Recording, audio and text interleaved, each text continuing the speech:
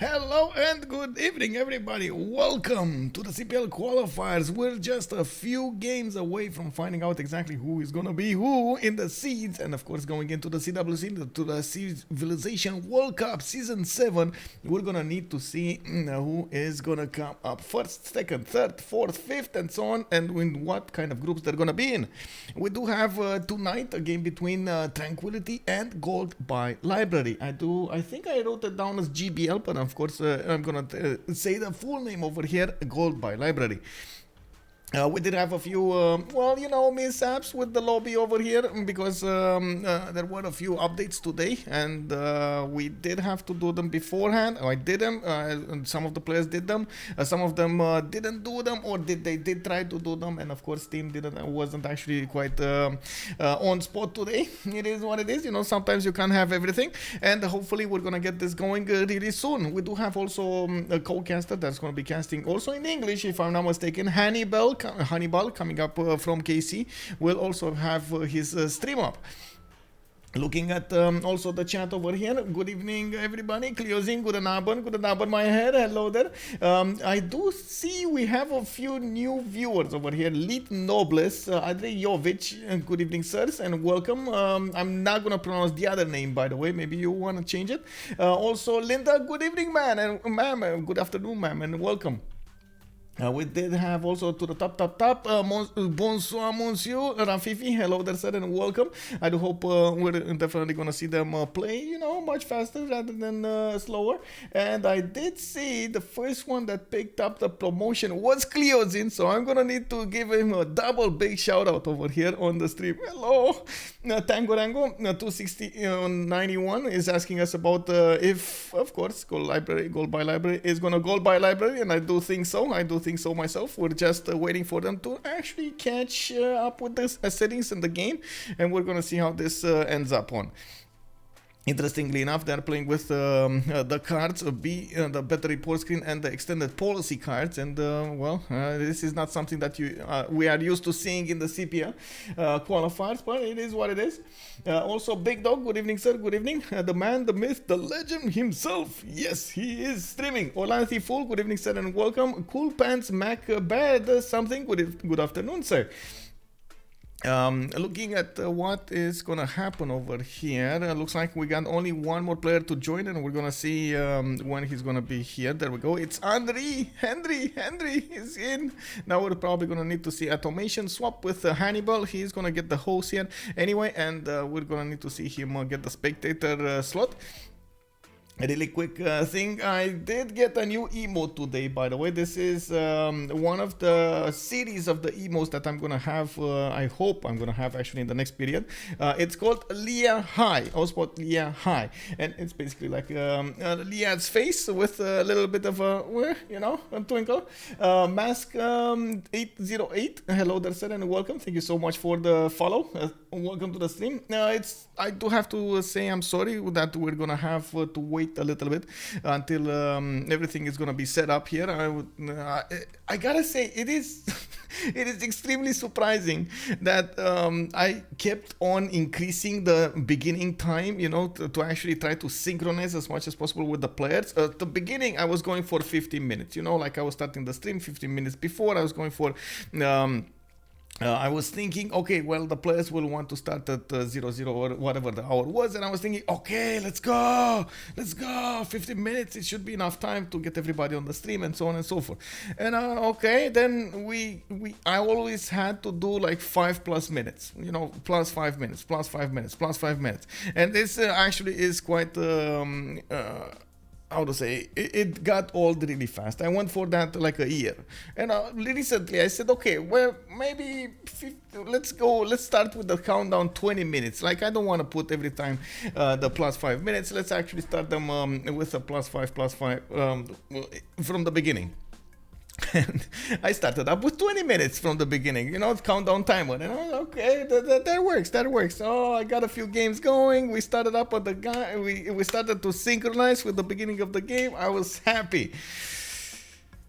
And then they started doing it later, another 5 minutes. I was like, wait, really? Like, why do you need another 5 minutes? You said at this hour, like how this, how Why? I don't get it. And yeah, now we ended up with 25 minutes. Can you imagine 25 minutes? Wow, this is wow. Anyway, let's see. So now we start yesterday. Yes, exactly. Now we start yesterday. Also before there was the one more turn. Now it's 5 more minutes. Exactly. Now we're getting to the 5 more minutes type of scene over here. I believe there we go. We got a spectator swap and we're gonna start it up really quickly. Everybody did swap around. We don't have any more 0 MSs. Oh man, this ping to Deskra, amazing. 3 MS, so close, bro, so close. Always happens when a mod update drops the morning of the game. Yeah. Well, I mean, to be fair, it's not. I don't really want to blame the mod or something, because honestly I've seen a lot of other games start like this, so you know, I just take it as a given. I think because nobody's actually pressuring them into anything, that's what's happening over here, you know, like if they don't feel any pressure to start the game at a certain hour and so on and so forth, they don't actually start at that hour. But anyway, that's just my just my thought over here. Any big updates or just fixes? We just had an MPH update because we're changing the maps for the CWC. We're getting ready for the CWC, the Civilization World Cup, and we're changing the presets that are going to be chosen by MPH when you just choose a CWC preset. And at the same time, we did get a new screen loader. You know, the loading screen, it had like different pictures. CPL qualifiers will have one. Well, actually, CPL Premier will have one. We had I would say CWC changed, and now we're gonna have also that there was also CVFR squadrons changed. Wow, so many acronyms, man, so many of them. Anyway, I think everybody's gonna be in the lobby now. Let's actually talk a little bit about the players. We do have from one side UnderTheGun, Atomation, Deskra, and Buhrese coming up for Tranquility. A very interesting name, by the way, and I do hope they're actually gonna be, you know, really chill when they're playing and really focused. I do know all 4 of the players are very, very good at what they're doing. On the other side, we do have Elaphantguy, DGS, Buhrese, and Henri playing today for Gold by Library. Gold by actually both teams, they are kind of new. They're new, coming up in the CPL qualifiers and in the Premier League. They started out in different teams, and now they actually meshed with quite a few others from other teams and so on into this kind of roster.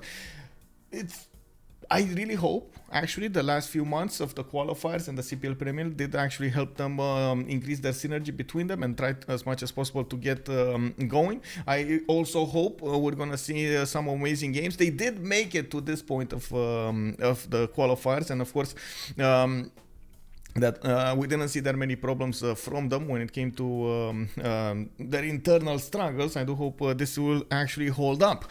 Looking at what's going to happen here, also we do have the first game being played on Highlands. There was a new way of actually setting the maps, and the team captains are doing a ban phase in their channel, in their respective channel. It's behind the scenes, you know, like everything is secret over here, top secret. And after they actually ban the maps, they're gonna pick some other maps, and then they're gonna go for the picks one by one for the games. Like game 1 is gonna be picked by one captain, game 2 gonna be picked by another captain, and so on and so forth. Looking at what's going on here, because this is Highlands, we're gonna see them pick a lot of civilizations that are gonna be prone towards simming. You've seen yesterday, for example, in the game from CVFR Squadrons, Project Conquerors going against Les Barbaba Painters. We did have them sim for like maybe 70, 80 turns or ish, and they started poking at each other with different units. A Flying Toilet, good evening, sir, and welcome. Hello there. Poland first surprise is a surprise indeed. Also, Maske1808, hello there, sir, and welcome. I'm really new to this civilization tournament. I found this community in the Discord, and it is amazing. A whole new world for me. Very cool stuff is going on in here. Oh, welcome. I hope you're gonna have an amazing time with us. Also, Caucasian is Schaft TriCast with Hannibal and the Legenden. Oh, let's go. Looking at what's going on here, we do have in the active ban phase 4 civilizations already banned. As usual, we're gonna have first 6 bans, then 4 picks, then 4 bans, and another 4 picks. We got Poland, Ethiopia, Basil II, and Mali taken down. I have seen some insane numbers yesterday from Mali. Not sure if you guys saw it in the CWC wildcards. Something like 1,000 science Mali with gold and everything on it. Anyway, yeah, we're gonna have to see what the last 2 bans over here will be. Definitely they will probably want to ban Maori and Gaul, just like Rafifi is saying, or maybe they want to keep them for themselves. You never know, right? You never know. Nutrition Intense, good evening, sir, and welcome. I don't know if Pauline is here, but maybe she is, and maybe she is.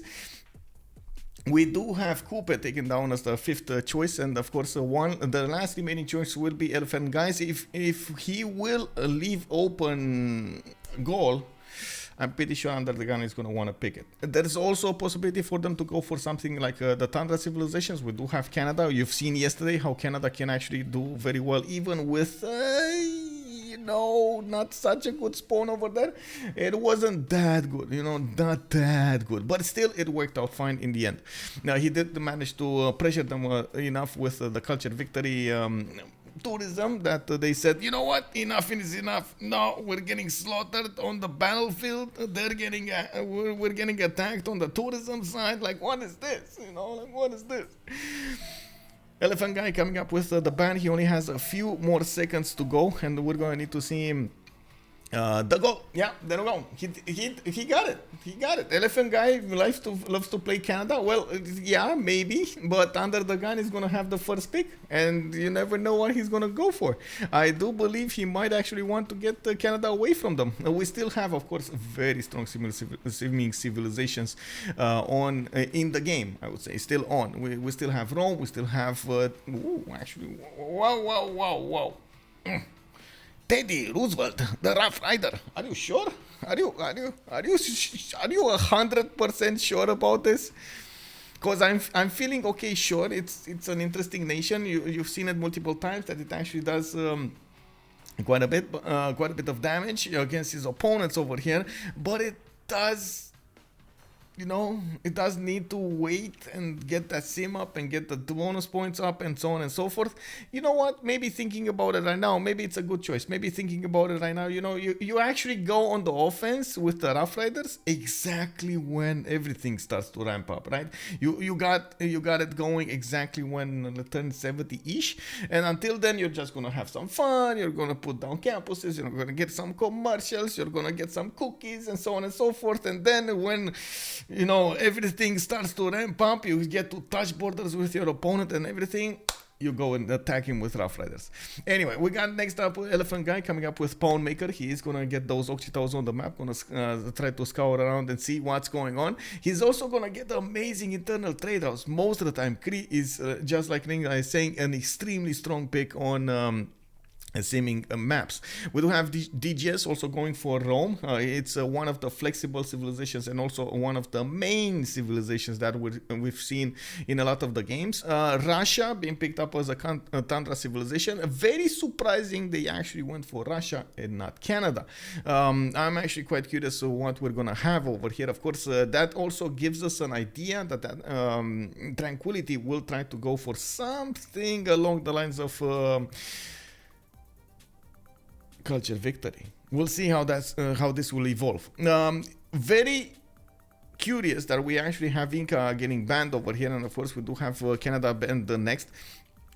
Thinking of Inca over here, I haven't seen it getting bans or picks. So that's why my surprise. Yes, you get a few mountains, you get a few hills next to the mountains to place those terraces. But I wouldn't call it bannable, like it doesn't reach that level. The last time I actually saw it, and this might be why they banned it. It was UnderTheGun that played it and did very well in one of the CFR games. Maybe because he did show everybody that definitely Inca could go for a very strong sim. Maybe that's why.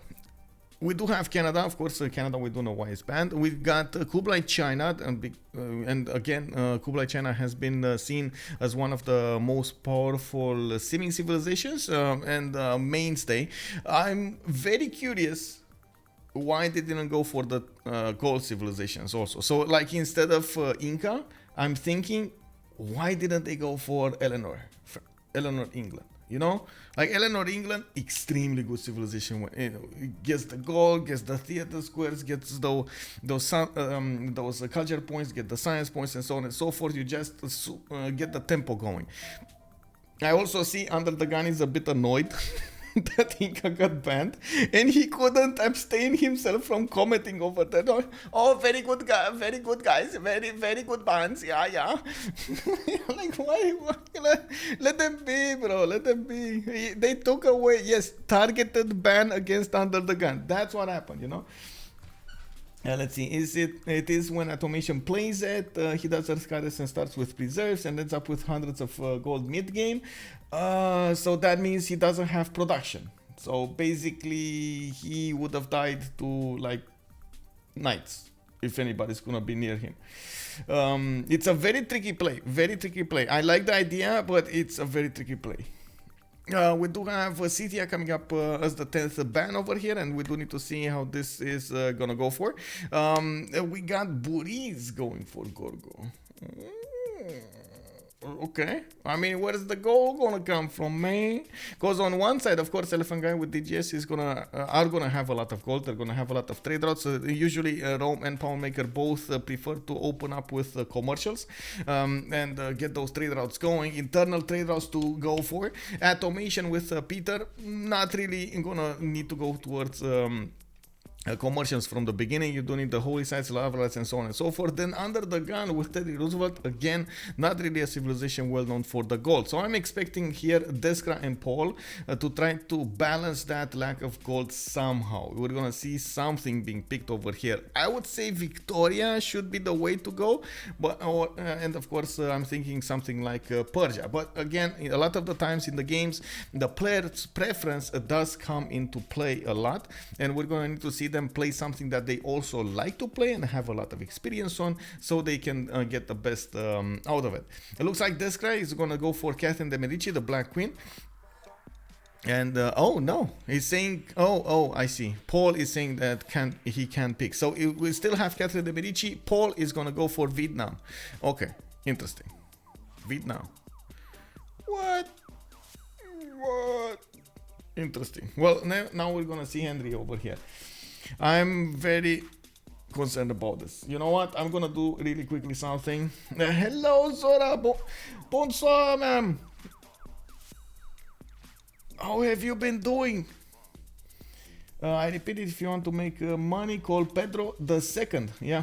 Also, Linda is telling us that he would have, Atomation would have had massive production with, how to say, you are talking about Inca, right? Inca preserves and okay, interesting. I would really love to see that, by the way.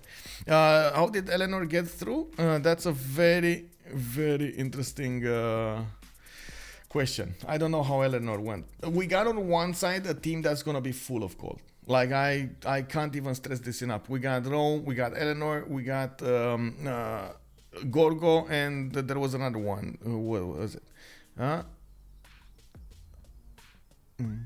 Poundmaker, yeah. So Poundmaker, Rome, Gorgo, and Eleanor. On the other side, Catherine de Medici, Teddy Roosevelt, Vietnam, and Peter. I'm very concerned. Give me a second, please. Open. Wait a second. Turn off tournament draft. I've been tracking my will again tomorrow. How about you? I'm very well. I also did disconnect a little bit during this week. Went 3 days to the countryside and then came back. I wanted to recharge a little bit my batteries before the next, the next CWC season. But all in all, it's very good. You know, yes, living the life over here, living the life. It is what it is. Let me actually put up really quickly the managed predictions. We do have two remap tokens for them in this game, of course, one for each. I'm gonna put it for 5 minutes. Let's go for 5 minutes, and of course you get the chance to actually win more points with the correct choice, predicting the correct choice. How many remaps will we have? 0, 1, or 2? Tomorrow, by the way, I'm gonna be invited quite late in the day for us. It's like hello, it's like 1200 or 1100. Wait. Are we actually gonna be on the stream when the hour will change? Because this is the day, right? This is the day we're gonna change the hour. It's gonna be like daylight savings going into winter or something like that. Right? Isn't this the day? I think this is the day. So we're gonna have an hour, like 4 will turn into 3. Oh, this is gonna get confusing. Boom! Look at this, boys. We got the new ones. Yeah, hello. How do you like this one? How do you like this one? This is the new loading screen for Civilization World Cup. Daylight savings in Europe, next week in the USA. In Canada, it is the day. Tomba-san, good evening, sir. Hello.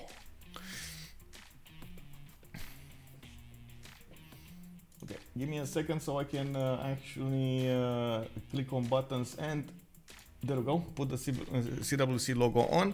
Let's see what we have over here. Okay, so first map. To the northwest, we do have Greece starting up first, and it looks like he's gonna have an amazing campus to the south. Oh my god, then to the left. Oh my god, to the left, to the right. He's gonna have this +5 3 tiles away, of course, from his capital city. I'm pretty sure he should actually move on the stone tile to get the fresh water and at the same time get the 2-2 going. And by the looks of it, he is going to have a decent amount of fresh water to the southeast. Not that much across the mountains to the west side. His land is basically forcing him to go north and south. Totally not being okay with him on the left and on the right. You see, there's no fresh water. If I place the lens over here, where's the fresh water? Like, okay, sure, you got some mountains, but you actually have to work those mountains. You have to put the aqueduct in and, you know, let the water rip towards the city. Like, come on, bro. Anyway, let's move forward. This is kind of awkward for DGS. And we do have next up, we got Elaphantguy coming up with a banana in the capital city. He's going to get some extra food. And I do see he's going to have quite a few other tutus to the north to work with.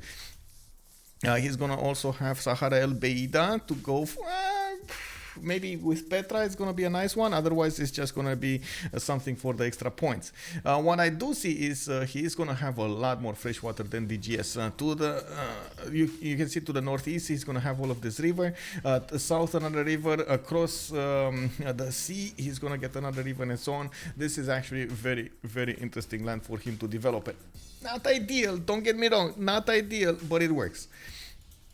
Let's go forward. We do have Cree over here with 4 plasters capital. Oh yeah, bro. Oh, look at that, huh? Henri over here, 1 and a 2 and a 3 and a 4 pastures in the capital with a banana as well. He's gonna have to actually spend some gold, and I'm pretty sure they actually already decided this. They're gonna give him the gold. You can see DGS already sent him the 5 gold he has. They're gonna need to buy him the banana tile. He's gonna have a 2-2 base, and I'm pretty sure he's gonna be in an amazing position over here to just settle a lot of cities. A lot of 1-tile lakes that are gonna give him the extra fresh water and extra settle locations. You can see a totally different matchup over here. So I opened this screen up, and then I opened this screen up. Like, do you see a difference? Do you see the big difference? Also, insane Gorgo spawn with those campuses. I gotta say, yes, that is a good one. On the yes, he's gonna have that amazing +5. You're not really incentivized to open up with campuses on Gorgo, though. I gotta say that it takes away a little bit from your you know, go-to strategies. Hey Chandra, good evening, sir, and welcome. Hello, Michael. Let's hope for a great game today. Yes, indeed. Let's go. Also, the YouTube hours have been pretty great. Thank you so much, sir, and I do hope we're gonna keep on going. Vuxor, hello, sir, and welcome. I did also notice Project Cisco is in the house. Hello and welcome. Don't forget to predict with the channel points how many remaps. We got none, one, and two options. We got only a few seconds to go, and we're gonna, as you can see over here, we're going through it. We do have Tangolong coming up with a 2-1 base. He does have a 2-2, multiple 2-2s to work from what I can see. He's also going to get a decent amount of land with forest and rainforest to develop his cities on the east side. And of course, we do know that usually Vietnam does like to couple those tons around each other for the extra culture. We're going to see how he's actually going to try to do the setup today, and we're going to get that going. 1 month of no ads secured. Oh yes, I also support you. Enjoy. Animate of Fuzzy Pants, thank you so much. Thank you so much. 6 months. Thank you, sir. Thank you. Also, Donusius, thank you for the follow. Welcome to the stream. Commander Keen made a comment here. That's 3 from the same team beside each other. Where Rome? Yeah, we do have a Pawnmaker, Gorgo, and Eleanor beside each other. Rome is in the middle of the others, actually. Right smack in the middle of the others. Look at this. He's oh no, Rome, what did you do, bro? He actually got a short straw. You know, they made at the beginning of the stream, they were like, who's gonna be the one nailed? Who are we gonna send across the empire over here to be the one that's gonna be attacked by everybody? Well, it is gonna be Buhrese. He got a short straw with truffles in the capital. He does have multiple sheep tiles, and I do see another horse tile to the south. I do like his geothermal fissures though. To the south, he's gonna get quite a nice extra adjacency towards his campuses, and we're gonna see him also settle quite a few cities here. He's not that far away from France to the north, and definitely is gonna be something of a tricky situation here for him to defend against France. You see the guards? Oh my god, this is Guard Imperial Continent. Oh my god. Yes, we might actually see Paul over here used to his maximum effectiveness, the Guard Imperials of the Catherine de Medici, the Black Queen. We do need to also check out the last... okay, there we go. We got Paul over here coming up with a maze tile. He's gonna start discovering his land. Very nice second city over here on the geothermal, a 2-1 base. When he's gonna settle that city, very nice, very nice. I like that he's also gonna have very good cities going to the south towards Buhrese. Yeah, if God Materasu over here is making an immediate prediction. If no remap, Rome is dead. Oh, I mean. Let's see. You know, there is a possibility to defend Guard Imperials. Maybe their opponents are gonna make mistakes. You never know. But honestly, I have seen multiple times Paul just, you know, keep on pounding on his opponent and managing to breach through those defenses. So I doubt it. Man, if Paul wants to attack somebody, he's gonna find a way. You know, he gonna find a way. He knows the way. Hey, good abend, Bubble Sheep. How have you been doing? Haven't seen you in a long time. How is everything, man? Where are the maps? Where are the things? Pedro Lopa, good evening, sir. And indeed, RIP Roman Empire. We do have Ensasu on the stream. And I gotta say, now that we're a few more over here on the stream, I gotta say we got a new emote started up over here. Instead of hi, maybe you wanna use this at some point. It's Leia. Dun. Good morning, Finarfin. Hello, man. Let's see what's going on with the Teddy Rough Rider. We do have Deskra over here coming up with semi-coastal spawn. A lot of coast to the north. He's not gonna get to stay away from it easily. And from what I can see, we do have bananas coming up to the south. Looks like we do have, ooh, look at those second settles, man. He can get a second settle over here. 2-2 base, 2-3-1 ivory, 3-2 bananas. Very nice. Nobody's gonna be on his own seas. He's gonna get to just sim and get as much as possible that damage going. He's also gonna be having an ability later on in the game to go against Greece over here, but I can't say that's a good matchup. I can't say it. I'm sorry, I can't say it. We do have him with a 2-2 base at the moment going for his settler, and I'm actually quite curious, where is he gonna choose to go? He could go south not ideal. He could go west, which I think is ideal, or even he could go east side over here for the cattle tile with a +4 harbor, a +3 campus, not to mention multiple 2-2s to work for. But it is gonna be lower tempo than this one on the west side. Let's take a quick peek on Rome's side. We do have to pause the game over here and let them choose the remap. Russia Atomation coming up with a deer tile. I do see sheep tile also. Only one sheep. One sheep, one deer, one horse. You know, that's what Russia gets. One sheep, one deer, one horse. I do notice he does have a decent amount of tundra. The problem with this tundra is, again, no fresh water. Like, look at this. To the east, he has no fresh water until he actually reaches the north of Venice, which is very far away. And like we were discussing yesterday about the Canadian spawn, it's a problem. You know, there's a problem with that. Heart.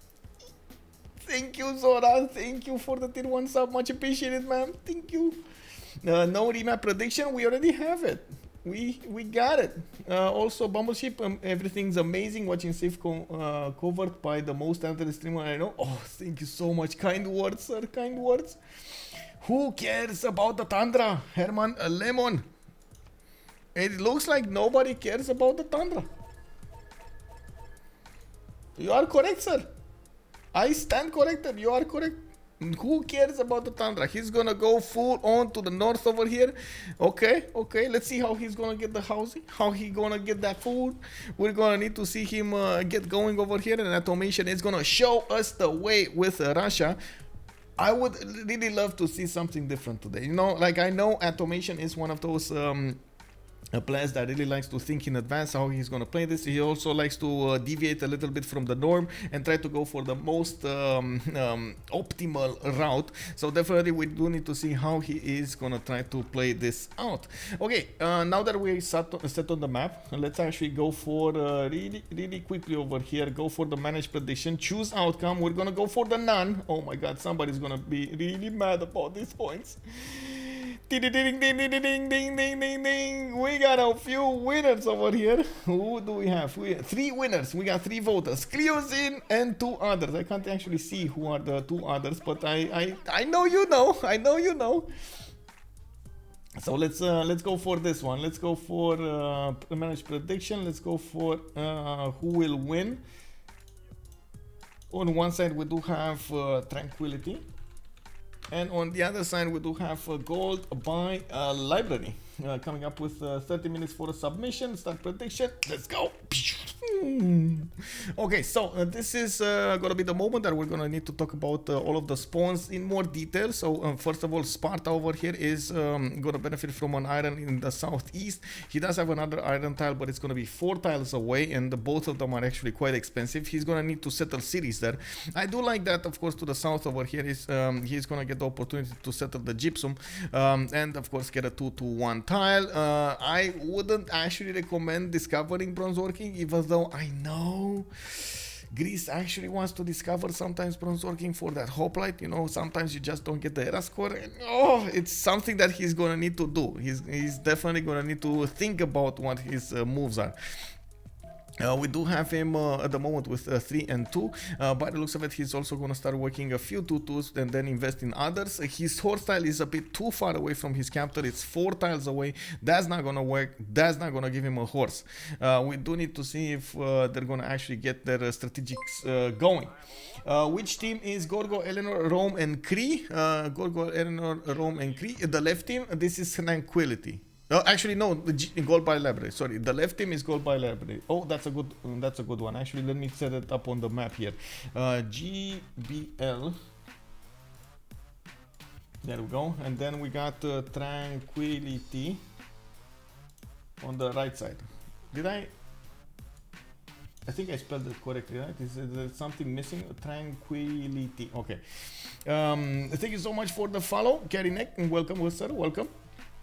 Okay, looking at what's going on here, DJS is gonna choose to go for the north side, and I gotta say this is a bit expensive. And when I say expensive, I'm referring to the fact that you're gonna need to spend a lot of builder charges to get that land going. After you're gonna reach the second population, you have a choice. You need to switch one of the tutus from the capital city, which is gonna be a problem. You go third population. A big problem, you don't have any more tutus to work, and you're gonna end up working 2 once. That is an issue. That is actually quite a big issue.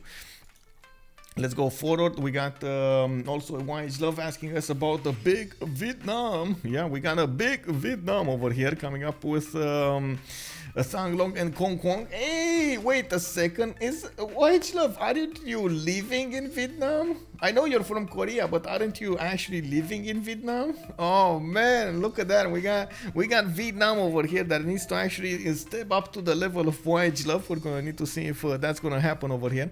And of course, we do have religious settlements already picked up as a pantheon by UnderTheGun. His second city did go for the tutu base next to the crocodile. He's gonna get a banana to work. He has some olives to the southwest, and from what I can see, he's gonna get another city, a strong city over here next to the spice tiles towards La Venta. Okay, don't think he's gonna go for that many cities to the northwest though, and we're still gonna need to wait for him to discover the tons, get bronze working, and of course show us the way. Where is he gonna place those amazing tons, and of course how is he gonna try to get the extra culture going. Looking at his strategic resources, he has actually both of them in the capital city. The horse tile is going to be right next to his capital city, and then we do have the horses that are going to be 2 tiles away to the northwest in how to say, in a position to get upgraded really quickly. I do also notice UnderTheGun went for an extremely fast irrigation over here, and he does have quite a few plantations to go for. The bananas, the olives, the crocodile, and so on, that can be improved. The 2 amenities, and of course 1 extra plantation coming out from the bananas will give him the +6 gold in total, not to mention the 2 amenities that he's gonna make his people happy. Looking at what's going on over here on France, Eleanor, we do have Elaphantguy starting up that expansion towards the north. He did figure out Greece is there, and I believe Greece is, well, they are allies. They're going to need to get a little bit closer so they can actually trade with each other. We're going to need to see who's going to go for the internals, who's going to go for the externals, and how they will play this out. We got Amboss settled in a 2-2 location to the northeast. Couldn't actually, no, not couldn't, didn't actually spend the gold, the extra gold for the banana. The 3-2 banana would have been amazing over here for him to actually get some extra food. It would have allowed him to grow the population a little bit faster. With that population growth, he's getting more tiles to use, and so on and so forth. It's a circle of amazingness. We do have him with the city of Ruin, also benefiting from diamonds to the south, a 3-2 banana, and I don't see, oh, I see, iron is 3 tiles away to the east side. Horses are gonna be a bit too far on the 4th ring of the city. That's a bit too far away to handle properly. We do need to see how he's gonna handle these expansions though. I don't like where he's going with that 3rd city. It's a bit too far away for the bonuses to come into play early on. I'm actually a bit surprised he didn't go for the how to say, for the south city over here, the 2-3 deer tile with the 2-2s. It would have been coastal, no fresh water, but I still think it would have been better than this one. Anyway, I mean, he made his choice. He's gonna have to work 1, 2, 3, 4, 5, 6, 7 turns to actually get there. Well, instead of settling a city to the south, that would have been settled in 1, 2, 3, 4, 5. We do have him going for a few builders, and I do see a few more scouts. He's probably going to try to figure out what his land looks like. It doesn't have a lot of vision everywhere, and we do see that to the west side we do already have a Russian scout over here trying to figure out what's going on. They are close to each other, aren't they? They are close to each other? Yeah, they are relatively close to each other, with a few chokes over here to the south of the Russian scout. Looking at Cree next, we do have Cree getting his Oxytaus to escort his settler. Looks like he did go for the west side. Wait a second. Wow, is he gonna try to go Magnus second over here in the second city in Mr. Hisipik? This can definitely be a thing. I'm not sure if he's actually gonna go for it, because definitely the capital does seem like it's a bit stronger. It's just a bit more expensive because he actually needs to buy those two horse tiles to the east side. But oh, man, they just bought him an extra Occitan. Okay, oh no, he just popped it out. Never mind, never mind. Now we do have Henri going for the south over here. Looks like he does need to get a builder in Mr. Hisipik to improve all of those tiles. I'm actually a bit curious if he really has animal husbandry, because unfortunately sometimes the better spectator mode doesn't give us the correct information. You see the tiles in his borders are 1-1s, which usually means he didn't discover animal husbandry, which I don't think it's true. I think he actually knows. Otherwise, he wouldn't have placed Mr. Hisipik in such a way. I would have thought, for example, he would have gone for the southeast setup next to the mountains with a lot of 2-2s, chops to go for, and so on and so forth. That would have seemed, that would have been, you know, like a much more easier choice to go for. Even now, I would have thought he would go here, over here on the 2-2, rather than here, where he has a bit of a problem with the food generation. These are all 1-3 tiles. You don't have that much food to grow with, and I don't believe the one single banana tile is going to give him the necessary food to work with. But anyway, we're going to see. He's going to start up with his monuments. We do have him going for currency. Yeah, currency in 13. He's just going to need to get a trader from Mr. Hisipik and send it to the capital city. Boom! He's going to get that that boost going, and I just saw DGS got a relic. DGS got a relic. Oh man, this is just sad, bro. But why? You see how... Oh man, he just switched the tiles, by the way. He went from 5 turns to 4 turns because he switched the 2-2 from the capital city, from Sparta. He doesn't have a lot of population there, so I guess he's saying, okay, I can afford a little bit. I'm gonna use my tiles from the capital city. Let's see what we have here. That's Olympic now. Go Deskra. Hey, we got actually quite a few viewers over here that are Deskra fans. Let's see what he's gonna do. A lot of pressure, I gotta say. You know, there's a lot of pressure hanging on Deskra's shoulders on America. We're gonna see how he's gonna evolve this. I think we talked about Vietnam. Let's talk a little bit about France over here. Paul already got his 3 cities opening up with campuses. We do have a +3 campus next to the city of Calais. Actually, Paris is going to get another +2 over here, and I do see La Rochelle could get a +2 if he wants to. I would definitely think he should want to, these to pre-place it over there. We also will probably gonna see him go for Bronze War King next. Yeah, there we go. Bronze War King coming up in 6 and Early Empire in 5. He did get a target, you know, already. We got Paul over here setting his mind up. This is exactly like you see in the movies, you know. You have the vision with a lot of UIs coming around with numbers and so on and so forth, and he's like calculating what's gonna happen in the next few turns, and then target acquired. Oh my god, he's gonna go for Buhrese. Man, I don't know. Rome over here is gonna have a run for his money. Buhrese is already getting bullied next to the borders of France, and we got slingers coming out of those cities.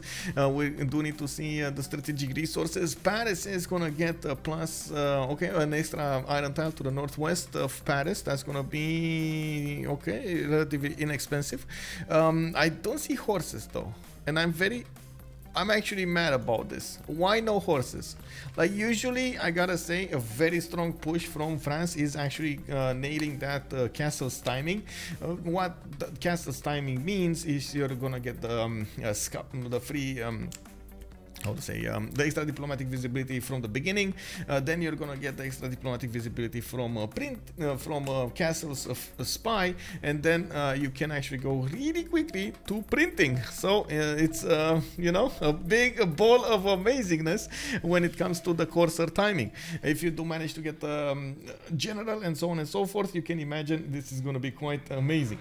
Loxart, hello there, sir, and welcome.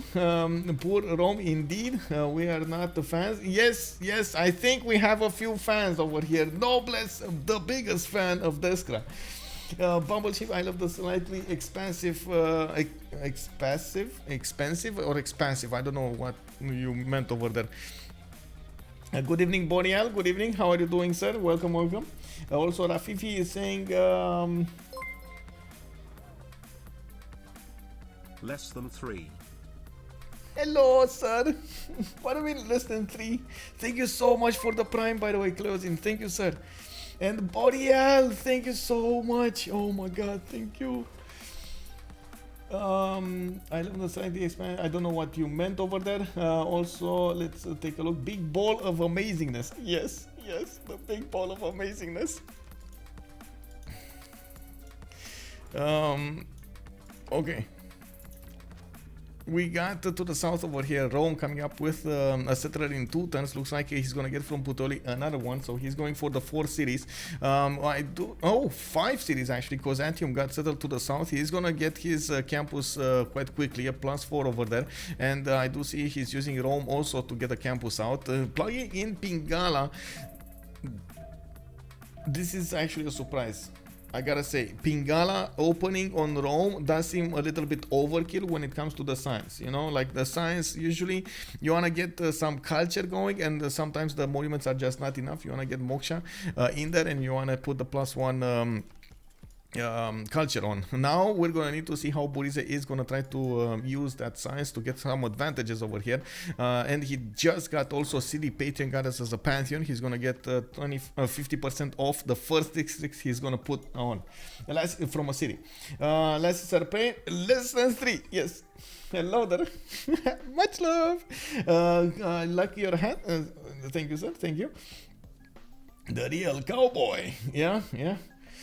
Well, we do have another coming up from Rome, Puteoli. Okay, what's his strategic resources? He already improved his sources to the south of Rome, and I totally forgot about the lack of horses here on France. No, he's gonna need to get them from somewhere, and I'm worried. I'm worried. We got the Rome over here getting his iron right next to the city. That's gonna be quite inexpensive. He's gonna get them really quickly, and I'm actually quite curious how is he gonna try to place that guy from Plaza going forward. He does have a few options to go for it, but now he actually settled on a location to the south for his campus. Would have thought he would go a little bit differently here.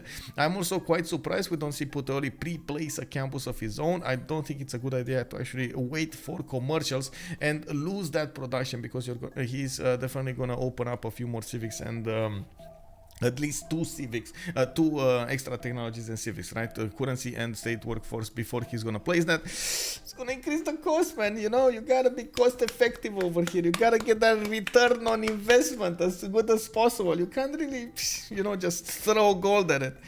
Good evening, the Loon. Good evening, sir, and welcome, welcome.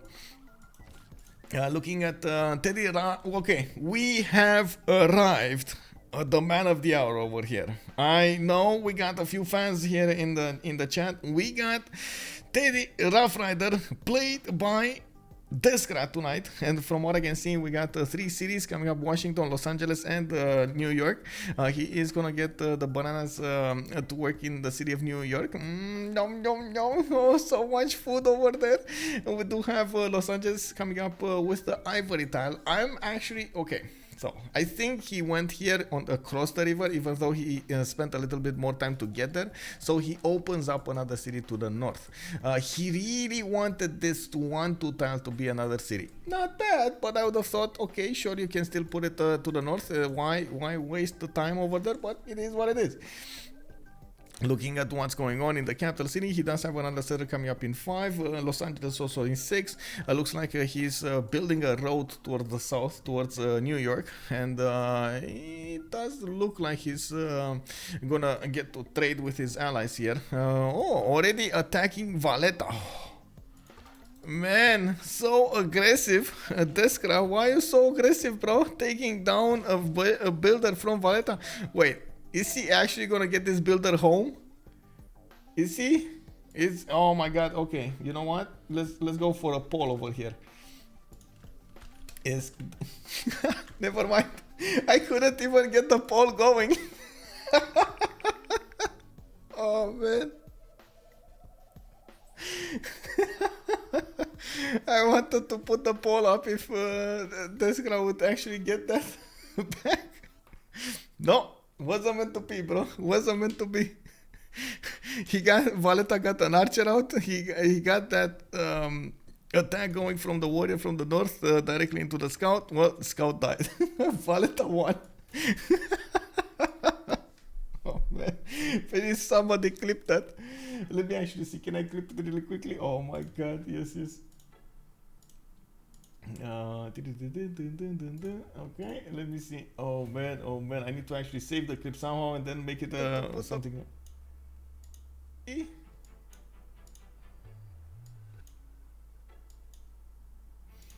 Okay, one.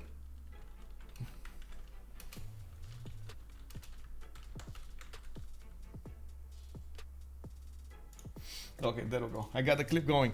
Valeta will bully New York. Yeah, it looks like he's definitely gonna need to get a unit over there. Goddess of Festivals is gonna be his pantheon of choice. He is gonna get an extra culture point from each of these plantations improved. He does have a decent amount of them. 1, 2, 3, 4 that I can see.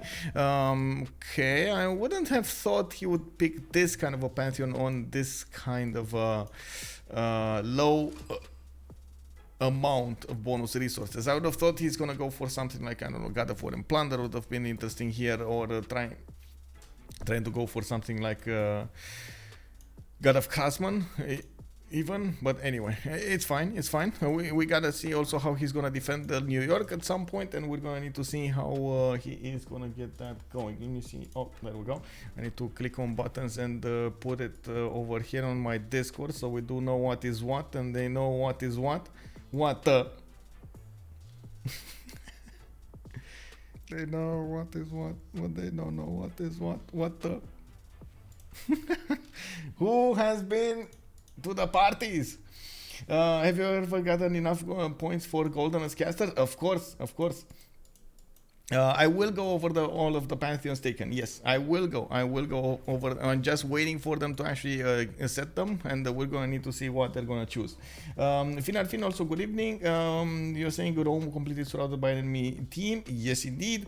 We do have, first we take Manhattan, aka New York, then we take Washington. Yeah. Washington, actually. Already full. Yeah, indeed, sir. Also, Team Tranquility has quite players. Does anyone know the GPL guys? Yes, we do have quite good players on both teams, actually. They did make it this far, so I'm pretty sure we're gonna see them do their best and trade punches very, very nicely here. Let's take a look at what's going on. We got the 3 cities coming up from Russia. Atomation did open up with Lavras, and from what I can see, he just built 3 of them. He is gonna get God of Craftsman as a pantheon, and he is, by the looks of it, already improving his 2 horse styles. He just got his Great Prophet, and we're gonna see the religion activated soon. We're turn 27. We got 4 more turns until the next era, and we're gonna need to see how this will evolve. This is going to be the first religion of the game, by the way, of Russia. He did also go for the 4th settler and the 5th one coming up from Tula. I do like that he also built his shrine, so he's getting a decent amount of faith generation going. Looking at his results here, we do have 25 faith per turn coming up now. Unfortunately, that faith per turn also just ramped up, because we do have him barely on 9 faith per turn at the moment total in his tab. We do have Feed the World coming up with shrines and temples, plus 3 food and plus 1 housing. That's a given. That was a must, because he does have so much fresh water lacking on the right side. He's missing a lot of fresh water on the right side. Lay Ministry coming up with holy sites and theater squares, which are going to give him plus 2 faith and plus 2 culture respectively.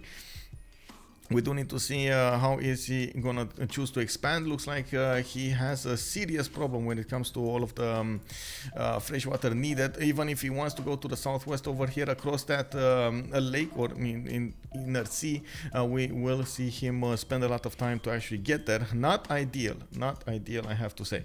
I do like the fact that he's gonna get a decent amount of how do we call them, tiles to improve with God of Craftsman. We got 1 and a 2 and a 3 and a 4 at the moment, and he's gonna keep on getting those tiles. Let's take a look, I think, at all of the pantheons. We got fertility rice being picked up by Greece. He got a free builder, and he's gonna get some extra food coming up from these rice tiles. He did need to so you remember when I said this is an expensive city? Look how many tiles he actually needed to improve to make it work, and it's still not very good, right? We got 3 of these 2-2 tiles and 1 marble tile, a 2-1-1, with a 4-1 underneath his setup. A bit too expensive, We got Sparta coming up with a settler right now, and from what I can see, he does have those 2 stone tiles improved. One thing that maybe could have been better here, but I guess he doesn't have a lot of them. So let's see, 1, 2, 3, 4, 5, 6. No, actually stone circles would have been an interesting choice here. He would have gotten that extra production on the marble, made that tile a good tile, and also in the capital city would have had at least 2 more production, 2 more faith points, with other cities also benefiting from the extra stone tiles. We're going to need to see. Oh my god, he discovered bronze working. Oh, don't tell me he actually discovered. No, he didn't. Okay. He is 6 turns away from. He's still gonna discover bronze before. No, bro, no. Stop. Don't do it. Stop.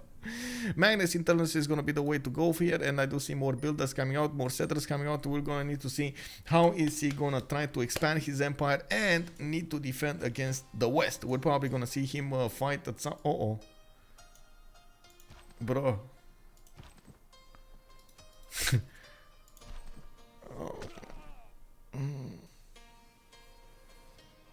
Okay, that city saved. It's fine. But it got really bullied. This city got really bullied. Good for growth though. Yeah, Elaphantguy American, Henri Finnish. Okay. Buhrese and Elaphantguy have been on this stream before. Yes, they did. Gilwiz online. Good evening, sir. Good evening. Bonial, surprised to see Paul on Catherine. Usually he goes for late game setup. Catherine usually better at the middle game. Yes, I agree with that. I was also surprised, but I think he's gonna have quite an interesting time here going against Rome, and you can see how fast he wants to take that land away from Rome.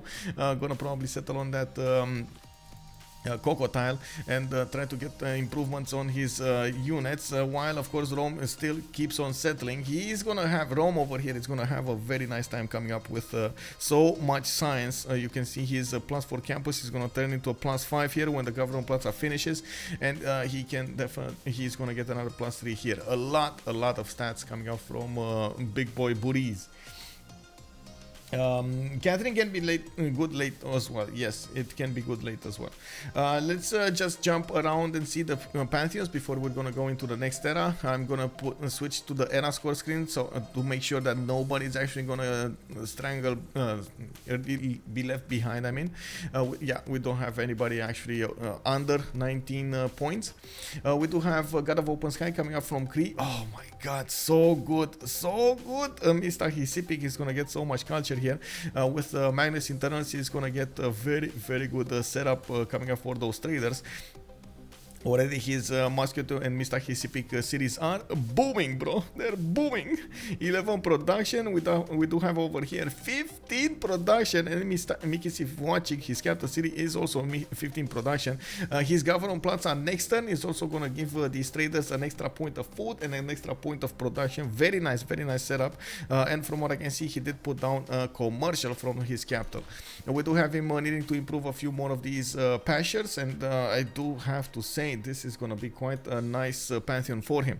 Looking at the south here, we do have religious idols and a city-state that got killed. Elaphantguy did manage to take down Cardiff. While he is on 4 cities at the moment, he also got a religion. Interesting opening, by the way, for a religion. Going for the religious idols. He does want the extra faith and the extra gold from his diamond tiles. He also has jade on the same continent. This is the big green continent. And okay, interesting. I'm a bit surprised about the opening in religion. So work ethic is going to be his choice. Shrines and temples. We do have him providing the production equal to the intrinsic faith output, and a pilgrimage is going to get the +2 faith for each city following that religion. He could also use that to spread into the cities of Greece, for example, spread into the cities of Cree, and get a lot of faith going from his allies. Not bad, not bad. I'm a bit suspicious about the opening of holy sites. Usually with Eleanor, you do want to... Oh, this is Eleanor France, isn't it? This is Eleanor France. Oh... Oh, that's why. This is Eleanor France. Okay, so we're gonna have somebody going for the culture here. Elaphantguy is gonna go for the culture. Okay, interesting, interesting. We've seen this before a lot of the times in the French league more than in the CPL league. I'm definitely looking forward how the meta will change over here a little bit for Elaphantguy. We do have next up Vietnam with the religious settlements. Rome did go for city patron goddess. No.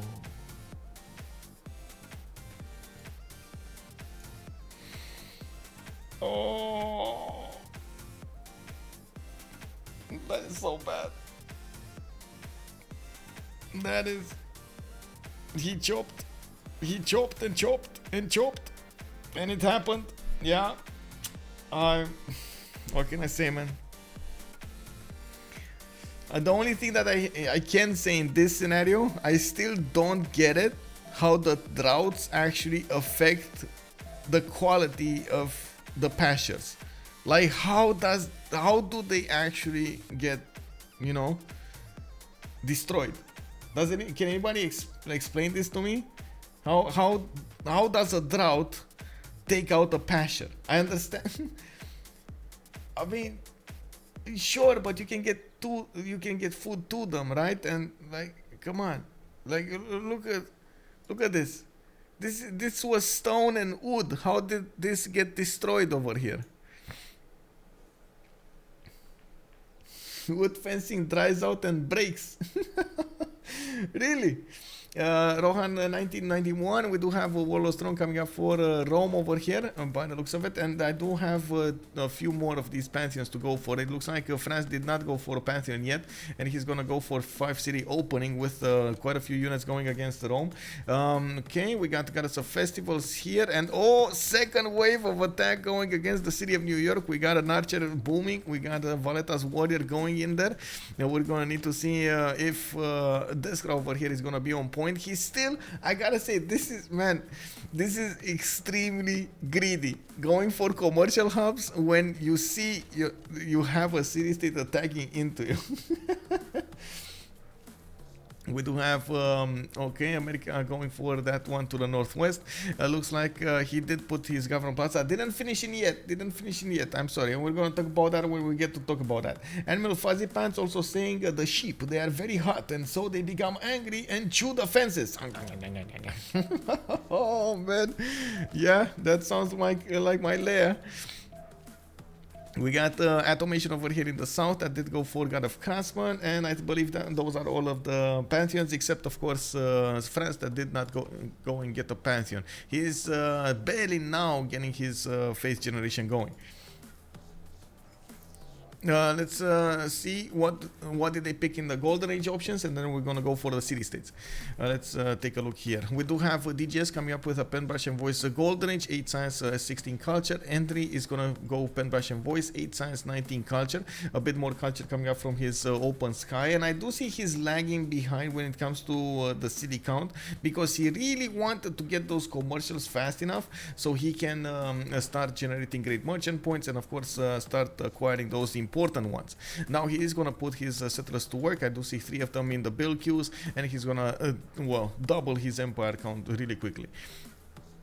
We got Rome already on 28 science with 24 culture. He is on a pen brush and voice Golden Age, getting that Warlord's Throne, repairing his buildings over here, the pastures and the mines, and I do see he improved both of his iron tiles and of course his horse tile, both strategic resources I should say. Ravenna is gonna get a granary on the west side, and I do see the 5-city opening here. He's not gonna go for a 5th one. He could go for a 5th one to the northeast, but that would also expose him a little bit to the French units. We got Elaphantguy with 10 science and 8 culture. He did open up with a monumentality golden age, going for 34 faith a turn. Actually, 4 more points than Atomation is making on Russia. We do have him going for the Gavron Plaza from the city of Ruan, which will give extra adjacency bonus to those holy sites on the left and on the right. Magnus is going to establish in the city of Amboise, and we do have Elaphantguy improving some of his tiles, especially these Mercury tiles, which are going to give him the extra faith points and the extra gold points. Looking at Paul, we do have pen, brush, and voice for him, 25 science and 24 culture. Really opened up on kind of on the same level as Buhrese, and from what I can see, the only thing he's missing is, of course, that Pantheon. We do have him getting a few builders out, and it looks like Greece is gonna pillage him or pillage that ivory tile. Well, it is what it is. If he is he, yeah, he's gonna pillage whatever happens here. We do have a Gavron Plaza coming up, started from his capital city. He's gonna get in 7 turns at audience chamber. This was quite an expensive Gavron Plaza, but you do see why he built it. He wants a lot more science than he wants anything else. We're going to need to see how fast he's actually going to get his encampment down. I see one placed from La Rochelle, and I do see another of these campuses started up from there. Would expect something like a commercial setup at some point here, but I gotta say the right team still is worrying me about the gold generation in the mid to late game. Now, UnderTheGun is gonna do quite a bit of gold, and Atomation is also gonna do, but they're gonna run out of gold generation relatively fast here. We got Deskra next up with a pen, brush, and voice goldenish. We do have him with 5 city opening. Looks like he did manage to piece. Did he piece Valletta? Did he? Yeah, he did. Okay, he did piece Valletta. He's gonna get a commercial hub over there, and it looks like he's looking to improve some more of his bananas, getting himself some extra culture points. We do have his Gavron Plaza placed from Washington. Oh no, bro. Not the commercial first, bro. Not the commercial first. Okay, so you see, you know how a commercial actually gets 2 points next to a river? Well, if you place a Gavron Plaza across that commercial or next to the commercial and the city center and next to a river, you're gonna get an easy +4, and that's exactly the points that you need to get a splendid. So you get extra era score points, you know, easy peasy. I don't think he can actually get from another one of these commercial hubs an extra era score point. Well, I guess if he doesn't care about era score points, sure, bro. You can do it the other way around. It's all good. It's all good. You know, it's all fine. You can play this game however you want. You got a builder coming up from his cities, of course, improving his tiles, getting some more of those improvements going. UnderTheGun is going to have 20 science and 42 culture, coming up with a 3 city setup from Vietnam. He's going for Ancestral Hall. No.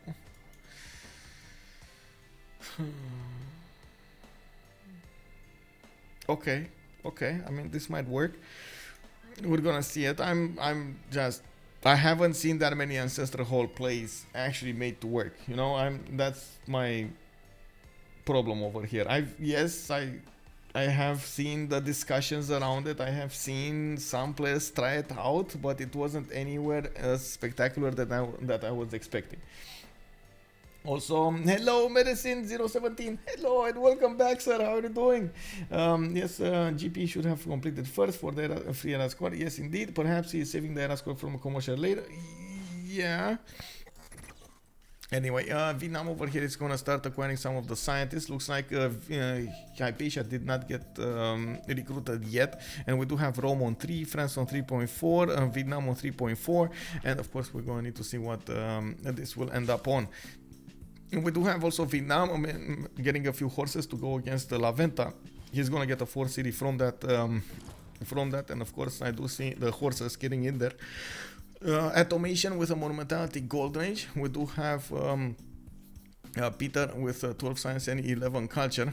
We do have him also generating 30 faith a turn. That monumentality is going to allow him to get quite a few more stats over here. And stats, wow, cities and builders. And from what I can see, he did push Valletta a little bit. Did he get Valletta's builder, or is that his builder? Valletta. They're not at war. Okay, so I guess he's just settling cities over here. Okay, it's fine.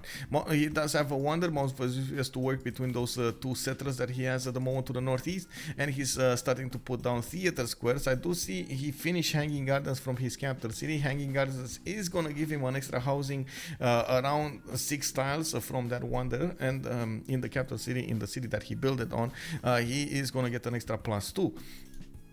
And also notice France did manage to sneak in one scout in there, and he's going to try to pillage one of the mines. He needs to be really quick on the buttons, because I'm pretty sure Atomation is going to try to smash that city as soon as possible.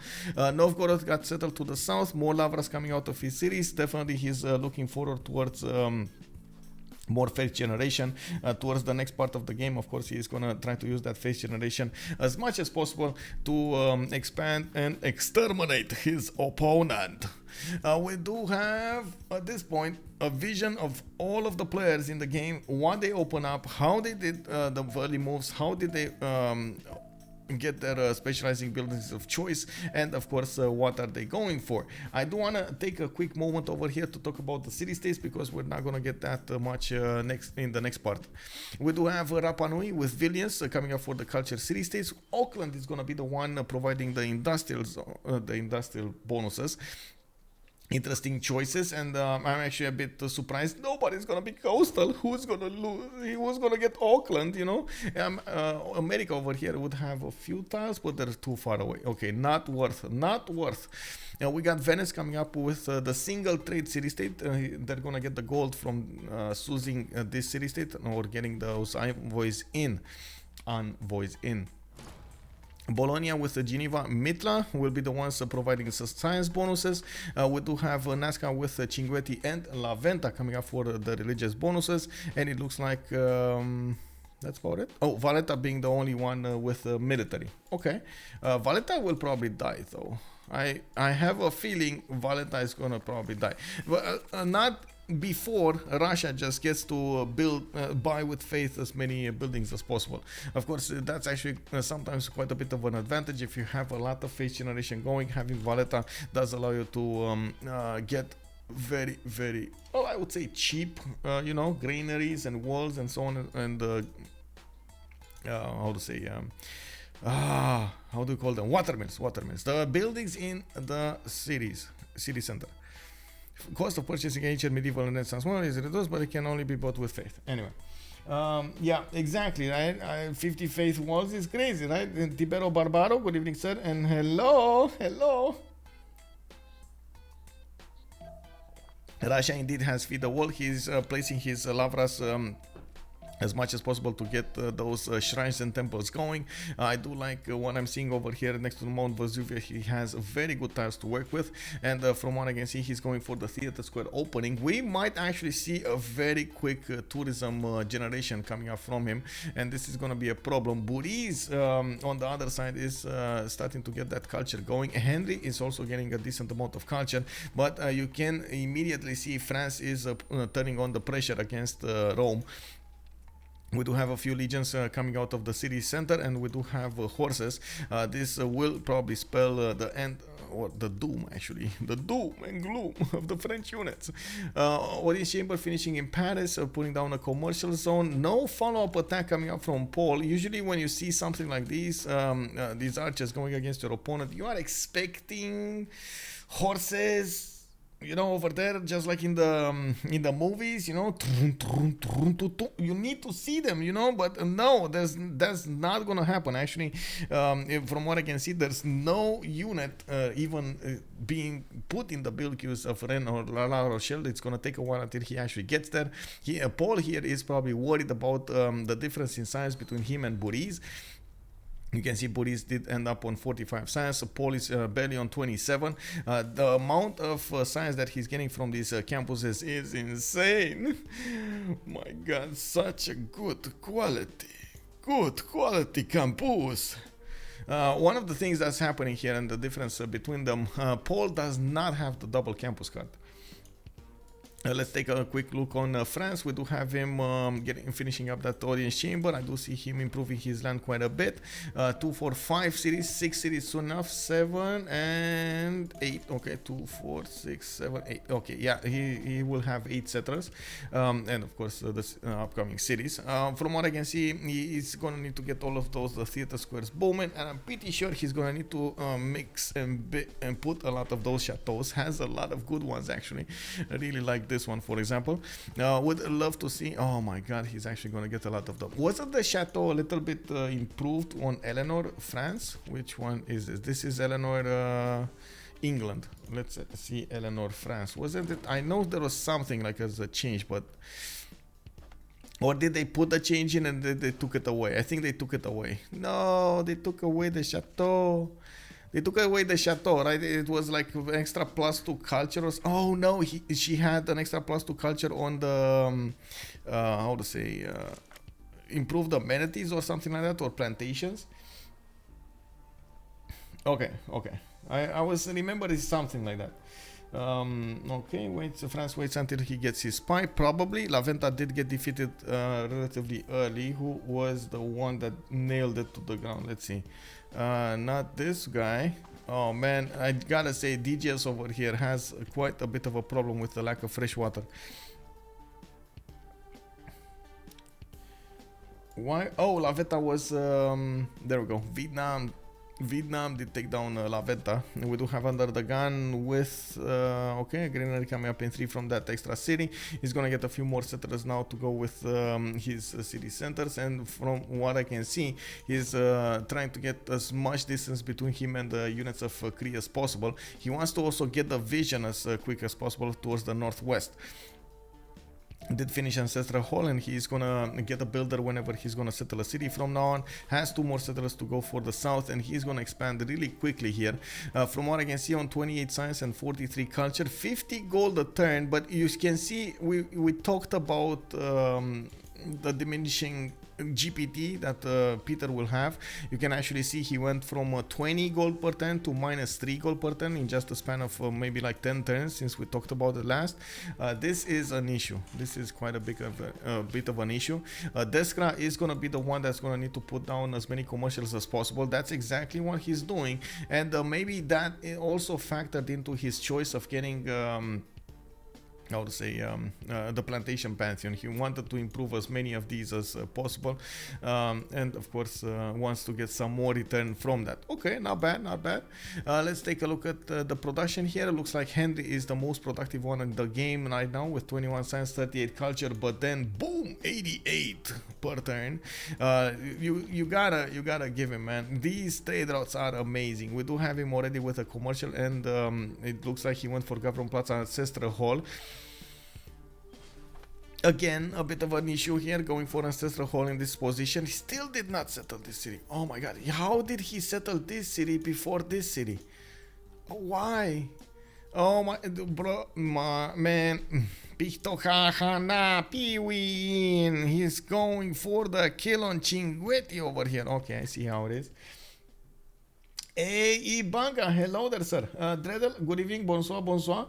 And Zanki saying magnificent scattering. It's I see. I remember now. I was thinking about another fans. We got a question over here from Ibanga. What is this tournament? This is basically the. Okay, there we go. The Chateau does get extra 2 culture. There we go. I was remembering something about this, and I believe Hashk played it first over here, and then it just stuck in my mind. The tournament is the qualifier tournament from CPL to go into the CWC. Basically what's going to happen over here, we need to find out what the seeds are. We actually had on the stream quite a few times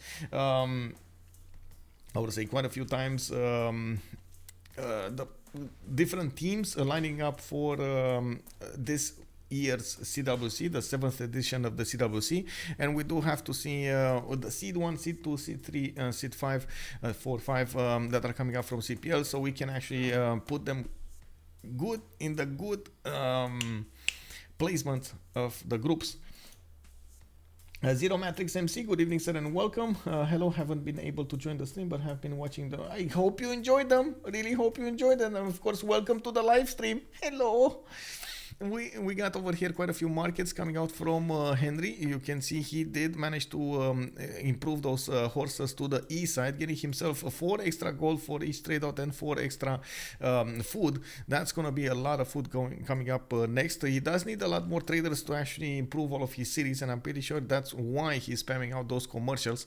He does also have 36 gold per turn, and the total gold per turn of GBL is a bit problematic. We got 2, 36, 5 and 9, while on the other side we do have 11, 29, 49 and -1.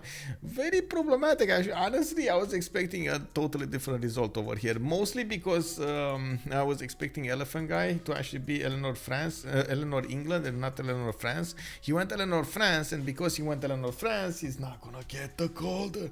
Not gonna get the gold. He's gonna get the faith, not gonna get the gold. At least he's gonna have a little bit of gold coming up from these from the religious idols pantheon he chose. He's gonna get the extra 3 gold coming up from each of these improved tiles, and he has a lot of them to go for. The jade, the mercury, the diamonds. Very nice, very nice. I actually like this. He made a really good choice here. I do also see a lot more settlers coming up from his cities. He is only on 15 science and 16 culture, has a lot of production, 72 production, actually is greater than the average, and from what I can see, we will probably need to see him get the stats up, because at the moment he's kind of lagging behind. The same can be said about Atomation. With 18 and 41, the fact that he did start up with theater squares is coming back to give him an advantage here. And I do have to point out something, not sure if you noticed, but Atomation has been doing a lot of theater square projects. He's generating a lot of these great writer points. They are rushing to get all of the early ones so they can benefit as much as possible from them. And of course, with 3 nations trying to go for them, it is gonna be quite a race. We got DGS over here getting 1, and of course Russia did get the next one. Greece is passively getting 9.2 great writer points a turn, and from what I can see, wait, is he passively getting? That's a lot of great writer points a turn. Anyway, on DGS we do have audience chamber coming up from Governor Plaza. Wait, did he actually build did he get? No. So it's 1 and a 2 and a 3 and a 4, right? 4, 5 with the amphitheater, and that's it. Bro, I really hope he's not. Oh my god, he's working the card.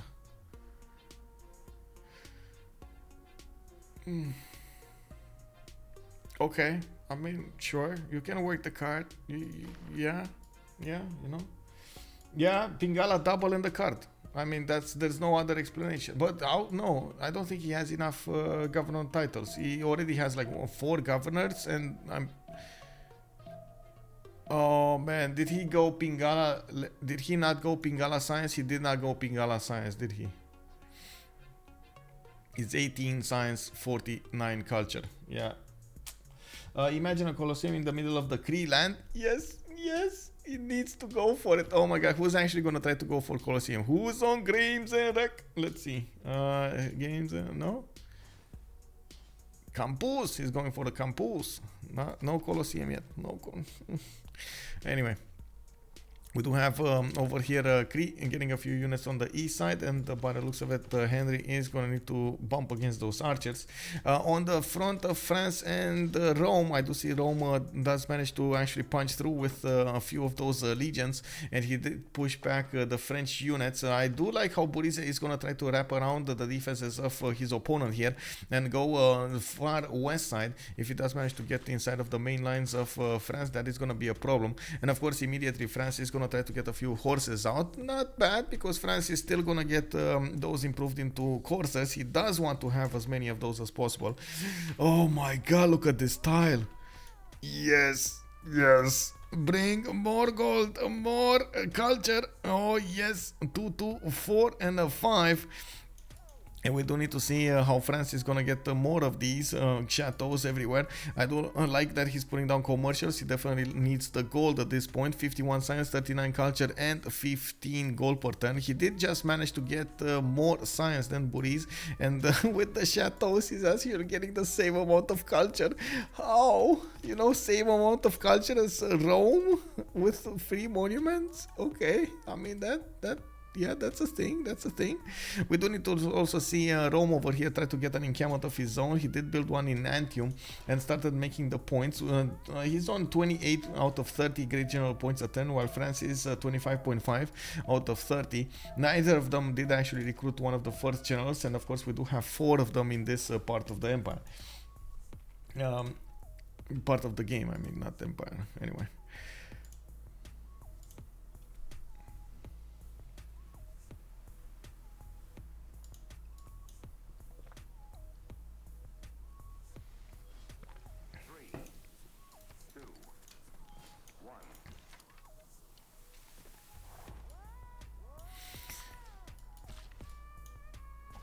Okay, looking at how many builders are coming up over here, I'm thinking he is preparing for feudalism and going for civil service. Okay, he's gonna get a boost from UnderTheGun, and from what I can see, he definitely wants to pre-build the builders and then switch towards feudalism. Usually that's the go-to strategy.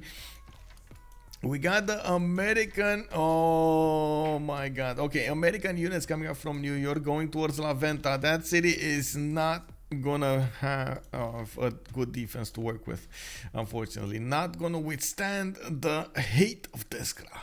We do have him with quite a few markets coming out. He's definitely trying to get that gold generation going, still only on 27, and having an extra city state is gonna allow him to make more gold.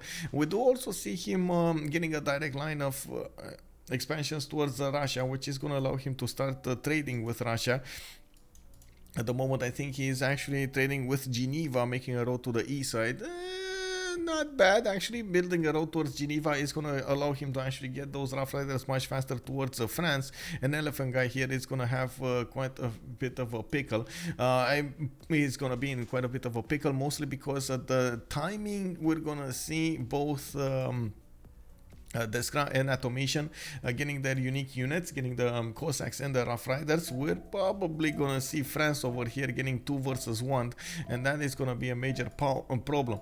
Of course, he does need more stats. We're gonna need to see how this situation will evolve. We do know it's gonna take a while to actually get there. Temple of Artemis has also been built in the city of Los Angeles for one single well, actually no, there's 3, right? 1, 2 and 3. Okay, 3 extra amenities. He's gonna get a lot of housing coming up from Los Angeles, and of course the extra era score, not bad. Atomation took strategic pantheon. Yes, he did take. He did took strategic pantheon. He's going for the temples now.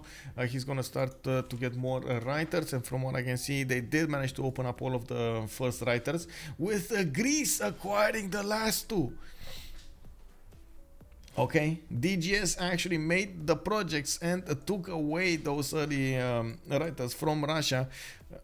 Interestingly enough, of course, we do have Greece over here benefiting quite a bit from them, getting the builders going. He did discover feudalism. He's gonna get the extra charges, and I do see he probably switched the card now, right? Oh, come on, you don't need literally the tradition anymore. Come on.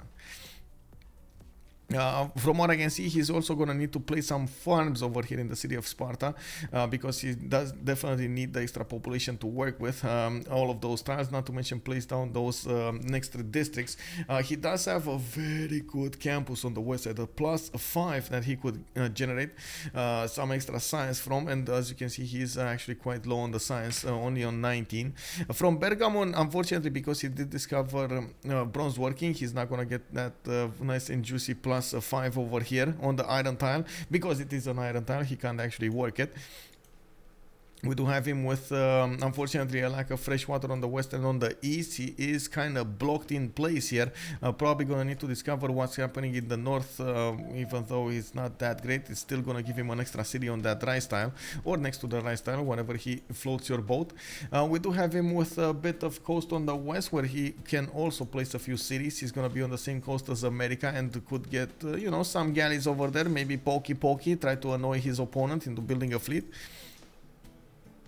Where are the aqueducts? That's a good question. No aqueducts yet. No aqueducts yet.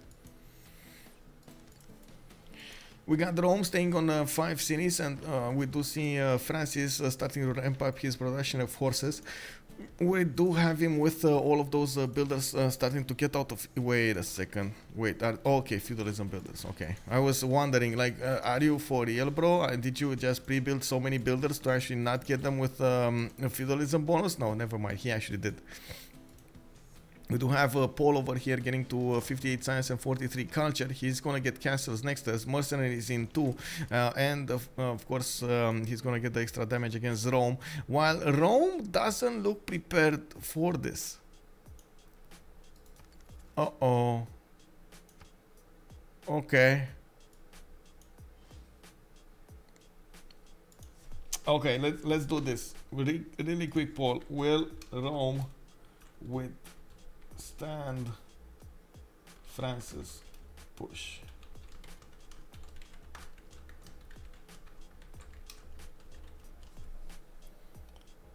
What do you guys think? Will Rome withstand Francis push? Yes, no, kick W, and of course, what Rome?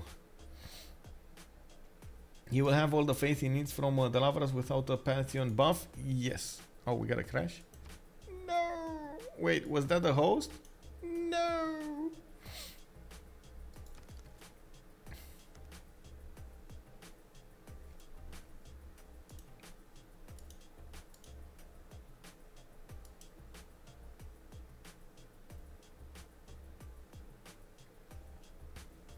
He wants to use a Pantheon to make his cities better? Yeah, of course.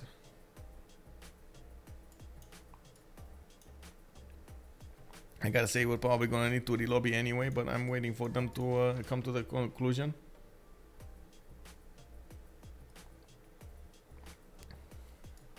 Rome's horses going to UnderTheGun. Oh man, they are.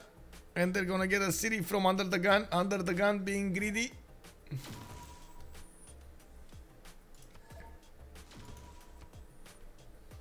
Yeah. He never saw them coming, bro. Never saw them coming. Okay, just gonna quickly re-lobby over here.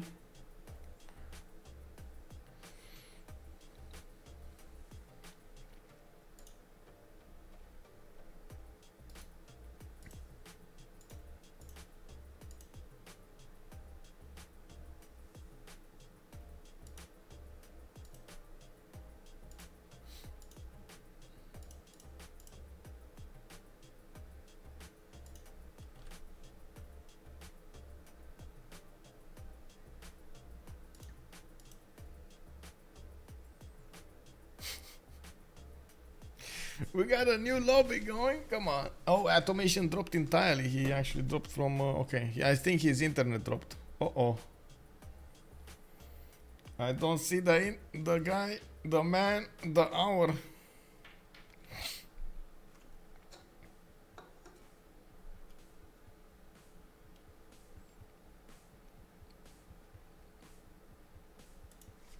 Yep.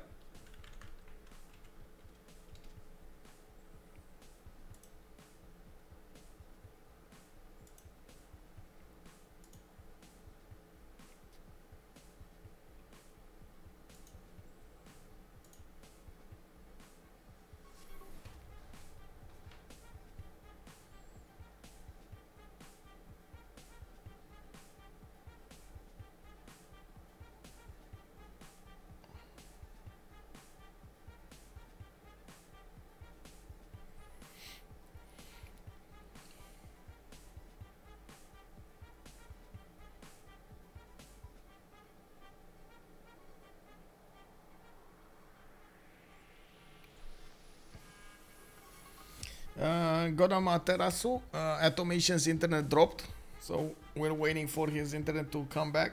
I don't know if they're gonna put up a lobby without him, but he was the host of the game, so we're waiting for him. Harvestable strategics would add another level to the game. Yeah, but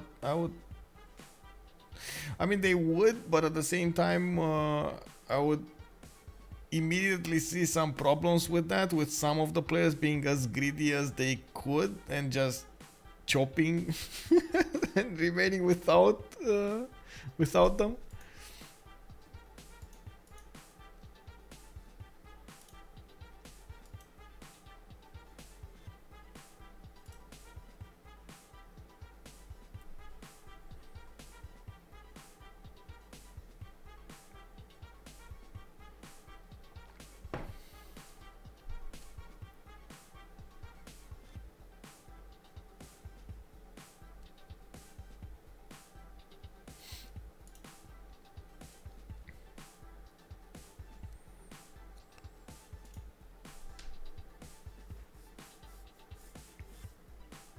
Okay, let's do a quick poll over here about something else, because I was wondering about I would say reactions. Um,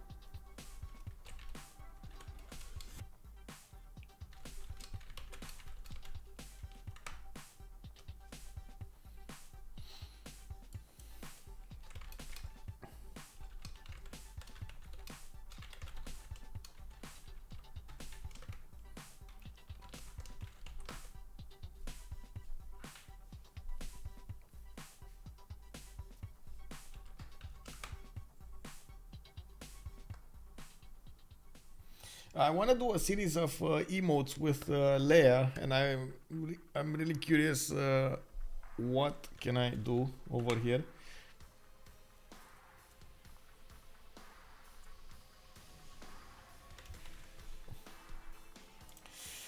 So I want to ask you, what is your favorite reaction emote? We don't know yet. We don't know yet how they're gonna look, but at least I have an idea of what to get, what to ask, what to get.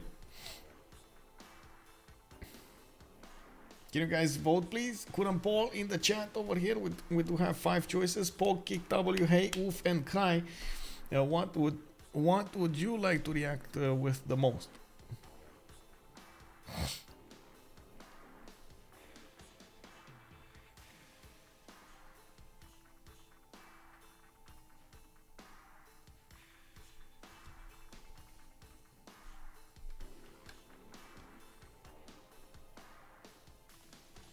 What was the result of the last poll? It was yes, got 12 votes.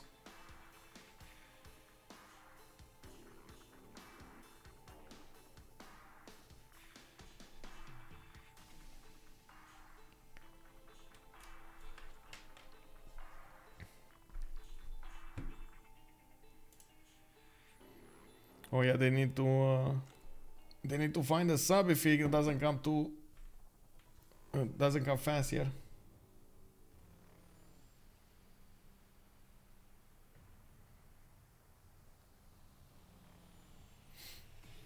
So guys, we got a poll going on in the chat here with a question, a very quick question. What is your favorite reaction emote? POG, kick W, A, woof, or cry?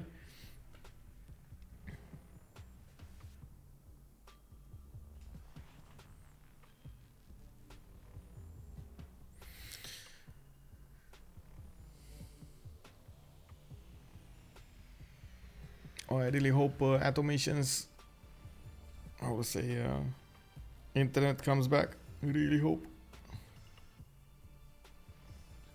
Come on. I'm actually surprised he's not messaging us with a phone or something.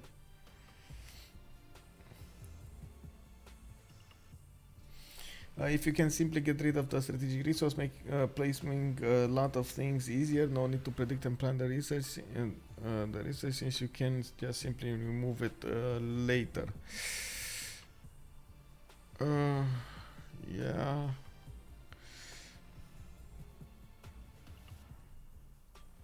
Okay, UnderTheGun is saying that he's direct messaging.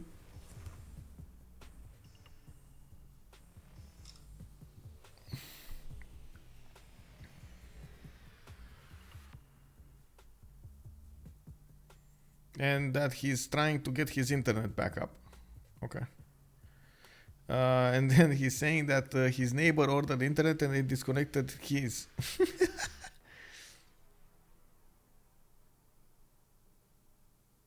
Oh my god, no. He's still gonna show him on his phone? Okay.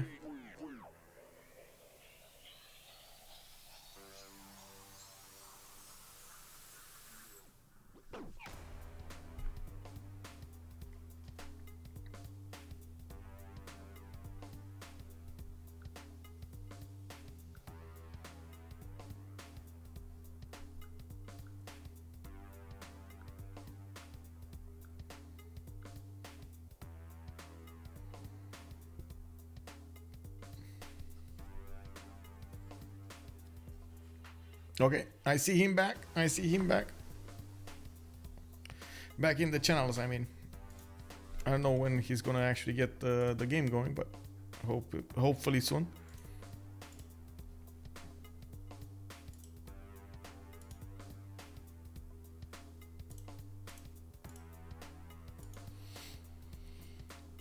Yep.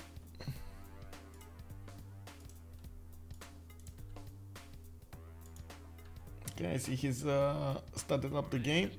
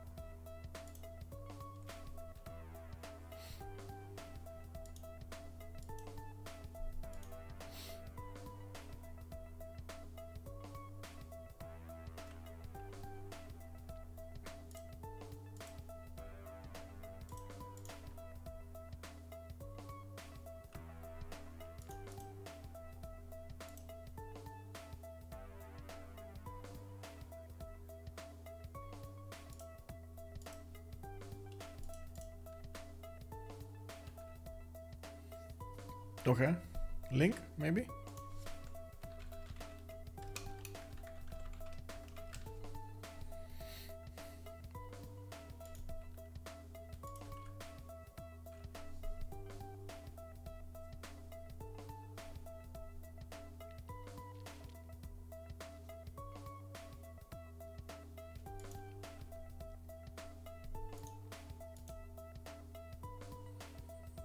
How's the weather? Oh my god, today was beautiful. Beautiful.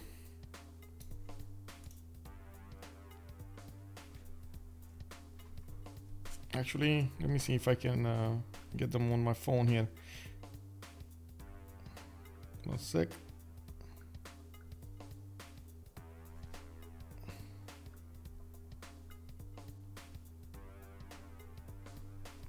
Okay, there we go. We got a lobby link.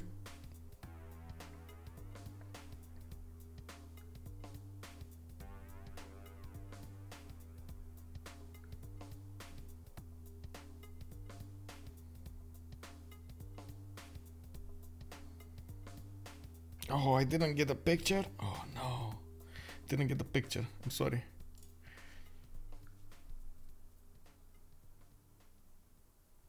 Man, I gotta say, I started using. Does anybody use here Snapchat? Why are you using Snapchat? Please tell me. Why are you using Snapchat over WhatsApp or everything else? Why? Why? Or Discord? Like why? I find it so weird that it actually deletes the pictures. Oh, you know, like you don't leave it on my phone and you delete the picture. How is this? What is this? Hello, Akshat. Good evening, sir. How are you doing? Welcome.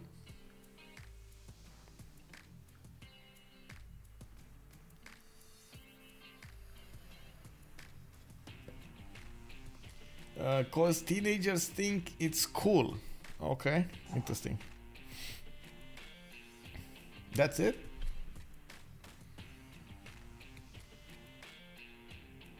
Okay, so they just want to send pictures that their parents are never gonna see or something because they just get deleted. I feel like that's a bit of a problem. Shouldn't you uninstall Snapchat from children's phone? Maybe put it 18 plus or something? Because that's a serious problem right there. allowing children to send pictures between them. No, no, no, no.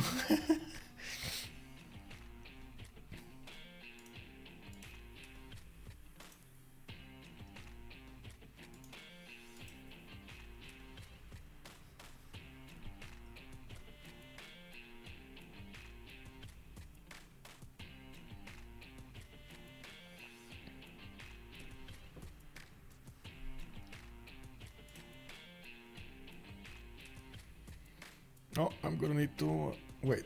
Is this 0ms because I don't have a connection to him, or the connection is too fast to him? Because I'm pretty sure he's on fiber also. Oh well, let me actually just quickly try this out.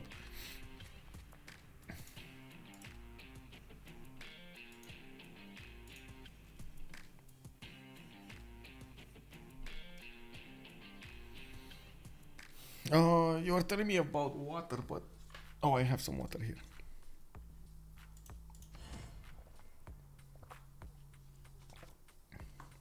Andireo, it's a generational also. I think each generation really don't want to be on the same social network than parents, and also than older sisters and brothers.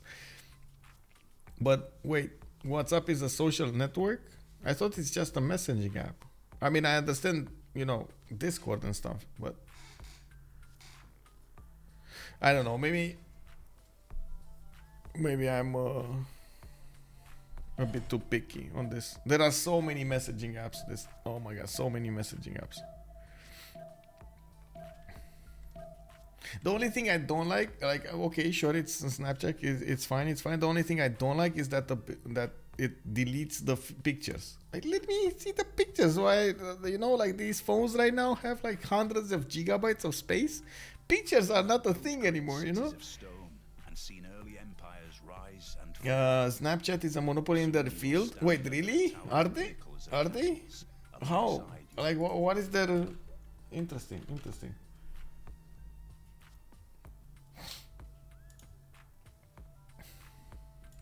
Anyway, we're back in the game. I do have to point out a little bit and do a rundown of what has transpired. We were seeing Buhrese trying to get a settler from Vietnam, and I don't think Vietnam actually is aware of this. I don't think he's actually going to see that horse coming. We did notice a bit of a pokey between France and Rome. They are going against each other over here between Rennes and the cities of Rome.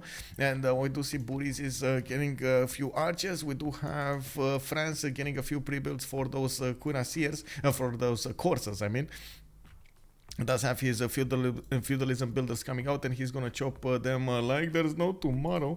Very nice. We did have more gold per turn coming up from America, going against Valletta and taking down that city center soon enough, while Atomation is keeping on with the expansions here, trying to expand to the south. Okay. Oh, okay. Well, we got one that dropped, unfortunately. There is probably a setting to keep an eye as they also would also be in your pictures. Snapchat introduced the unique stories concept, but now literally all social medias have copied that. Yeah, I mean, whenever somebody gets something, it's gonna be... So wait, there's a setting on this? Oh my god, let me actually take a look. Why is it not defaulted to get this going? How do I get this? Where are even the settings, bro? Can't even see settings. Oh, I see. Okay. Settings.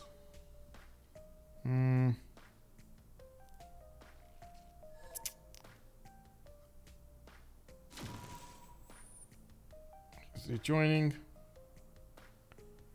Why is it saying data save? No.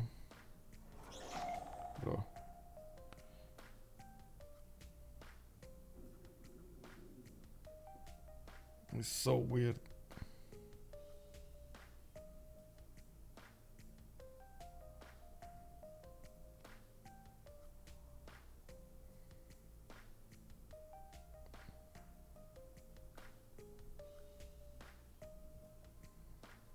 No, I mean, it doesn't show up as very quick stuff over here, so we, whatever.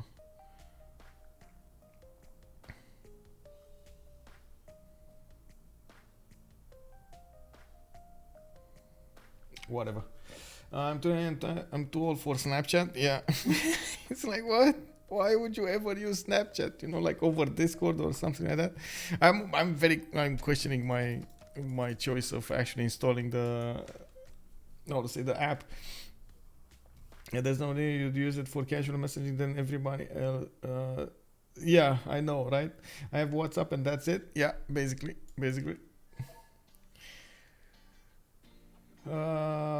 Snapchat doesn't require you to have your phone number, so it's less personal than WhatsApp, for example, but neither does Discord, for example. But yeah, sure, okay. I mean, there are some choices there, I guess. Yeah, we do also need to see how Gorgo is going to try to expand his empire here. We did have him with a few problems, especially that freshwater. He has so many non-freshwater cities started up, 1-2 of them at the moment, with more settlers coming up from him. He's going to have quite a few extra ones. From what I can see, he's also getting quite close up in person with France. They are allies. They could start trading at some point, and we're going to need to see when that's going to happen. Temples coming up from the cities of France. He's starting to ramp up his faith generation. I am actually quite surprised he keeps 500 in the bank. Usually when you are in the position to just keep on expanding, keep on improving your land and so on, you want to use that as much as possible, and 500 does seem like a very high number of unused faith points. That translates into unused production, that translates into unused stats. We do have France over here getting more amphitheaters. He's putting down his theater squares, and he definitely would benefit from getting those writer points. He's going to need to get a lot of these in the next part of the game, and I'm pretty sure projects is going to be the way to go here. A bit unfortunate that he doesn't have a lot of population in his cities. He did get audience chamber as a specializing building of choice in his government plaza, and he's going to use that to go for. Why city-states don't have walls up? Not all of them actually get the walls up unless they're under attack or something like that. We do have Vietnam that is going to put a city right in the face of Cree, in the face of Henri. He did manage to get a decent amount of cities right now, 2, 4, 6, 8, 9 the count, with one actually quite close to Gobustan. Wait, is he not? Wait, Buhrese did different moves? Hello? He was not. Wasn't he closer or something? I'm pretty sure he was on the niter tile. Wasn't he on the niter tile, guys? Wasn't he on the niter tile? I guess he does have another horse that's gonna go for the niter tile. But anyway. Hey, hello there, Ivy. 113. I guess I can call you Ivy. Oh, we were just having such a big conversation about Snapchat. No worries. Oh my God. Actually, isn't it kind of late for you anyway? But anyway. We were talking about the reasons, you know, the pros and... Oh my God, look at this under the gun with horses. Under the gun. Oh my God. Anyway, coming back to this, we were talking about the pros and cons of Snapchat, and, you know, why do people use it over WhatsApp or Discord and so on and so forth. So there were quite a few opinions over here in the chat about the application. My main problem with the application is I can't save the pictures. I want to see the pictures, you know, like I see a beautiful picture, I see over there some videos or something like that. It doesn't let me save. I make a picture with WhatsApp, it saves it in 2 places, you know. I make a picture with Snapchat and, you know, I send it to somebody, and then I can't have it anymore. It's not there anymore. It's just disappeared. How is this? Man, so many questions, so many problems. Anyway, looks like we do have a few city-states getting sued over here. Looks like Venice did get sued by Henri, by Cree. That's going to give him quite a bit of gold generation. We got Atomation coming up from Nazca. Okay, on Nazca. DGS is going to be the one on Vilnius. And we're waiting to see what's going to happen here. So, the settler is gonna try to, oh no, if he moves back, that's it. Like there's no oh my god, I'm gonna save this settler. It's just so okay, there is a possibility for Vietnam to actually go on that 2-1 tile and maybe save his settler, right? The spamming B next turn. If he goes for the stone tile, he's not gonna be allowed by the game to settle the city.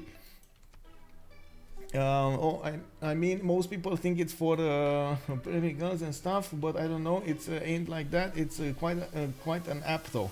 Okay. What does prepping gun?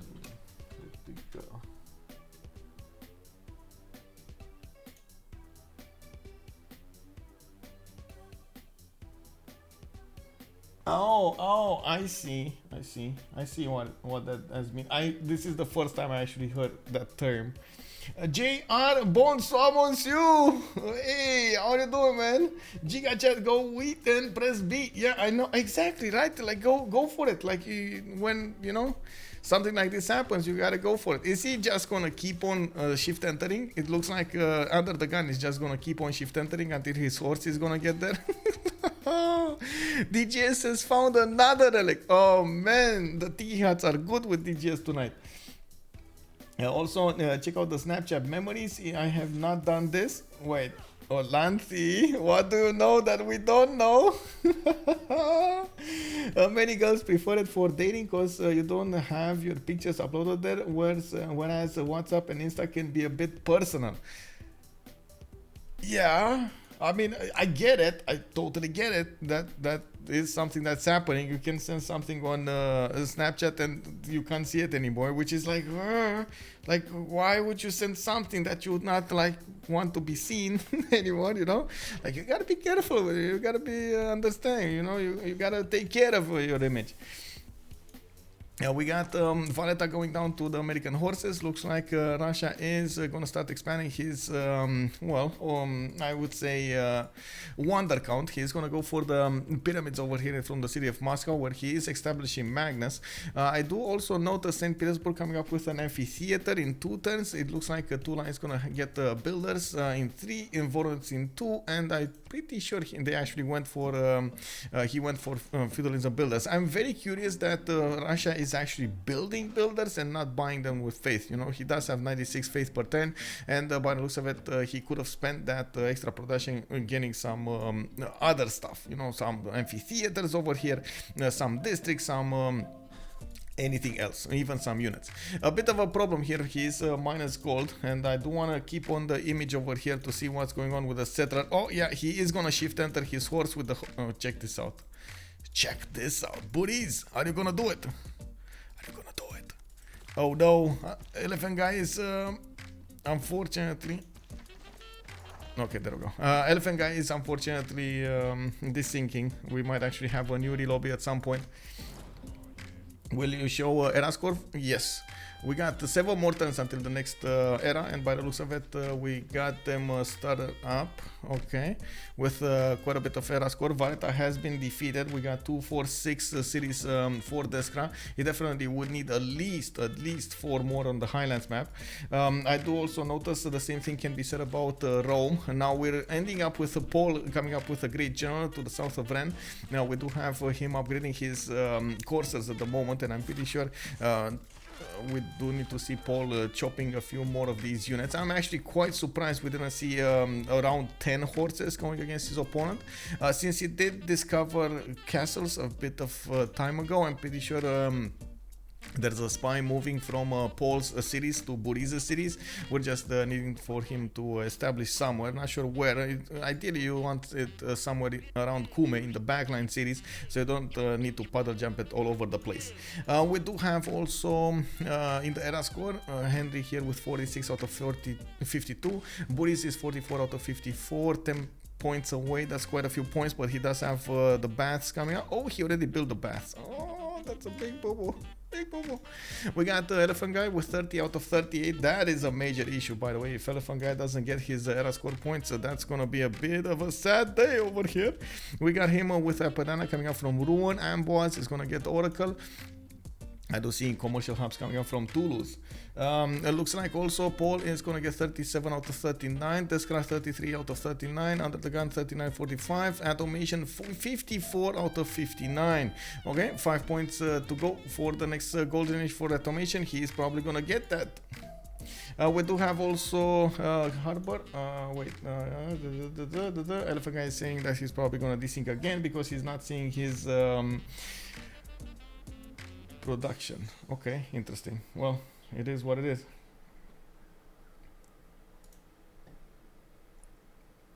Nobody actually built Colosseum yet. Nobody got a Colosseum yet. A bit of an issue, but nobody will see. Yeah, we're probably going to need to have a relobby here to fix the desync. We got Deskra getting more of these settlers to the east side. Let's see. Okay, there we go. Buhrese did get pushed back. UnderTheGun did save his settler, and by the looks of it, he's gonna move to the southeast with that settler. He does have knights coming up from Guangtri, and I do have to point out Cree is the one that he's gonna need to take care of here. In the Eels tab, we do have Cree on 46 science with 59 culture, while UnderTheGun is only on 37 and 67. But now that he settled more cities, he's gonna get to develop quite nicely. You can see Henri does keep a decent lead when it comes to the extra production. 166 production versus UnderTheGun's 133.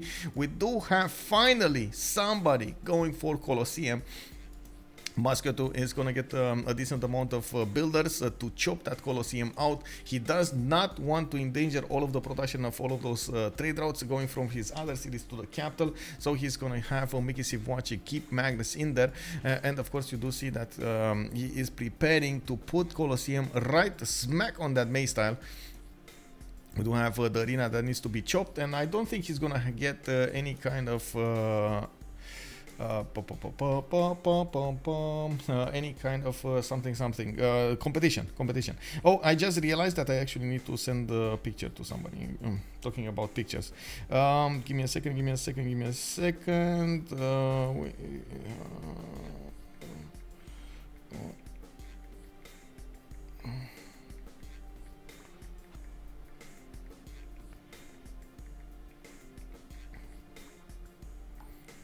Okay, and let's see.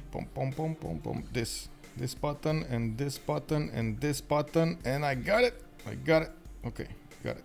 Good, very nice. Okay, now I can look back on this. We got something happening over here. What's this? First unit, a galley. He got a galley in Kume. Everybody's racing for the golden age here. Of course, the first and the second golden age are quite important. Not so much, but still it's good. We do have a relobby that's gonna happen here, and of course knights coming out from the cities of Rome. Quite a few courses are coming against him, but then we're gonna have a quick relobby before anything happens here.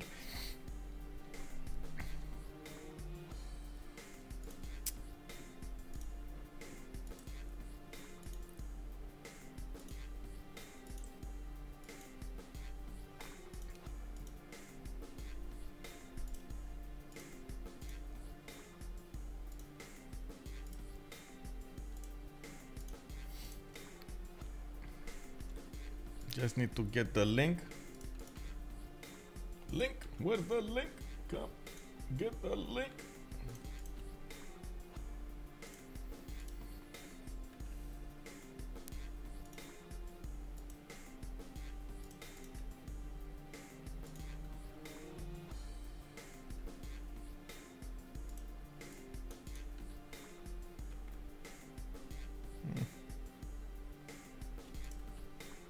Keep refreshing the same page, but it doesn't refresh properly.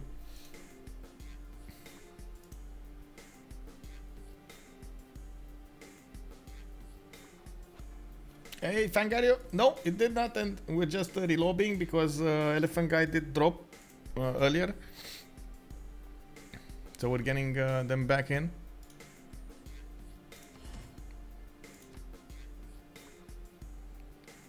Oh, did we switch hosts? Because I don't see Atomation as host anymore. Deskra is going to have the host. Interesting.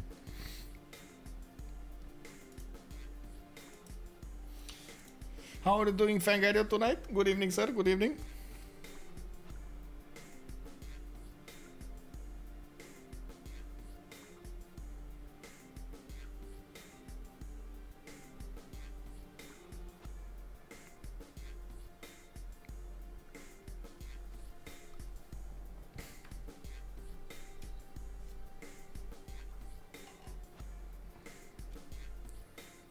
getting everybody in. Let me check for 0 MSs.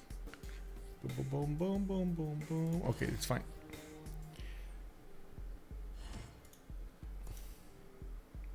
Everybody needs to ready up and we're going in. I think this is a good time for me to actually put some water. Where's the water? Where's the water? I still totally forgot to actually get those little bottles in. I'm still working on the big bottle now. Well, might as well, because I open it up, might as well use it.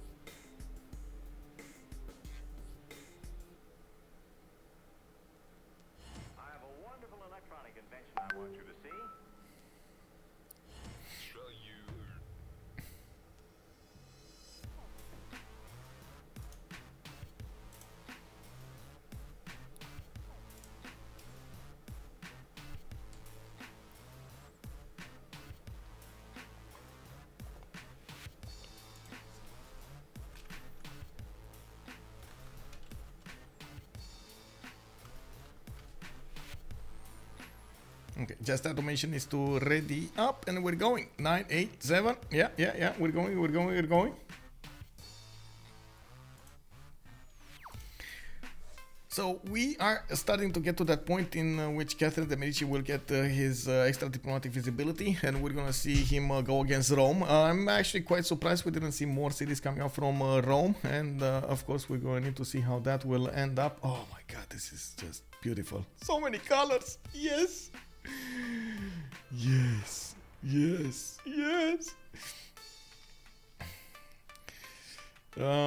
We do need to see, of course, what's going to happen between Eleanor and Russia. I believe we're going to have them both need to spend that faith somehow. Of course, I do see Atomation arriving at 120 faith per turn, while we do have Elaphantguy on only 93. They're about the same stats, which, of course, I am actually a bit surprised. Elaphantguy still wants to keep his faith. Why is he must want something. He either wants an engineer, he wants a scientist. I don't think he's eyeballing that great writer. That would be extremely expensive and not worth. By the way, it's much better to just go for a few turns of projects here if you really want the writers. And I do believe he would get a decent amount of return if he's going for the writers here.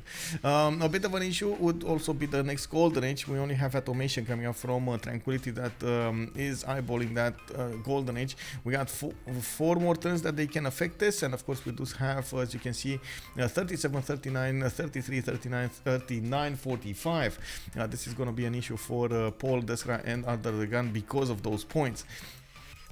We do have a few wonders coming up from their cities. Deskra is starting to get his encampment down. It's going to be quite important for him to get one of the industrial generals, or the generals that actually give industrial bonuses, so he gets those for his Rough Riders. We do have Buhrese getting his crossbow. He's getting a few knights as well, and you do see his legions are actually quite strong enough to push back the coursers if necessary. It is a bit of a problem though. Anyway, he did manage to get a general, and of course we do see that at the moment the spy of France is not there.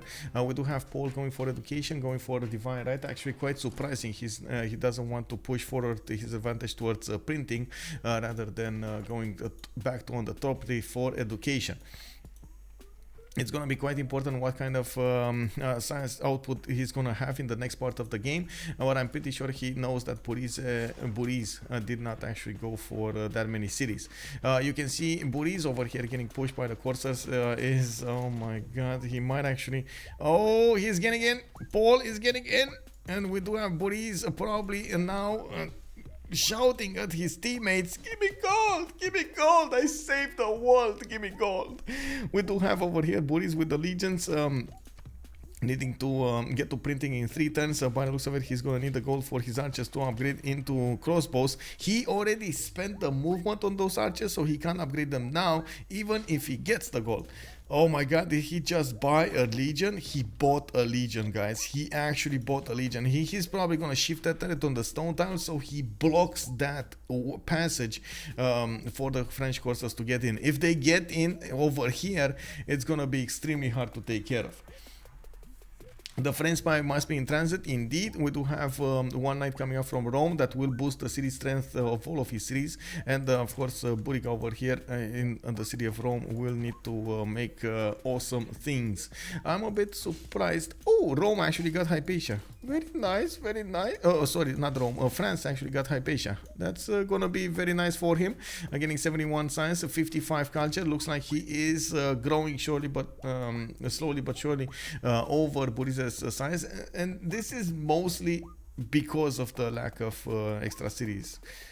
We do see we got more settlers coming out from France. He did manage to focus down his campuses, his science projects, and from what I can see, he is also putting down a diplomatic quarter. He's gonna go for 6 cities, 7 cities, yeah, 7 cities over here.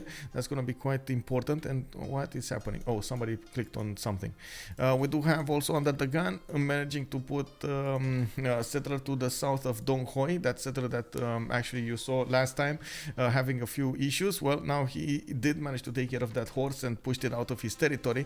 The other horse of Rome is going towards the south, and he's probably gonna take one of the builders out. That's a 2-charge builder. It did his job, but in the meantime, unfortunately, he's gonna be converted soon. We do have a few units coming up to the northwest, only pre-builds. I don't think actually either of them want to go against each other. We do have Henri finishing up arena next turn, and I'm pretty sure he's going to want to chop Colosseum as soon as possible. In the era score screen, still we have a decent amount of issues here for UnderTheGun, Deskra and Paul. Is Paul actually going to get his... Oh my god, I don't think he has what he needs to get the golden age here. Honestly, I don't think he's probably gonna sacrifice his golden age. Buhrese is only 4 points away from getting his golden age. I don't see him actually having anything that will give him points in the next turn. Maybe monarchy? No, not even monarchy. He's going for theology. Paul is going monarchy, but that's just gonna put him next to a normal age. Oof. I gotta say, most of the time, I've seen it, I've said it a lot of the times, but actually I gotta repeat it. It's not good to actually be in a normal age. You wanna go dark or you wanna go golden. You know, there's like no middle path. In the middle path, that's the worst path. You know, you gotta either go big or go small. It's one of the two. Because if you go small, you can actually go very big next time. There's a chance you're gonna get there. We got morning camps being put down by Deskra, and from what I can see, he definitely got quite a few feudalism builders, getting a few settlers also on the east, and he's gonna get more chops here. Hard to go dark early and mid game, yeah, for sure, yeah. We do need to see, okay, what's gonna happen over here in the era score, how this is gonna change. And I think we're gonna see the chops. We're gonna see Colosseum getting chopped over here. There we go. Two turns. There we go. 1 turn chops prepared by Henri, perfectly placed over here. Between his cities, he's gonna have a 1 and a 2 and a 3 and a 4 and a 5 and a 6 cities, 6 city Colosseum. Henri just got 40 science with 80 culture, definitely keeping up well within UnderTheGun's crosshairs. We do have settlers coming up, more settlers coming up from Mistahisipi. He's gonna start expanding there. He did manage to get more merchants from what I saw, and it looks like America is gonna get the next one, Ibfaldan. That's gonna give him an extra trade route capacity. But Marco Polo did get recruited by Cree here. We do have him with a free trader unit in the city and increases the trade route capacity by 1. Very nice, very nice. Yeah, of course, we do need to see if Buhrese is going to manage to withstand the attack. It does look like at the moment Paul's coursers do more damage against those legions than they can withstand it. That is because the legion did actually need to move over there. Does not have the 45 bonus. we do have the knights coming out from the cities of Rome, which you do see over here have a big problem actually attacking into the coursers, especially now that Paul did manage to establish the spy in the city of Cume. We do need to see when Paul is going to manage to actually get an extra +3. The printing, he needs the printing. He has only a few advantages here, not that many, and this is not gonna go his way from what I can see. Is he retreating here, or what's happening? Or is he allowing the knight to move forward? Huh. Okay, interesting. Anyway, we do have him getting more settlers to the west side. He did settle Rhymes, going for a granary. Maybe he's going to chop that quickly. The city of Paris just got 7th population and put down a commercial zone to the north. Montpellier is going to get a campus over here, and from what I can see, he's going to get another city to the east side. This is actually Paul preparing for the next part of the game, forcing his opponents to get as much attention to the north, and of course upgrading their units and so on, while in the backline you do see Paul is just focusing on developing his cities and of course expanding, which is going to help him out so much to get to Guard Imperials. And of course Rome has almost everything on his borders on the Guard Imperial continent. That is going to be a problem. How's everything going? Just got here. Hello there, Night Demon 549. Good evening, sir, and welcome. Everything's going well. We got a few pokies going around the cities here. We do have a few attacks, but I can't say we got we're getting anywhere with them. We do need to see how the players will react to the attacks, and then make an evaluation. A number of players get divine right, 4+ to era score with government. Yeah, let's see. Divine right over here from Under the Gun. Okay, era score 52, 56, 57, 59. Okay, so Under the Gun is already in monarchy. We got on the left side the gold by library 50, 52, 54, 55. So Henri is going to get his golden age. Buhrese 2 points away. Elaphantguy is 10 points away. This is, I think, the most troubling part, by the way. Elaphantguy being so far away from his golden age is the thing that is disturbing me the most. I do like the fact that he started putting more of these chateaus all over the place, so he's getting the extra culture, extra gold, and he has some awesome ones, by the way. He should actually place another one. Where was it? Here on the 1-2.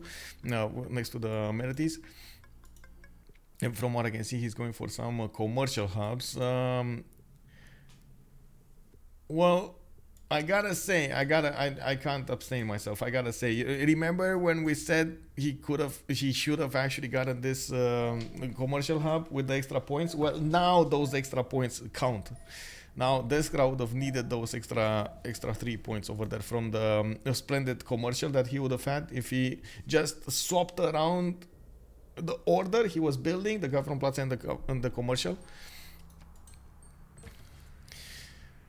We do have Elaphantguy here with only 28 science, and by the looks of it, he just got divine right. He's 10 points away from getting his golden age, very far away, and from what I can see, this is going to be an issue. He was building Apadana, and from what I noticed, we got only 2 turns to go. This is a major issue. He's not going to get it. Like, there's no way he's going to get it. How is he going to get 10 points out of this? Like, okay, maybe let's go let's go crazy with this. He's gonna switch into monarchy, right? He's gonna switch into monarchy. He got up another, that's 3 points right there. He's gonna get some monarchy with another 2 points. He's gonna be 45 out of 49. He would need 4 more points. A galley, okay, that's another 2 points. That's 47 out of 49, and then he's gonna need 2 more points. Can he seize a city-state or piece a city-state? Or even levy. He would need to levy 2 of them. Bologna, it's cheap to levy, only 70 gold. That can happen. And then can he get another city-state? Mitla maybe? No. Mitla. Nobody knows about Mitla. Oh no. Oh, by the way, Thang Long did get away Oracle from Elaphantguy. Very important, by the way. Elaphantguy did just get 47 out of 49. He chopped his galley out, okay? And he's gonna get, what is this? This is a +3? No. Yeah, this is a +3. This is a +4 campus. Oh my god, but it's not in time, is it? And I think he already has a +3 somewhere. I hope. I mean, no, he doesn't. Oh, he does have the time. He has the time to chop, I think. Deer and the rainforest. Okay, it's fine. It's fine. He's gonna get the golden age. Buhrese 55-54, and we got Henri 59-52, and DJS 54-52. So all 4 of the civilizations of gold by rarity are actually gonna get their golden age points. We do have a problem on Tranquility. UnderTheGun still needs 4 more points. Atomation is the only one that is very, very close to getting there, and we do see Mount Vesuvius just exploded, giving him very nice stats. Look at those tiles, man. This is unbelievable. 2, 4, 2, 5, 2, 2. And we got a professional player playing over here on Mount Vesuvius. And you know, Mount Vesuvius just recognizes that. He's like, wink, wink. I'm gonna help you a little bit, you know, wink, wink. Let's see, this is a small Rome. Yes, very small Rome. I don't know what Rome is. Well, I guess Rome is very concerned about Paul. He's turtling. He's turtling.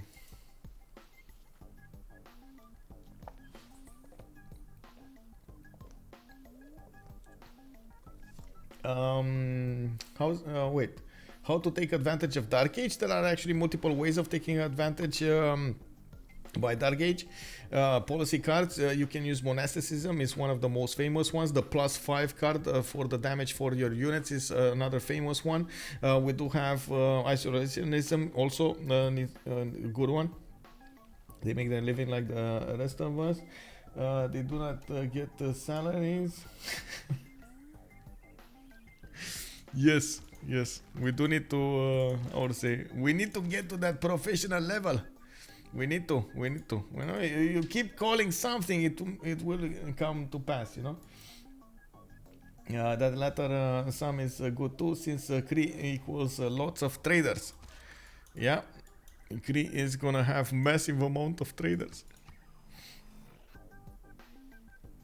Atomation and UnderTheGun got golden. Yes, 56-56. We got 60-59. It's just a problem with Paul and Deskra. Maybe, actually, I gotta say, maybe Paul wants to be in the Dark Age, because if he does get the extra +5 card, he is gonna be a bit stronger when it comes to his units going against Buhrese. Buhrese is gonna get a golden age here, and he's not gonna get to defend himself that properly. We do have multiple builders coming up from France. Looks like he's going for another wave of builders and putting down more campuses. He's gonna be really quickly on 130, 140 science, since he's finishing up his universities and getting more of those very, very nice and juicy campuses. This is going to be another +4 with the 8, with the library, with the university. You can imagine that stacks up really quickly. Yes, Colosseum in the middle of the land over here of Cree land. This is exactly what you want to have it. Everybody going to the Colosseum, having a party over there, just watching. Well, watching stuff. I don't even know if I can talk about that on the stream. Is that YouTube friendly, by the way? What's happening in the Colosseum? What do you think, guys? Wait, let me actually. Wait, is what's happening in the Colosseum YouTube friendly? Yes? No? Not sure? Kick double. What do you think, guys? This is what's happening in the Colosseum YouTube friendly.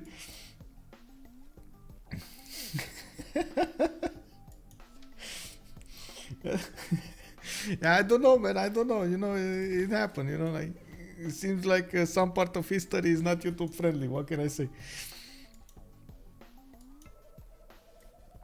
We got Rome over here coming up to the north with a line of defense. The crossbows are going to start shooting back against the French units, if France will ever go back, but I don't think it's going to happen now. It's not going to happen soon.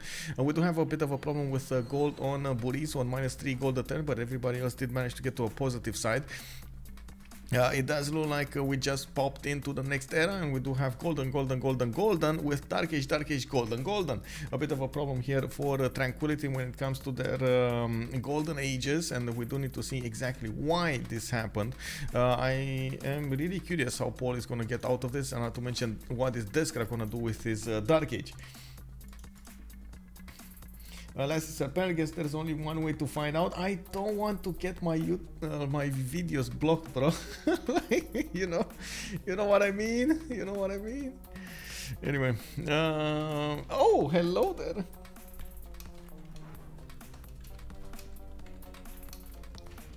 I just saw somebody pop into my Discord. Hello, welcome. Fortuna Belly, it's already Sunday in Australia. Bring it on. Yes, yes.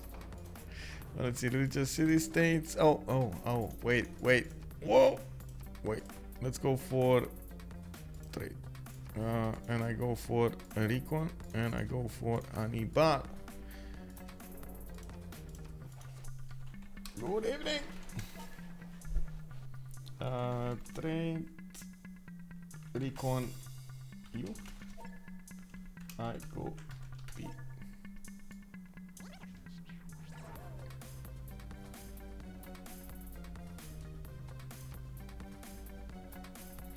The most important thing is one votes A, one votes B, and it's fine.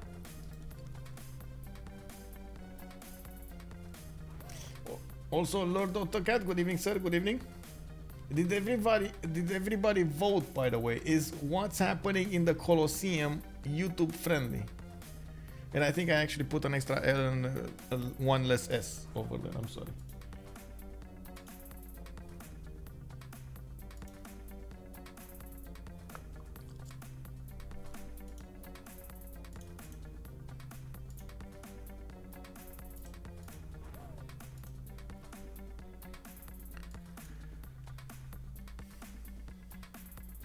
Okay, kick W. Everybody wants to laugh. Okay, I see how it is. Did the teams split favor? No. Actually, I think they did. No, they did not. 41, 62, 39, 40, and then we got 57, 107, 54, 45. I don't know if they actually spent a lot of them. They do look like they spent some of it. And they didn't build that many Diplo quarters, so they didn't acquire that many Diplo favor points, I guess. So yeah, they did what they could. Deskra over here does have 107. That's a lot of Diplo points. Did he get his Diplo quarter earlier? Dude, Alice, thank you so much for the follow, sir, and welcome. Are you not entertained? Yes. Is this not why you're here? Yes. Burgle 76, good evening, sir, and welcome. Since when is Buhrese at GBL? Our national sports magazine did not mention anything. Can you explain? So the thing is, there are first of all two Buhreses. There's a Buhrese with a B-U-H-R-E-S-E, and then there's a Buhrese with B-U-R-R-I-S-Z. Different spellings, different man, different player. Yeah, that's how we ended up. Different man. Yeah, exactly. We do have also Linda explaining that Teddy gets one Diplo favor per 10 for every wildcard slot. Yeah, and his Diplo slots are wildcard slots, but that's a lot of Diplo favor. Did he actually acquire so much Diplo favor? It's like double the Diplo favor of everybody else in the lobby, and that's without Diplo core. I mean, that kind of feels like a bit OP. Doesn't it feel like a bit OP from the beginning of the game? Anyway, we do have light calves losing 5 combat strength. Atomation did get 2 Diplo victory points, and it looks like the Science City states do not provide their unique suzerain bonuses. Okay, wasn't there like Polonia or something? Oh yeah, it was, and there we go, it's disabled over here. That's a bit of an issue. It would have been nice for Elaphantguy to keep on benefiting from that. We got Grandmaster Chapel coming up from Ruin. It does look like we got quite a few of these chateaus coming up here. 1, 2, 3, 4, 5, 6, 7, 8, 9, 10, 11. Oh my god, that's a lot of culture. Paul did manage to go over 100 science with 105, and it does look like 47 culture a turn. Deskra used the trade routes to CS to get envoys. Vroom, vroom. Yeah, he did. Vroom, vroom. We do have DGS over here with a pen brush and voice golden age. It looks like he's on 25 cents and 129 culture. Definitely, just usually Greece does what Greece does. He's going to need to get a lot more of these campuses. I'm a bit surprised he did not put them faster, but it looks like he's still working on that 7th pop on the city of Sparta. A bit of an issue. He never actually put the farms in, and because he didn't get the triangle. Not enough food. It was generated in the city, and well, the big bada boom came. We do have Henri with a pen brush and voice golden. He's 72 science, 101 culture. He's doing quite well when it comes to both of those stats, but needs a lot more. Even if he did get the Colosseum, even if he does have 200, oh my god, he actually has 258 production, he still needs gonna need to get a lot bigger to fix and of course trade punches with Vietnam over here. And we got Buhrese, 68 science with a 44 culture. A bit of a problem here for him. He's only on 5 cities. He's going to need to get a lot more if he wants to be competitive in the next part of the game. And we do see that France is gonna put a spy inside of his cities. France did stop his attack for a little while, just trying to pokey a little bit on the east side, and that's about it. And now we do need to see how Buhrese is gonna want to get out of this. Elaphantguy with Eleanor, 50 science and 176 culture. Now, very nice setup of chateaus over here on his land, and we do see he went wide as much as possible. The city of Lyon is gonna get Mahabodhi Temple, and he's gonna get some extra diplo points, and we do see that Atomation is on 4 out of 20. Well, he's not gonna get these 2 coming up from Mahabodhi Temple. We got amphitheaters coming out, we got more settlers coming out of his cities, and it looks like quite a few builders are still working to chop the tiles, improve the tiles and so on in the lands of France. Definitely he needs a lot more science to work with for the next part of the game. We do have Buhrese with 110 science, 47 culture, coming up with 2, 4, 6, 7 cities France here, and from what I can see, he's going to get his next tier feudalism builders going on. Definitely has more cities to settle here, 1, 2, 3, 4 at the count that I can see, even 5 if you take into account the one to the southwest of Rennes. That's a bit dangerous, though. It's going to allow Rome to actually poke at him with boats, or him to poke at Rome. You never know. Maybe, you know, the pokey goes both ways.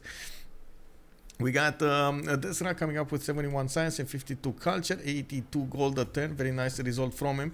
We do have him with 161 production, still on 2, 4, 6, 7 cities. Definitely would benefit from a few more. And I do notice he's gonna start trading coastally with Paul. They do want to get as much gold as possible from those trade routes.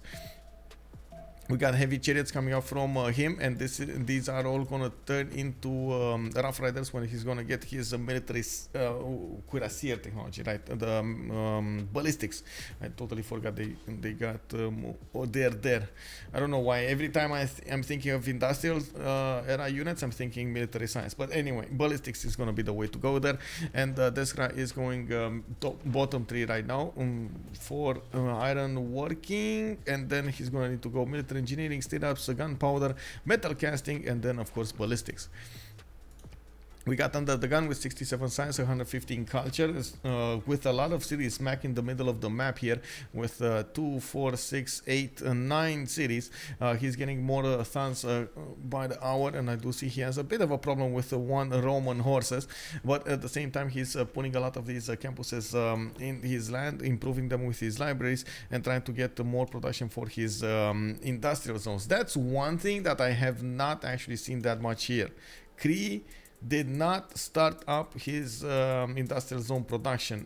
That is a problem, and that is a problem for his opponents as well, because that's gonna mean when he is gonna start putting down those industrial zones, he gonna be so big, he gonna blow out the sky. We got Atomation coming up with 79 science and 112 culture. We got him on 62 gold a turn, and you do see he's managing to actually keep up with a very good, strong positive side of economy. I am actually quite surprised about this. I like how he actually balanced out his outputs of the empire. Didn't go too heavy on the culture, didn't go too heavy on the science, didn't go too heavy on the gold generation. He went just right, just there, you know, in the G spot. We do have trebuchets coming up from Tula. We got Voronezh over here with the amphitheaters. Looks like he's gonna get a market out from St. Petersburg, and more lavras on the east side. Quite curious how is he gonna try to get going after this. Since he is building trebuchets, it kind of feels like he's gonna go to war for something. What is he gonna do? I don't know. We're gonna need to see. It looks like France is probably gonna be on the receiving end of all of that firepower. Please, you have been talking like him for at least 10 minutes. He's Good evening, sir, and thank you. Yeah, thank you, sir. Thank you. Cheers. Cheers.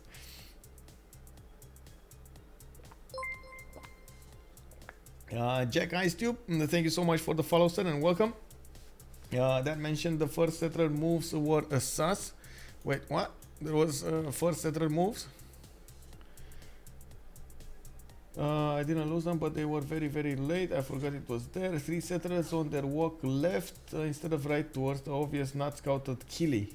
Oh, counter spying is worse if you're protecting your spaceports. Yeah. Oh, you're talking about a lot of stuff that I'm not following here. I'm sorry. I'm really sorry. He's talking about a league game Friday morning. Oh, I see how it is. Okay.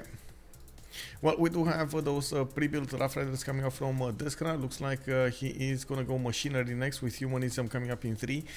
He is also moving them quite fast to the city of Geneva. Is this his city? Oh, this is his city, so he can actually upgrade in there. Maybe DGS is gonna be on the receiving end of this, because DGS does not have anything here. He's gonna get a few settlers, and of course he has actually. Oh my god, why is he having 10 strength cities?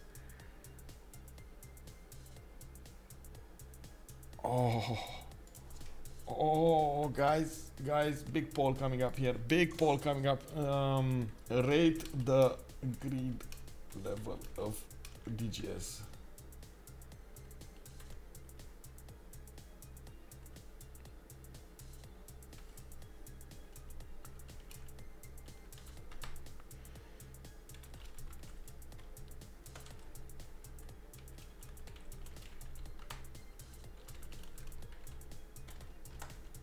Okay. I'm thinking about phrases over here. So it's okay. No, could have been okay.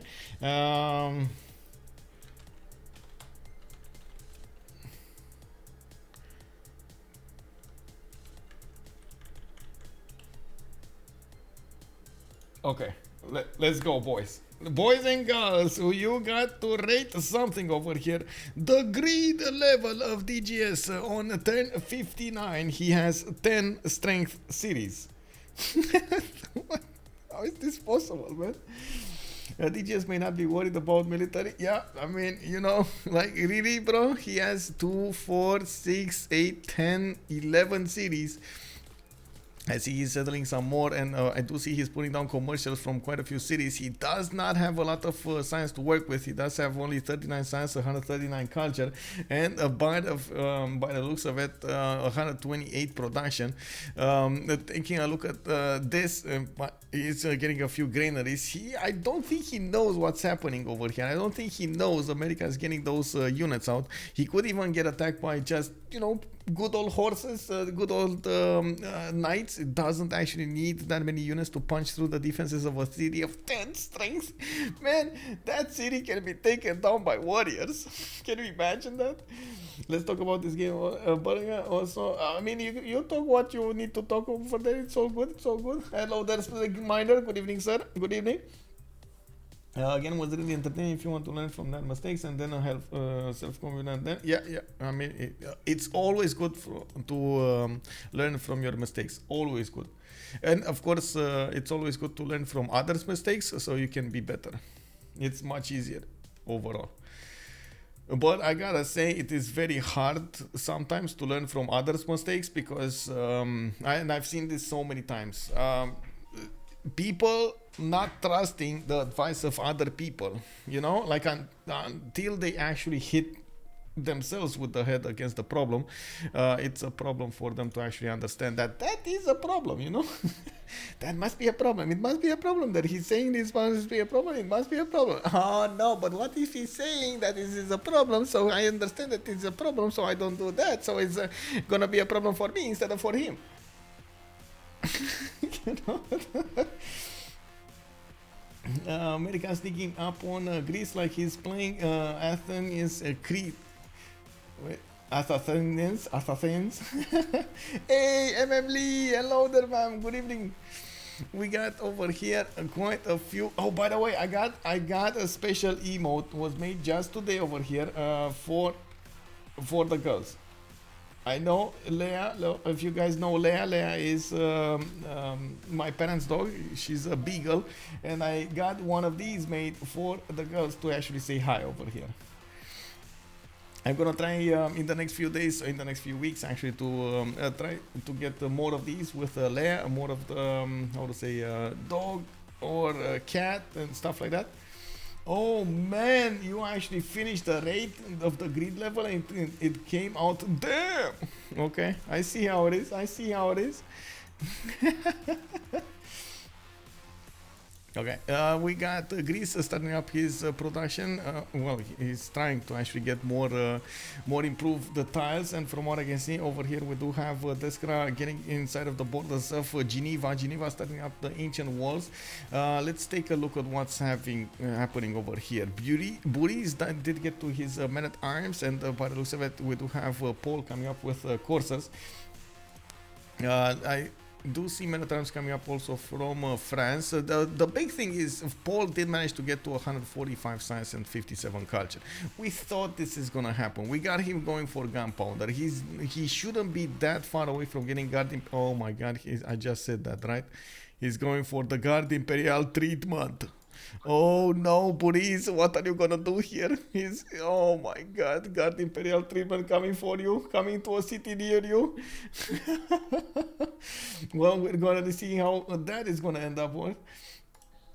We do have also Vietnam starting to get his Voichens to the west side. Of course, Henri did put a wall of units, a literal wall of units to the west, to the east of his empire, while he's trying to sim behind all of this. He's on 102 science with 119 culture. I'm pretty sure UnderTheGun he's going to match that really quickly. He does still need to build his universities, while we have the same thing about Cree over here. It's just the number of cities that are keeping those science points up. We do have Paul also establishing a beachhead onto the east side. He can actually get Reina in and start to trade with his ally here. We do need to see how Russia is going to use his Grandmaster Chapel. Wait, how did he get? Oh my god, look at the Gavron Plaza. That is such a late Gavron Plaza. That's like his fifth city or something, Gavron Plaza. Coming up with a Grandmaster Chapel over there. We do have trebuchets coming up from him, and looks like Atomation is positioning them towards the east side. He's gonna try to poke a little bit at France, at Cossacks timing, from what I can see. Fight, fight, fight! Yes, yes, yes, exactly. Any war declaration yet? Oh, they've been at war for so long now, man. Yeah, exactly. They're not with spectators, so you don't see, you don't see, it's fine. Yeah, we do need to take a look when those knights are going to start to upgrade here. Actually, a bit of a repositioning from America.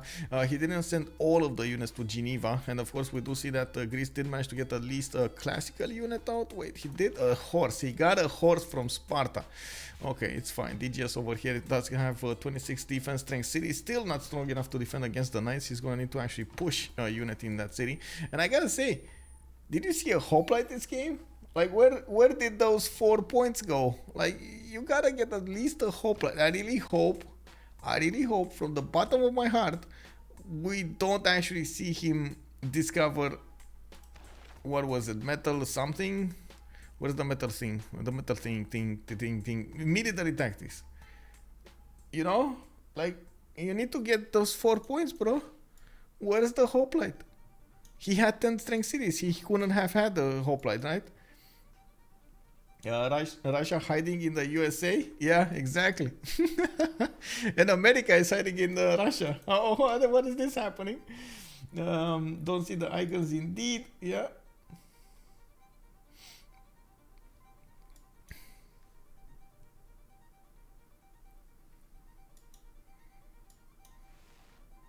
Let's see what's going on over here. We got Elaphantguy starting to get poked by Russia. Okay, but Elaphantguy is on point with this. He's getting his own knights on the front line, and we do see he's having the ability to buy his units with faith. He did finish his Grandmaster Chapel, and from what I can see, he does have a decent amount of faith generated per turn, 144, 57 science, 209 culture. He's going to be quite fast on nationalism. A bit of a problem with the science, though. That's just so low at this point in the game. He's going to need to put more campuses and make good work of them, and of course That means he's going to need to get the next population level. He does have audience chamber, so he's getting more food in the cities with a governor. I don't think he should be that worried, but he definitely needs to actually get his campuses going. With his books inside of his cities, he's going to get a lot of good things going.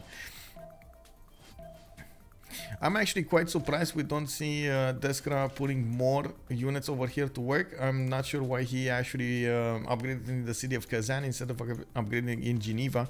That would have allowed him to do a much faster attack on Greece's territory and of course put the pressure over there. Oh, Geneva! Oh, you sneaky! He was trying to block a little bit Archer from getting attacked. Looks like Deskra is gonna go around it anyway, go directly at the city of Athens where Liang is establishing, and of course DGS over here is probably gonna start to upgrade his units. We do have a first muskeman upgraded from Rome, while France is going to get his siege towers going for more encampment training projects. We got to see where we ended up on the general screen, by the way. We're in Renaissance, medieval Renaissance great generals. This is a problem. Guard Imperials are industrial. They're going to be a problem. They're going to be a big boo-boo. We got military science here, industrial era. You see, this is where guards start to activate here. And let's see, tech side, we got 3 more turns until military science develops on Paul. Paul is just getting as many of these as possible. Wait, is that a Cree? Oh my god, Cree. Isaac Newton, also Paul got Isaac Newton, so good. But why is he, I really hope he's not gonna activate it in a fully built campus. Like, just get it in a new one, bro. You know, place a campus, free library, free university. Get everything you need with Isaac Newton coming up next on CBS Online. Dun, dun, dun. We got encampment training projects coming up from La Rochelle, many times. Okay, a lot of night are being upgraded. These coursers are trying to keep the line here against the muskeman, and you do see he has +9 intel on opponent's movements. Even if these coursers do benefit from, no, sorry, they get the penalties of -5 on them. It's still not good enough. They are cheap units and annoying. Small soldiers, good evening, sir. Thank you so much. Thank you. You know, I'm trying. You know, I'm trying to figure out what kind of phrases I need to go for, what kind of voices I need to do, and so on and so forth. It's an ongoing process. We do need to see what Cree is gonna do over here for his defense. Of course, Vietnam did put a few offensive units against him, but I can't really see him pushing his advantage here. We do have him going for the consulate from Thang Long and keeping up with the university count in his main cities. Henry did go crazy with the production though, 359 productions. He's getting hit by he's getting hit by these disturbing droughts, but he doesn't care. He just gets more traders and builds the banks. Big Isivwachik is gonna get a bank in 4, and we're gonna need to see how fast Athens is gonna blow. We got the knight one-shotting that archer from the north. Looks like and Deskra does have the opportunity of 2-shotting the city of Athens here. He does have a 59 strength the knight going against the city of Athens of 26. Let me see what we have here. Yeah, okay, we do have I don't know for what reason. I was thinking maybe I didn't actually put a prediction on, but I did. Oh, another drop? Did he just... Oh.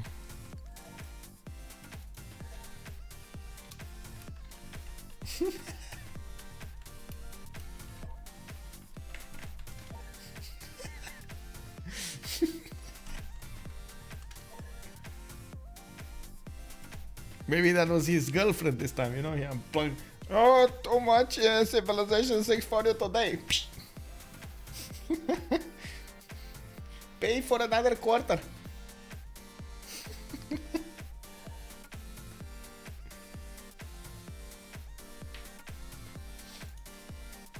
Bad neighbor, bad. Yeah, exactly.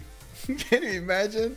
But wait, how is this possible? Do you actually get how do you call it? Do you get people coming from the internet companies in the Saturdays and Sundays? Wow. Very nice, very nice. Still a green dot? Wait, is he? You know, it takes a while.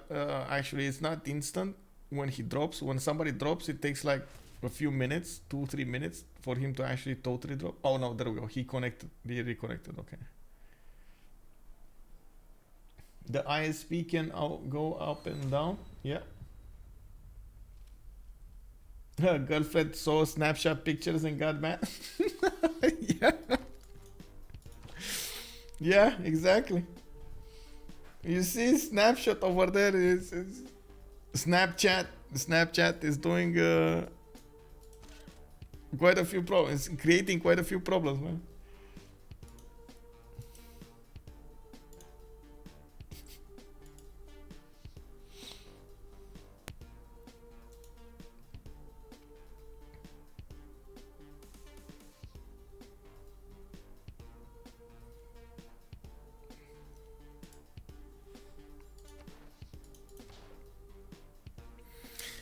Who did get what, by the way? Okay, Atomation on 6 out of 20 here. Did we have Mahabari Temple finish? I think we did, right? I think I saw it somewhere around.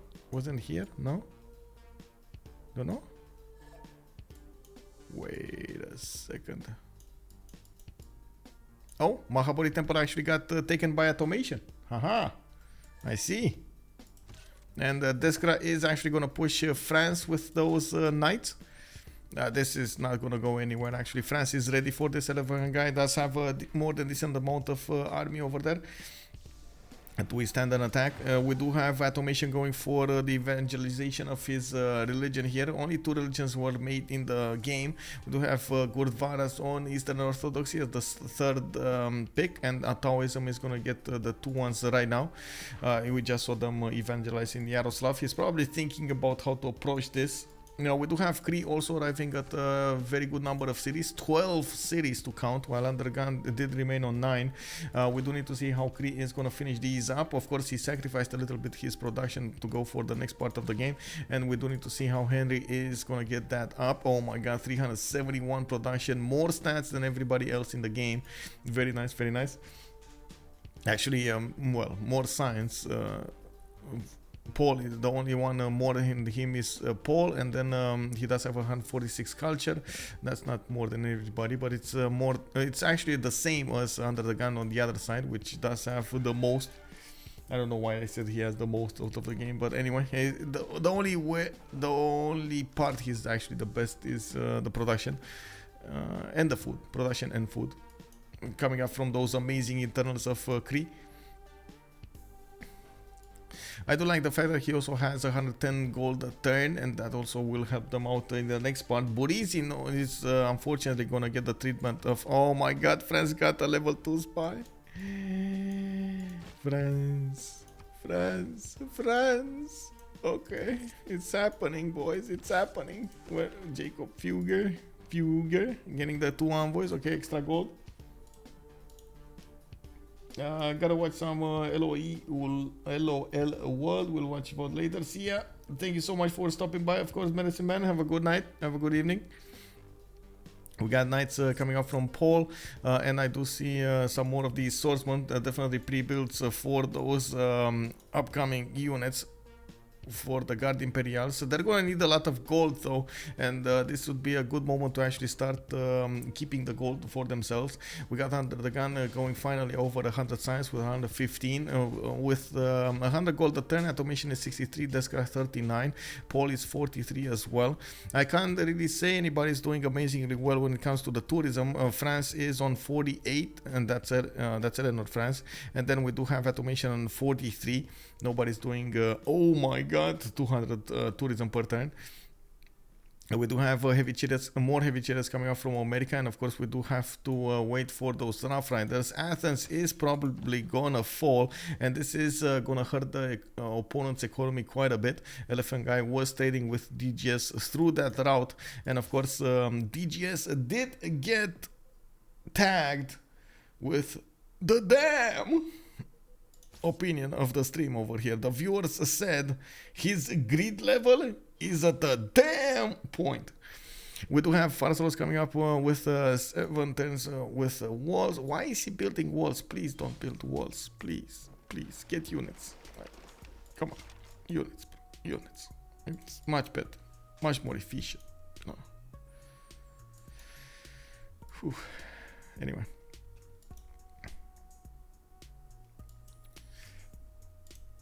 Oh, by the way, I do want to ask another poll over here. Is the music at a comfortable level? Yes. No. Really quick poll, because I've changed the settings of the music like a few streams ago, and I totally forgot to actually ask you, the viewers, about it.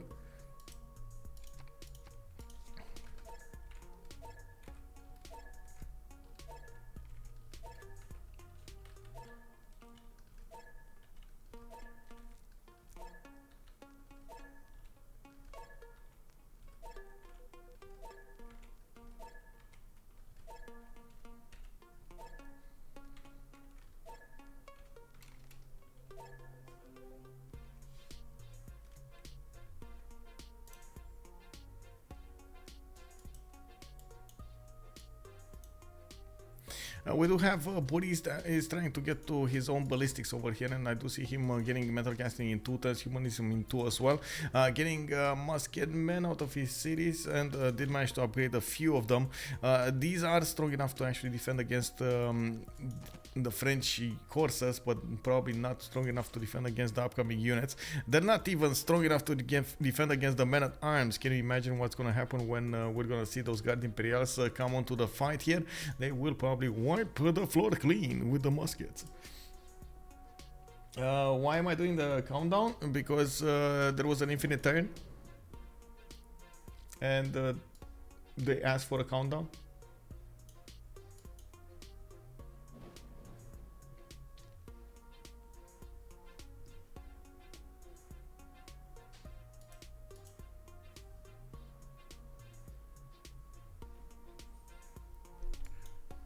Is anything happening here? No. Athens did die, by the way. First city died. Okay. We got a few more knights. I definitely believe these knights would have been much more useful over here in Geneva cities, pushing Greece back, trying to force him. Maybe could have even taken another city here, forcing France into a 2-pronged defense instead of one single-sided. Rome seems to be in a precarious spot. Oh, he definitely is. He's on 5 cities over here, and he's full on the continent of the Guard Imperials of France. We're just waiting for Paul to give him the good old Guard Imperial treatment. We got also intelligence agency coming up from Paris. Looks like there is a problem with the scout of Cree over here. France is going to have an issue dealing with it while he's going to get pillaged. Newton did get pushed back in the city of Montpellier, and he's going to need to reposition it somewhere where he can activate it. I would definitely suggest Isaac Newton would actually activate in the city of Reims, so he gets the free library and the free university alongside the bonuses for his universities. Is somebody boosting stuff for Rome? I think everybody else on his team is boosting stuff here. The only one having less science is DGS. Everybody else has more culture.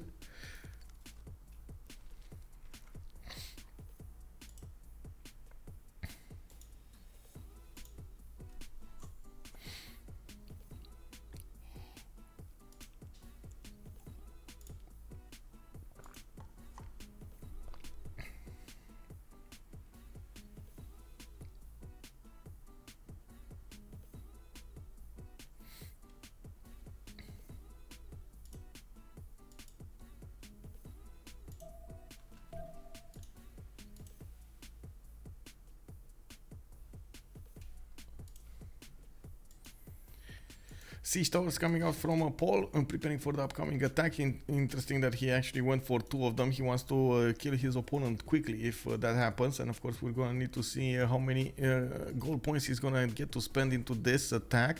He does have a decent amount of gold generation on his team, and of course, that was something that I was worried about of the beginning. The fact was that they did need to put a few more of these commercials than they would have probably liked to. I'm pretty sure Atomation over there would have had a lot more culture to work with and a lot more science if he would have been forced to put the commercials. But there we go. He did need the gold, and he did get it. We did also have him finishing up his religion, pagodas, and a defender of the faith coming up for him.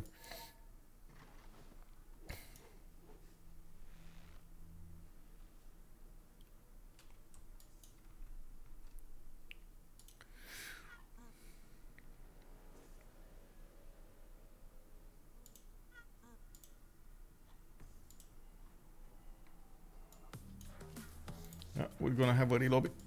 Well, might as well. I feel like stretching my legs a little bit anyway.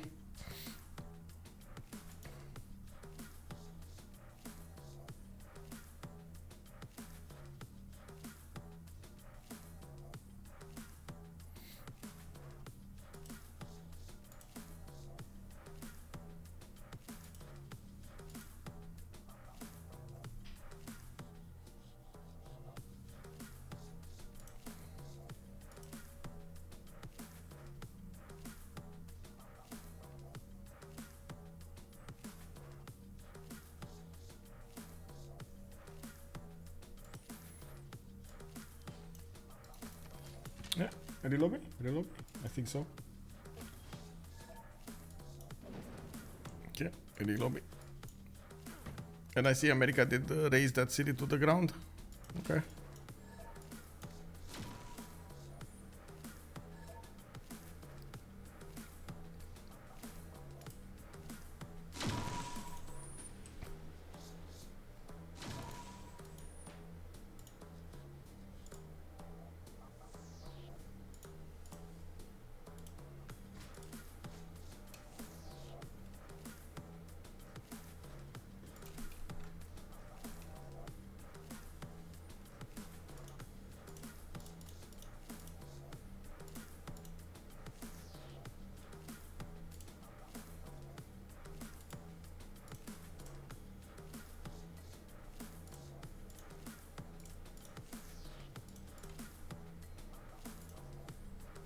Oh, I think they switched hosts, right?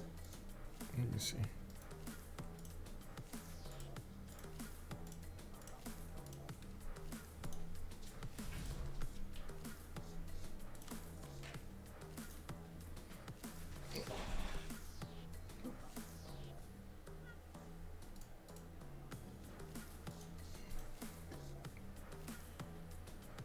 Be right back.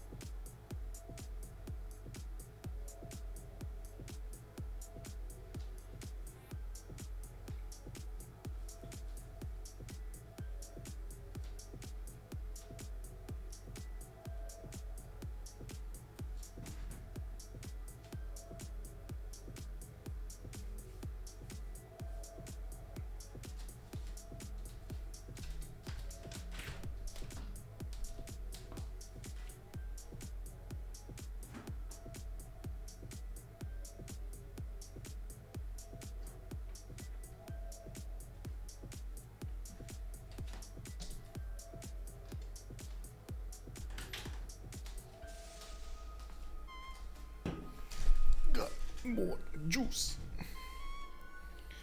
Any zero MSS? No.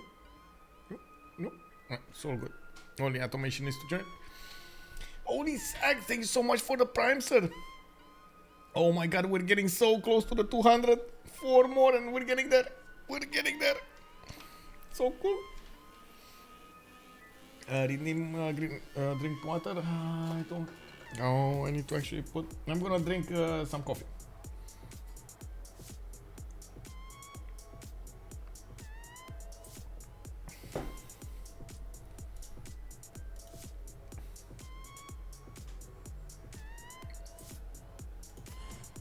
Yep, I think everybody's in.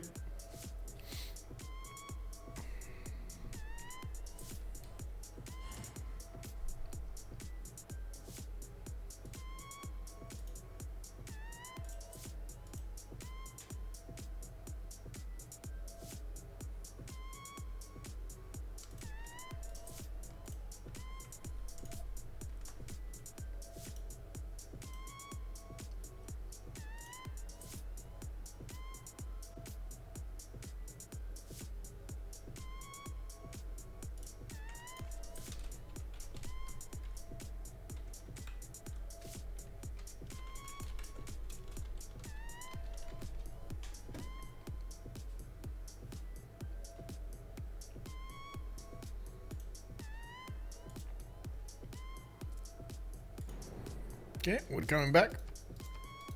Loading. Come on, come on. Cinguetti getting attacked by Vietnam. Wait, what? Why you bully Cinguetti? Oh my god, and Cinguetti is gonna get ancient walls next turn? Oh, that is so bad. Vietnam not gonna like this.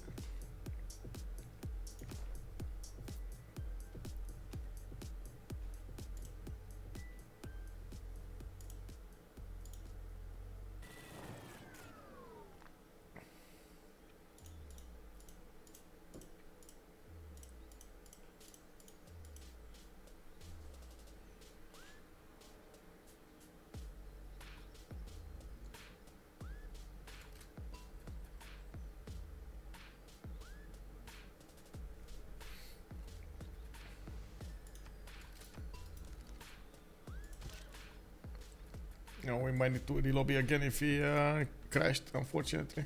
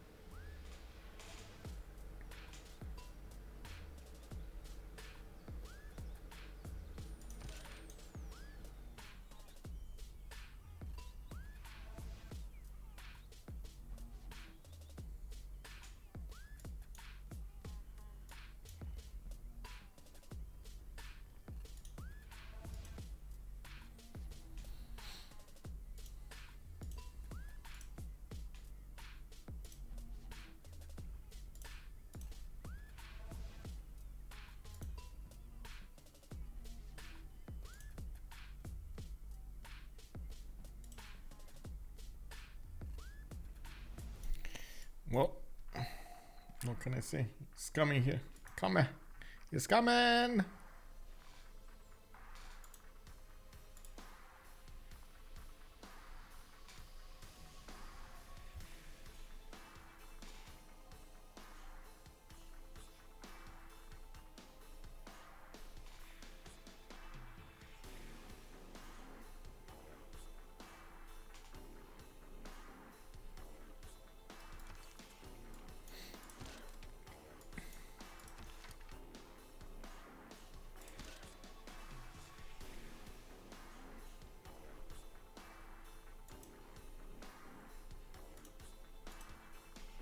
Well, hopefully everything is gonna get fixed and we're gonna get into the game soon enough.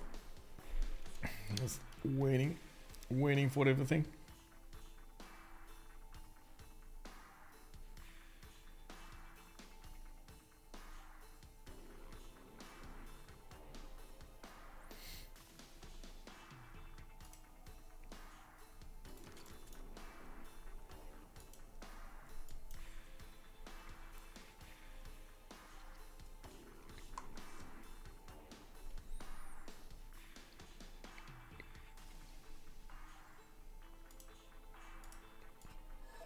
Okay, we got a countdown going, and hopefully everything's gonna be fine. I'm expecting actually like Automation to desync, but I'm keeping my fingers crossed not to. We'll see. America did manage to push out that Roman horse that got in behind his lines. It does look like Deskra does also have the opportunity to go a little bit against France, though. France did get a few defensive units here. We're one turn away from the other friends, from Catherine de Medici, to manage to get military science and of course exploration. Military science is going to allow him to upgrade all of these units into Guard Imperials, and he's going to need to spend a lot of gold to do so. I'm pretty sure he's going to need to get support help of his allies to do just that. Auckland by Vietnam did get levied by Vietnam, and from what I can see, it's not actually going to be that big of an issue. I think at this point, UnderTheGun is just gonna get a little bit of a benefit of extra units, and that's about it. Chinguetti did get attacked earlier, and we do see Vietnam keeps on pressuring that city-state. Of course, we do have it under siege, and by the looks of it, Vietnam's horse can actually take it down, or I should say a knight can actually take it down in 2 turns, even with the walls going up. It just delayed the inevitable. We got a few more commercials coming up from Henri, and I do see universities, multiple universities finishing up in Cree's land. Cree definitely would need a lot more science to work with. There is a bit of a mismatch when it comes to the science output of the two teams. Looking at just the sheer numbers, just the straight numbers, we do have a lot more science coming up on Tranquility than on Gold by Library. DGS on 68, we got Henri on 131, which is good numbers. Buhrese on 71, and then Elaphantguy on 75. I guess Elaphantguy does need to actually finish up his campuses, and he does have a serious advantage when it comes to his culture output, especially with so many chateaus all over the place. He's getting a lot of advantages from that. Does hurt him a little bit when it comes to his straight up production, only on 197. If we compare it to his opponents over here, he's kind of on the low end. Deskra 240, we got UnderTheGun on 301, and then Atomation 299. Not to mention Atomation does benefit from extra faith as well. We got Henri also leading the pack with production, 378 production coming up on Cree, and he is gonna get a lot of science fast.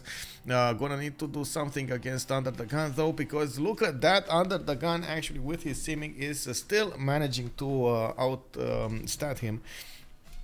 We did have an attack going on against Elaphantguy, and that is going to put a little bit of pressure on him, which is going to be nice and handy. We do need to see if Atomation is going to get his Cossacks sooner rather than later. From what I can see, Atomation is going to get them in 4 and Nationalism in 4. Cossacks are going to deal a decent amount of damage against the French armies, especially if France does not manage to get his own strong units. We do have Kilva coming up from St. Petersburg, archaeological museums, more cities on the west side, and Atomation is getting closer to Rome as well. Actually, I think this should be the way that Atomation should go with the Cossacks. Try to totally overwhelm Rome here, take him out of the game if they do manage to do that, and keep him out from settling. But he's not. Oh my god, he's actually getting to settle to the west side.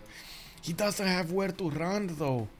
There's like, look at this massive land here. Oh my god, he can't really run away from Cossacks. They're gonna be so fast on his units. That's a big problem. Big problem. Actually, open up another sprite.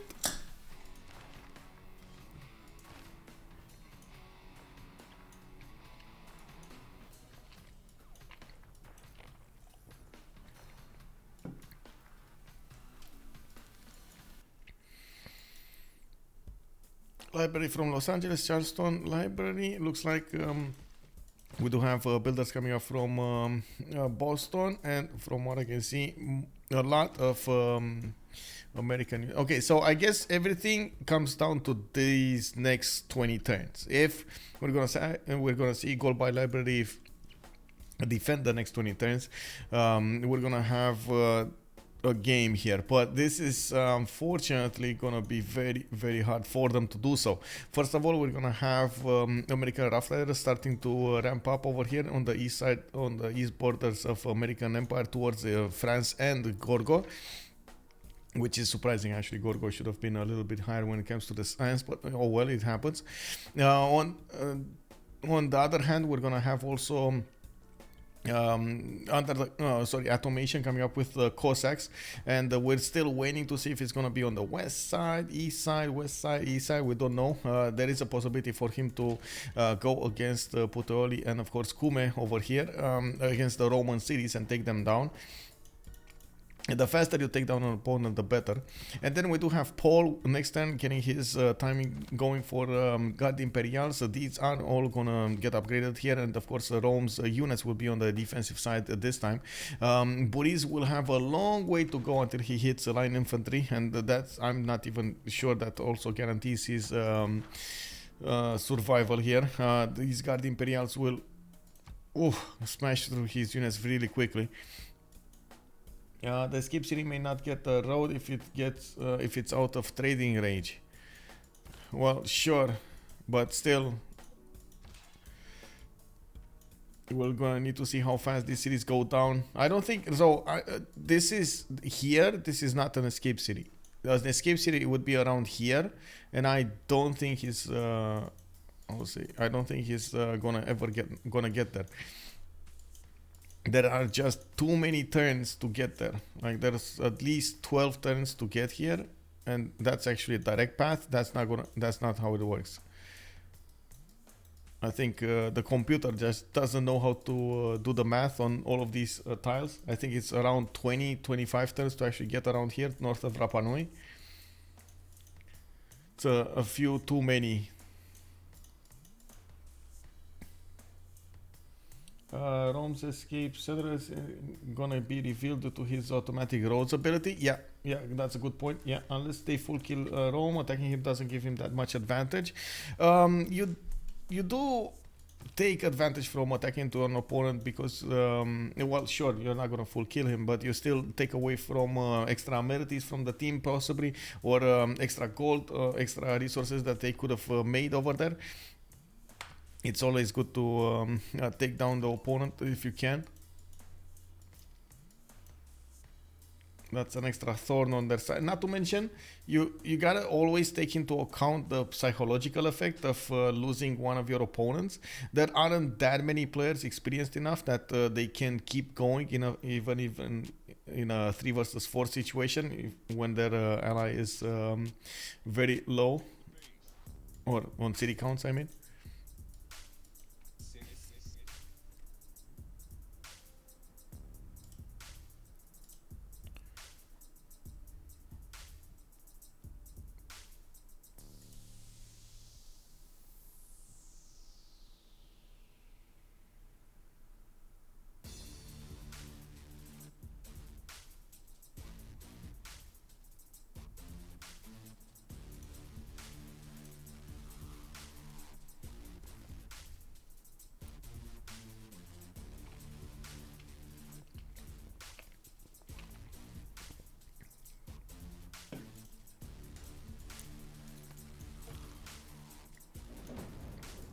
Well, Henri did manage to finish both of, well, actually, I think all 3. No, both, because he didn't finish. He didn't get to finish his university. Got the campus finished, and of course got. No, Paul, why? Why there? You got 2 turns. Just move it to Rhymes, bro. Why? Anyway, he's gonna not be efficient with Newton, unfortunately. Now is the turn that Paul will start to upgrade his other Imperials, and we can actually see what's happening here. Oh my god! The Cloudy Phoenix! Hello there, sir, and welcome. Thank you so much. GBL is very experienced. They won't fold emotionally. Well, we gotta see that. We gotta see if they're the big boys. You know. 95 strength Guard Imperial going against the Musket 73, and this is before nationalism. Of course, Paul is going to try to get to nationalism as well. We do have them with a bit of an issue. They don't have a general at the moment, and of course, we did see Paul trying to get a few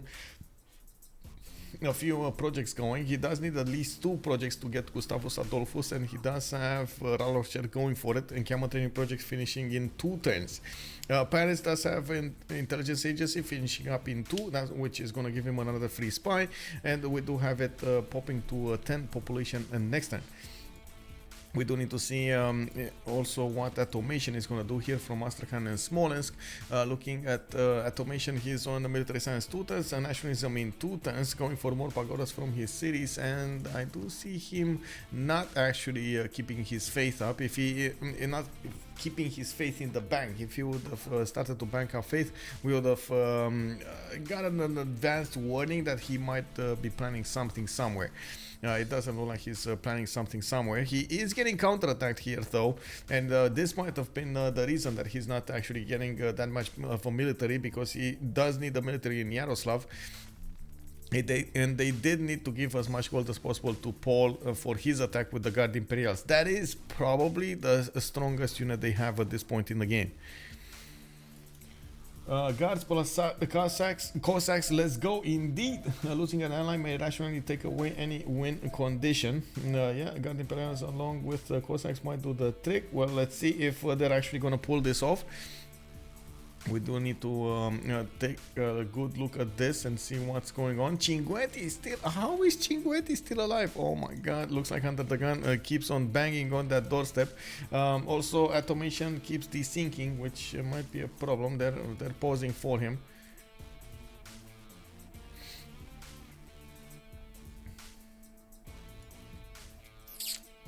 Yeah, pausing for him.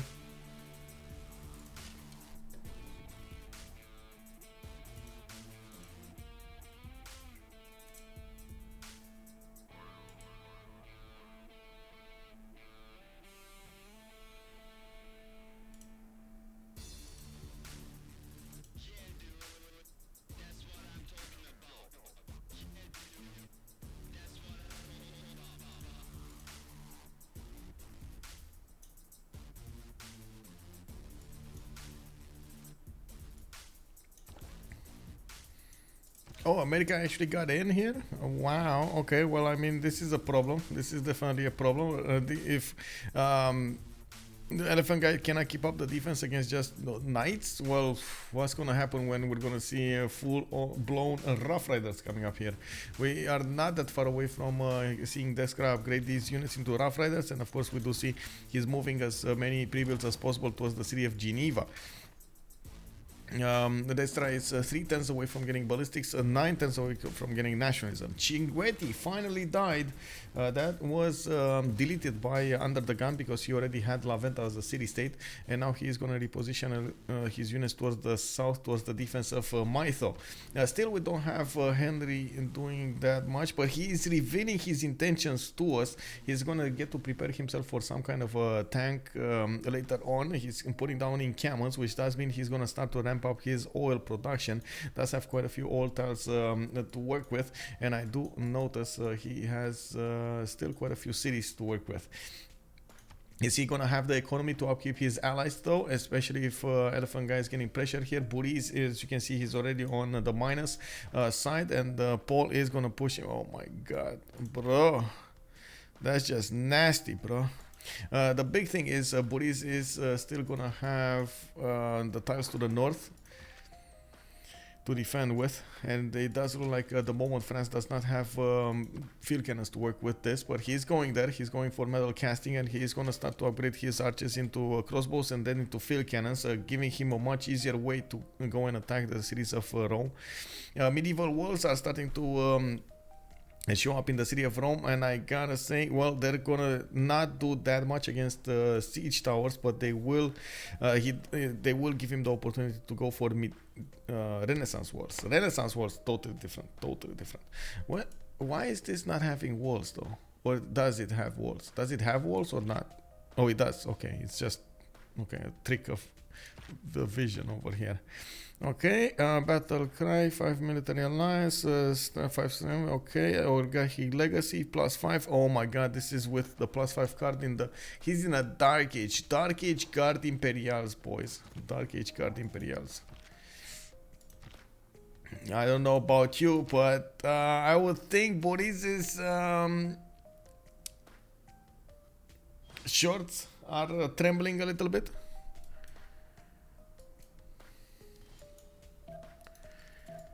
I think underpants was the best one.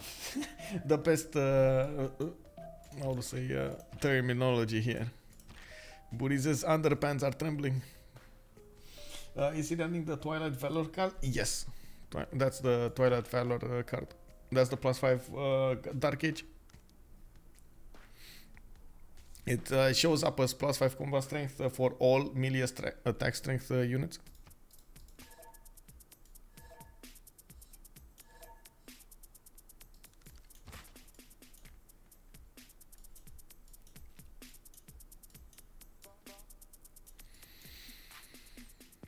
Now we do have Paul going for 60 out of 65. Looks like he just needs far more points to get to the Golden Age, and it looks like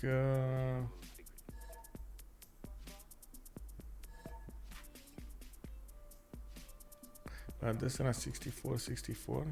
Okay.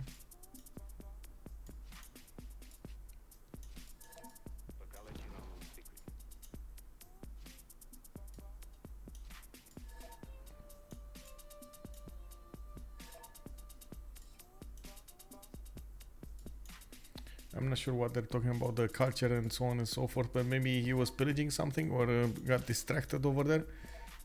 Oh no.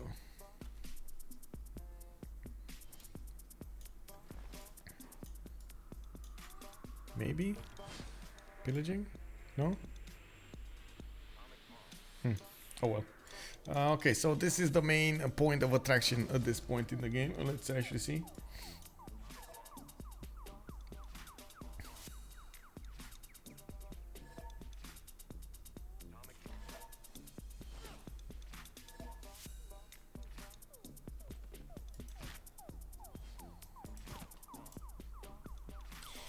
France doesn't have a general. He does have one now, though. He does have one now. This is gonna go crazy really fast here. Did he just one-shot a Muskeman? I think he did. Oh my god, he's starting to one-shot units. Oh, and this is without a general. Oh my god, 104 Guard Imperial. It's not even a core, bro. Not even a core.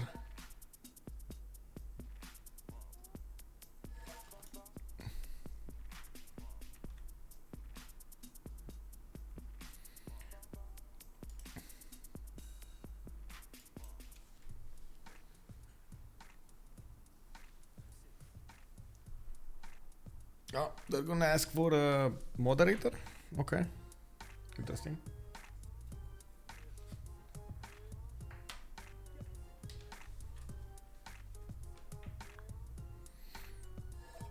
And then this is the moment that I need to actually clean my glasses. Give me a second.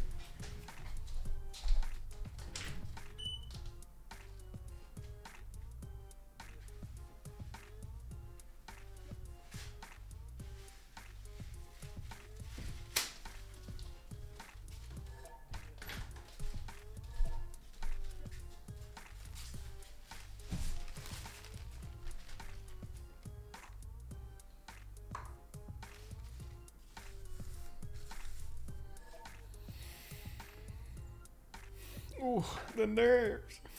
They're getting itchy right here. Well, I hope they're gonna settle down after the moderator gets in.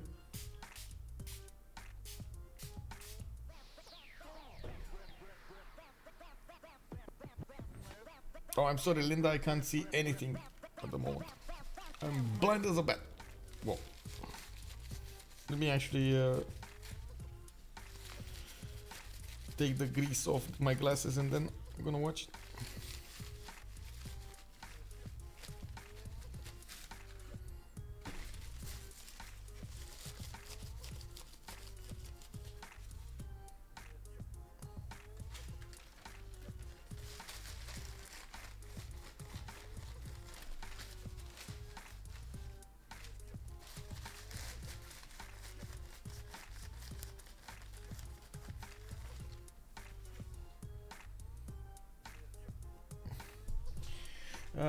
Okay, let's see. Is only Vicky? Does Eleanor England have red coats? No, only Vicky. This says Eleanor is France and also has a Guard Imperials. Yes, it is. What is a moderator?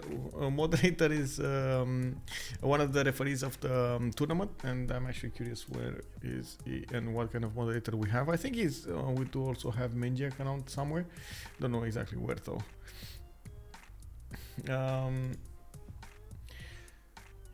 A judge, basically a judge, yeah. Just like Linda is saying. Oh man, this is still not perfect, but much better than it was before. I can actually see. I can see.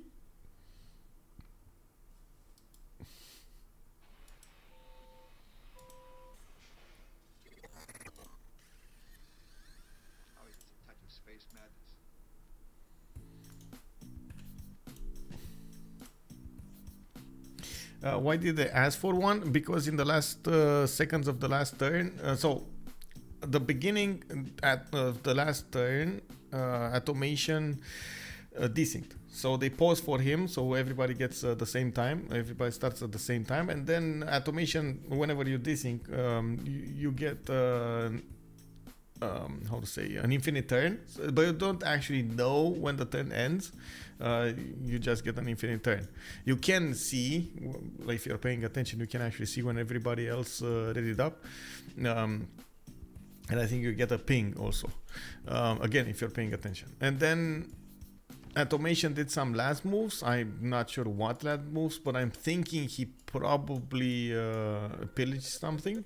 And because he did those last moves and pillaged something, and then everybody was like, "Oh no, you couldn't have done that! No, no, no, no, no, no, no, no, no! You got like 20 seconds and so on." And they want to relobby last turn, which is, oof.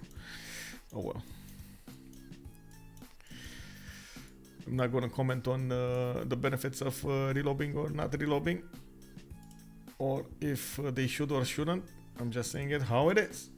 When the GS can take it back, if Atomation responds that he is dissing. Atomation took CS after everyone a turn ends. I mean, that's sure.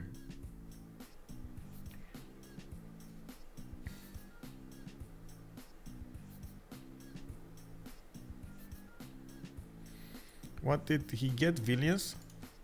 Is 13 envoys in there. He would need 13 or 14. Okay.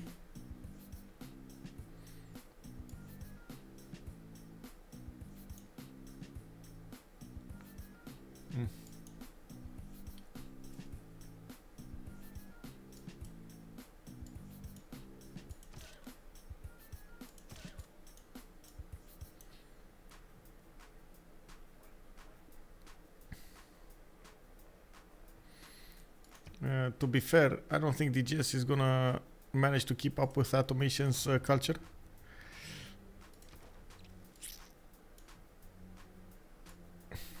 Oh, we'll see. So we're waiting for an moderator to show up.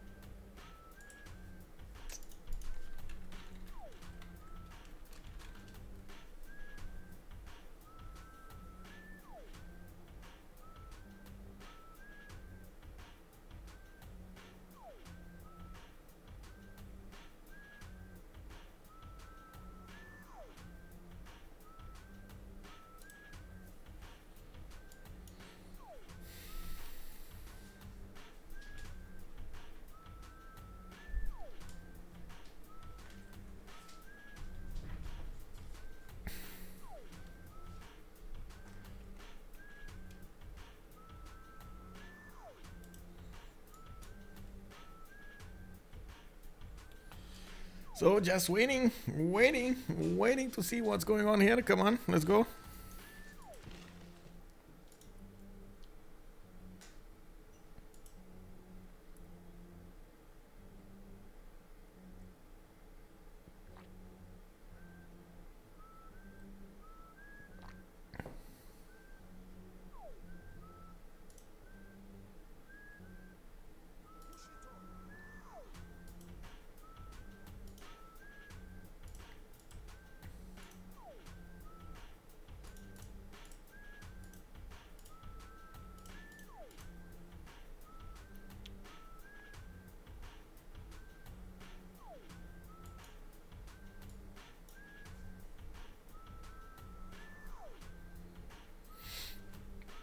Well, we do have those much needed universities over here, and I do have to say at the moment it does seem like Tranquility is much better suited for the next part of the game when it comes to the science. We do need to see if they can keep up their advantages here.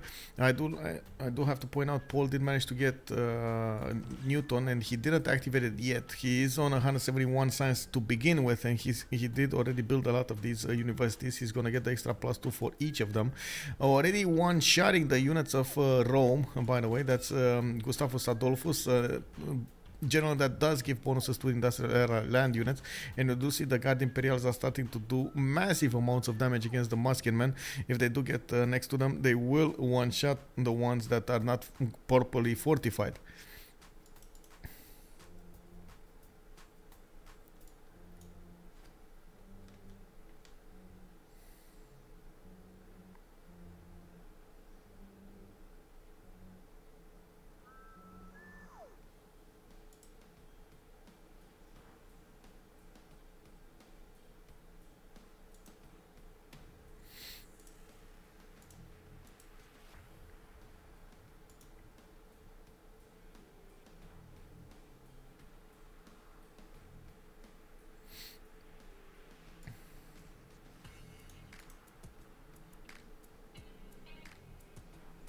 Oh, they're tagging more moderators here. Okay. More. More.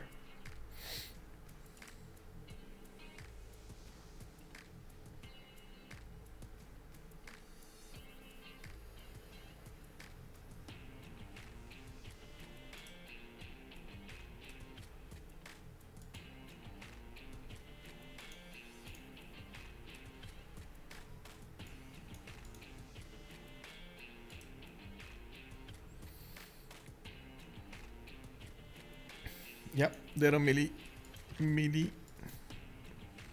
Look at them with the long sticks over here, just standing on the ground there.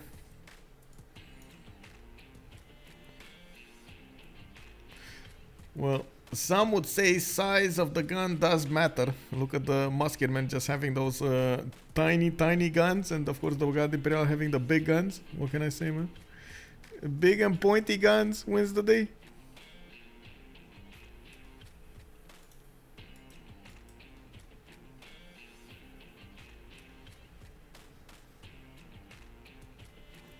What? Big bullets? You need big bullets, yeah? Big guns, big bullets, yeah?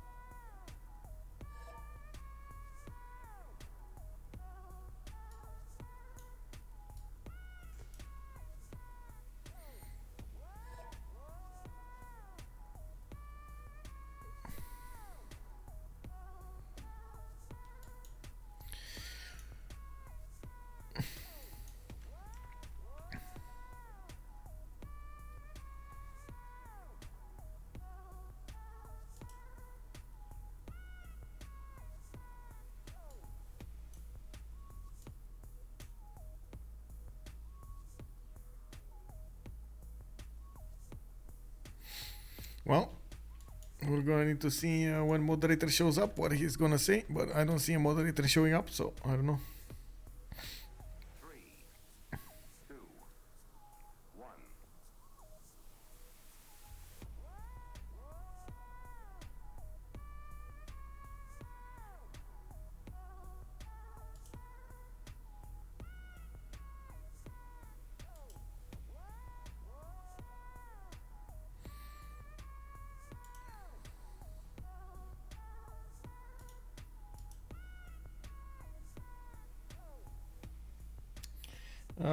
Hopefully this isn't an inappropriate question. Do I have a day job? No, I'm fully, like, this is my job. Streaming is my job. And I think if I want to make it my job and of course get a proper income from it, I actually have to put all in. So I'm doing it all in.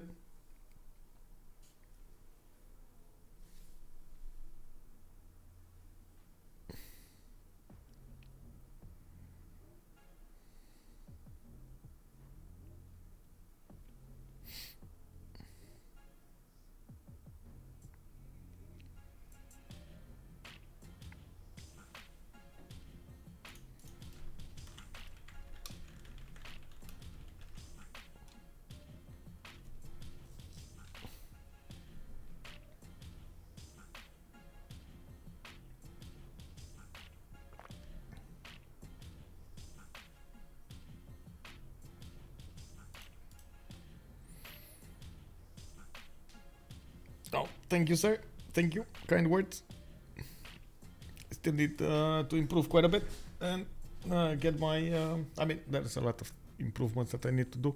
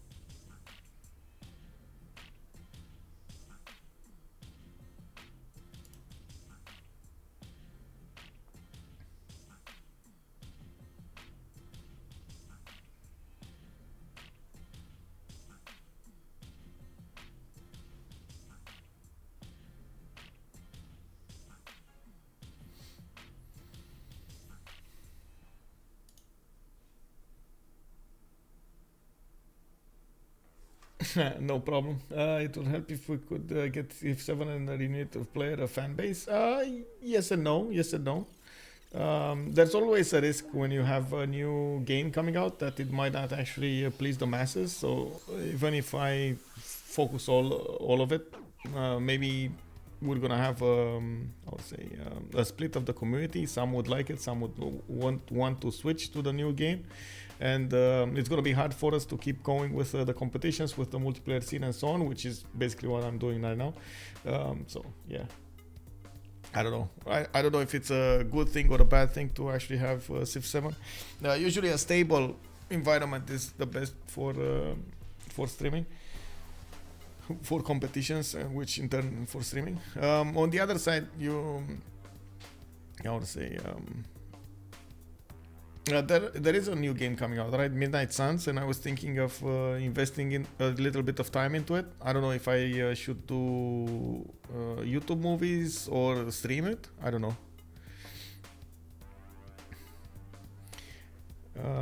What was Civ 6 competitive like? There was no Civ 6 competitive like before BBG. We made it competitive. There was zero competitive. I mean, we were like a total of like what, 30 players or something like that were playing between us, and waiting for each other like hours each day, and then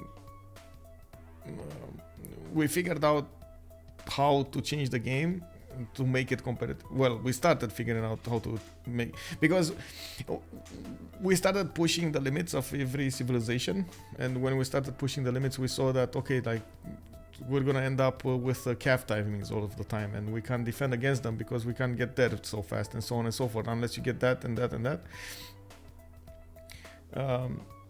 Then there came the need of more like a different balance. Is there a CPL for beginners? Yes, we do have a novice section. It's actually quite booming right now. Novice teamers, novice FFAs, and from what I understand, there are quite a few resources for them as well. We do also have coaches. I'm also coaching, by the way. If you're interested in something like that, I do try as much as possible to give my time for coaching.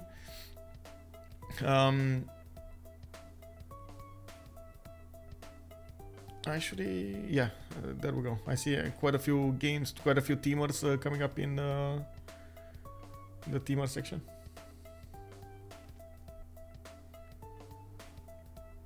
There is, by the way, there is Canuck Soldier that is handling the case. We're just waiting for him to make a decision at some point.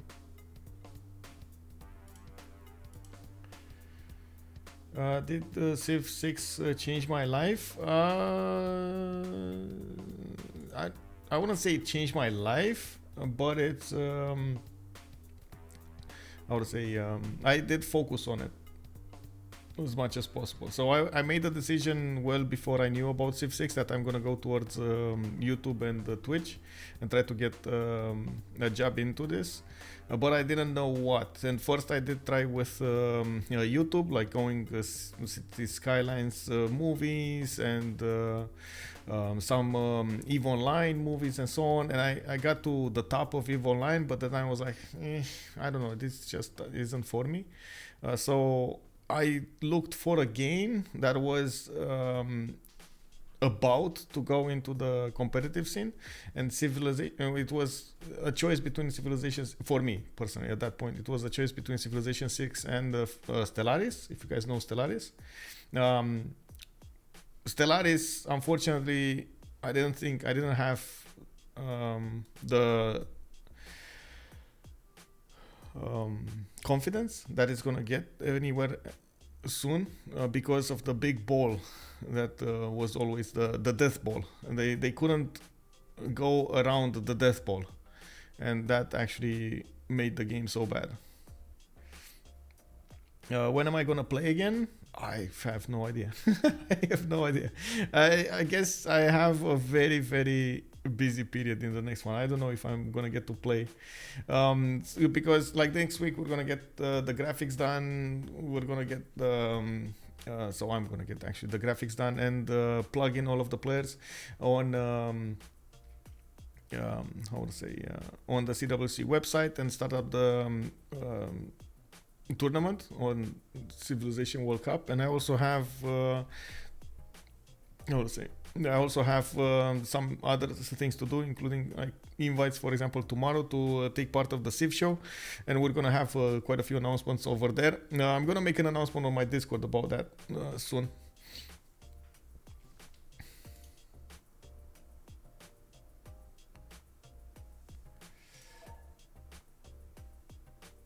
Oh wait, what? They GG'd? Well, I guess it makes sense because they were quite a bit behind and they would have lost one of the players. We got a GG. We got a GG. First game goes to Tranquility, and it looks like after quite a few pauses over here, quite a few extra nerves, they couldn't go for it. And yeah, that was it. We got Tranquility getting it with quite an interesting push coming out from Deskra. We would have liked to see those Rough Riders go against their opponents there. We did have the Guard Imperials coming out from Paul, and Atomation was trying to get the goal for them, not to mention getting his culture up. We would have seen some Cossacks as well, and I believe this would have been quite a bit of an issue.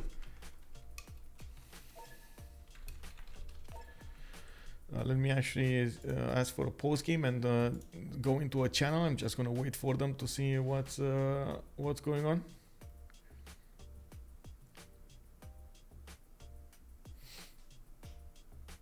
Did you win? I don't know. Did you vote for Tranquility? Yes, you did. Yes, you did. LGS, good evening, sir. Kicked over all this for that. Yeah, all this for that. I think. Well, I don't know why. They waited so long to make a decision here, but oh well. Manage prediction, Tranquility. There we go. You got the points. You got the power. I'm just waiting, by the way, in the channels. I can actually show you what's happening. They're still in their channels, and I don't really want to barge in. Maybe they're talking some strategies they would have done, and I don't really want to reveal anything that is not to be revealed.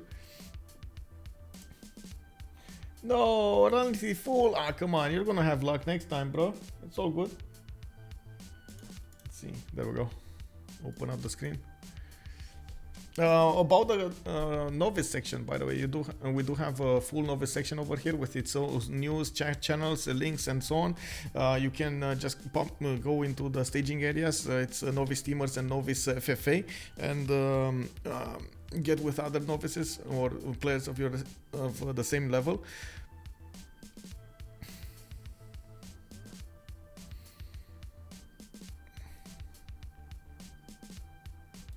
Hello, hello. Hello, hello. Congratulations. First win of the best of 3 series.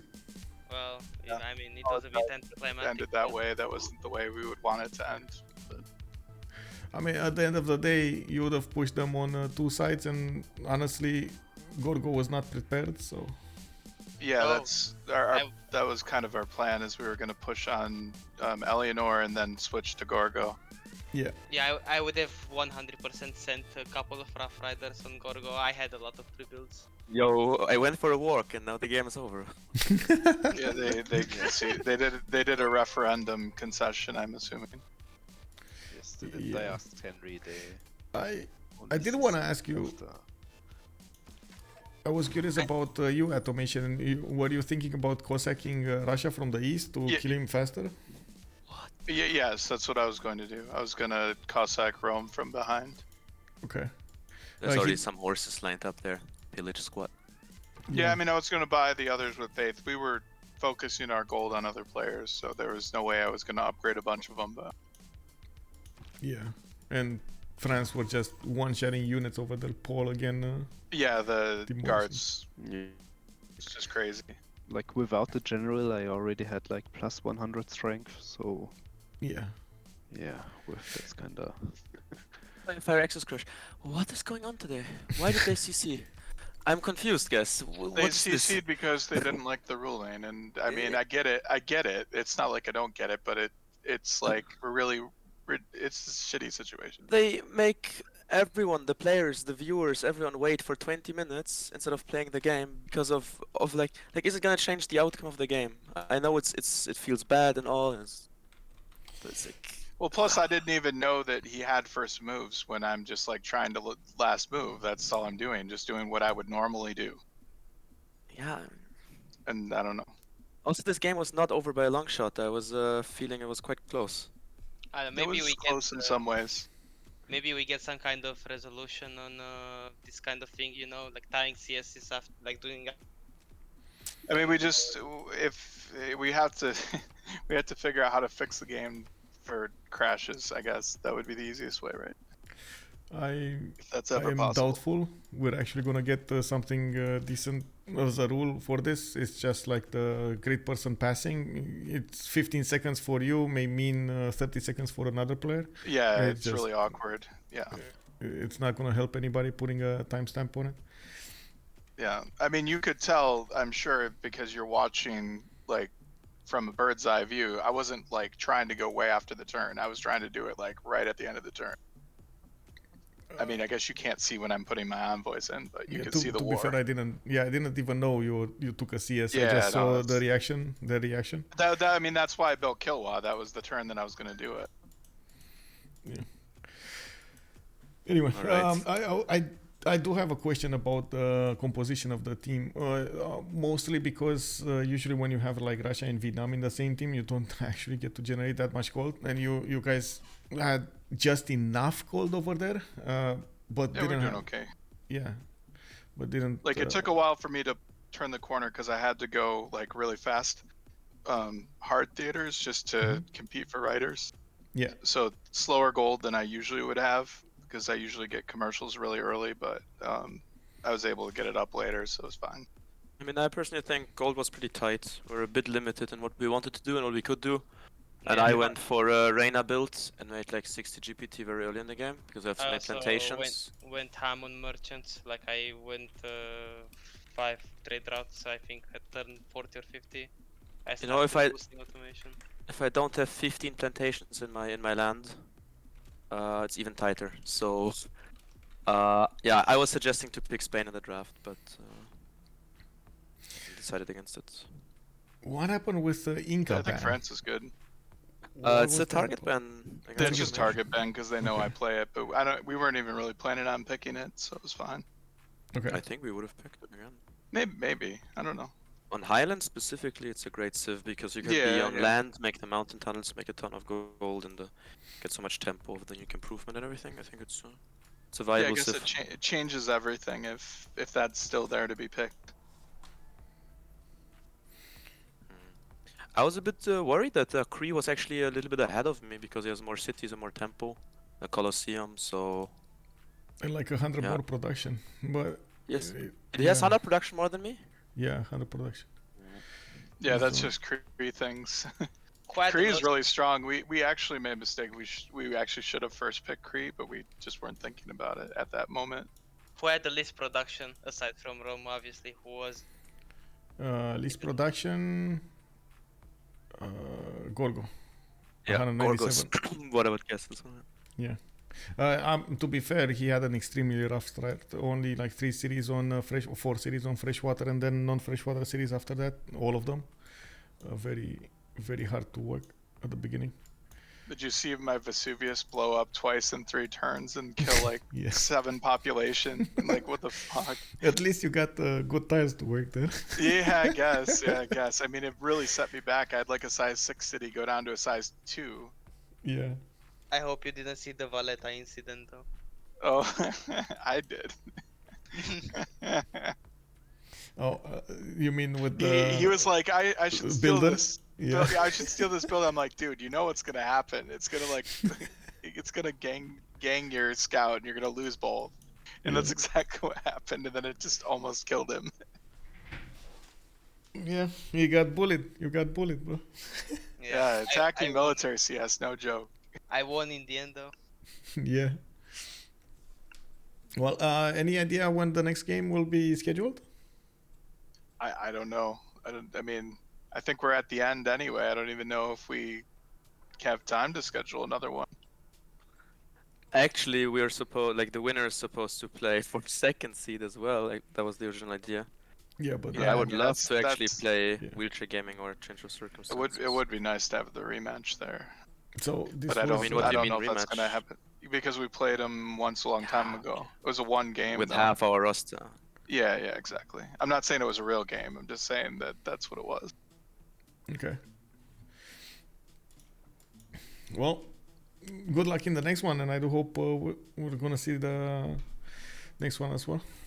Full, yeah? no more Yeah. these things, no more nothing. Hopefully. fingers Yeah, I crossed. mean that'd be nice. I Yeah. usually don't crash. That was weird. Michael, Well, did you catch the odd Vietnam build I went for? Did you see what I did there? With the 3 series opening and then Ancestral Hall. Yeah. I was quite surprised about that. It did slow you down quite a bit, though. It's Ancestral it's a Hall is discount. tough on that map. Yeah. No, it's a discount thing. So I discounted 3 tons and 3 commercials, and I made 50 gold and for like turn 30-ish. The gold was good. The gold was very good. So it's a Magnus Reina discount scaling thing. I don't know. I think what slowed me down was the grief. So the horses from all sides, snatch and builders and the delaying settlers and that kind of stuff. No, yeah. the 2 horses that came from Rome to take your Yeah, huge. horses are super annoying on that map. Yeah. They get around very quickly. Wait, I had more production than Eleanor. Yeah, I mean, Yeah. I don't Well- think that. Wasn't he Faith Eleanor though? So Yeah, he's gonna he Yeah, has he really was. just So idle. if you Oh, add okay, that, that it's makes not. sense. Yeah, you Yeah, don't that have makes that. sense. That makes I sense. think yeah. Paul played really well here. Probably carry of the game, right? Winning the matchup against Rome. And, Yeah, it was good. I don't know why Buhrese turtled this much. Like, he should have kept on settling. I know not that many good cities, but he should have just tried to get more cities there. I mean, I don't Stop. think he did a mistake though. It's Corsair push France. It's a really scary push. Yeah, but the transition between coursers into guards was extremely quick. Like, Yeah, we made sure to boost whatever he needs. He had good campuses, he had a good sim, and we made sure he could get pre-builds and whatever he needs the front line. Yeah. And I mean, the level 2 spy, like he got the level 2 spy, everything worked. Yep. So, France is strong. I don't think trading out France for Spain is better. I think France is really good. I'm not quite convinced of the Rough Rider first pick. I think we Yeah, that's what. Well, you were it's the one who wanted overrated. the Rough Rider first pick. I didn't. I didn't want to play against the Rough Riders. Yeah, I I wanted mean, to that's ban Rough fair. Rider. But They're nerfed though, so it's not that bad anymore. to be fair, like we would upgrade Rough, like next turn I get ballistics, and then we give all gold to Deskra, who also Yeah, gets we'll have a ballistics with good the play boost, for and then we sure. upgrade the 15 cowboys. So that would have been Yeah, and nice. even if somehow France defends, I don't think Gorgo has any chance of defending. No. The Rough Rider is nice, but like Cree is so good, and I don't think they take Rough Rider even if we take Cree first pick, but I could be wrong. Yeah, I agree. I don't think it's really what they like to play. We could have asked them, but well, I guess they're not here. Yeah, I don't think they would answer us. this feels bad. I think Yeah. Yeah, I don't know why they 20, got 30 so turns the game. so annoyed by this. Honestly. I mean, they thought that I was doing it in like a malicious, like trying to play way after the turn way, which would be like pretty skeezy, and that wasn't what I was doing. Yeah. Oh well. It happens. Well, hopefully they're gonna settle down. Yeah, I hope so. Well, have a good evening, guys, and thank you so much for an awesome show over here. Amazing. A few snatches, a few CSs coming around you. Very nice. A few synchronized pushes. I do have to say I really like how you picked the civilizations to have those industrial pushes. You had like 3 very strong pushes. Very nice. Well, thanks Yeah. for asking. Have a good evening. Have a good Have a evening. good one. You too. See ya. See you. So there we have it. We heard from Tranquility from Atomation, Deskra, UnderTheGun, and we did have Paul at the same time talking a little bit, not that much because for some reason he disconnected. He was the one playing with France over here, and he was smashing down Rome. We did have them giving us a bit of a read about their steps to actually get their strategies going, how they thought about it. Even if we had some worries about the gold, or I at least had some worries about the gold, they did play around it very beautifully, and of course you did see exactly the gold that they needed to have. They had it at the correct moment in time. UnderTheGun was also pointing out about the district discount that he did over here with the tons, with campuses and commercials. Did quite well to actually get the gold for his teammates as well, and we used Ancestral Hall to come back into the game with more of those cities quite fast. We did have the game 1 out of this. I think it should be a best of 3 series.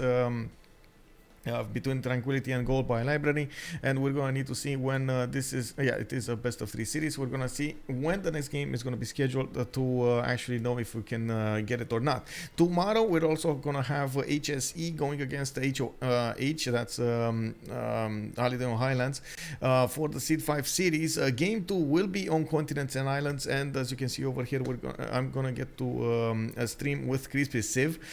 Interesting. By the way, since we're gonna switch the hour in like 2 hours or 3 hours, I think GMT will be 1 hour later, right? Or something.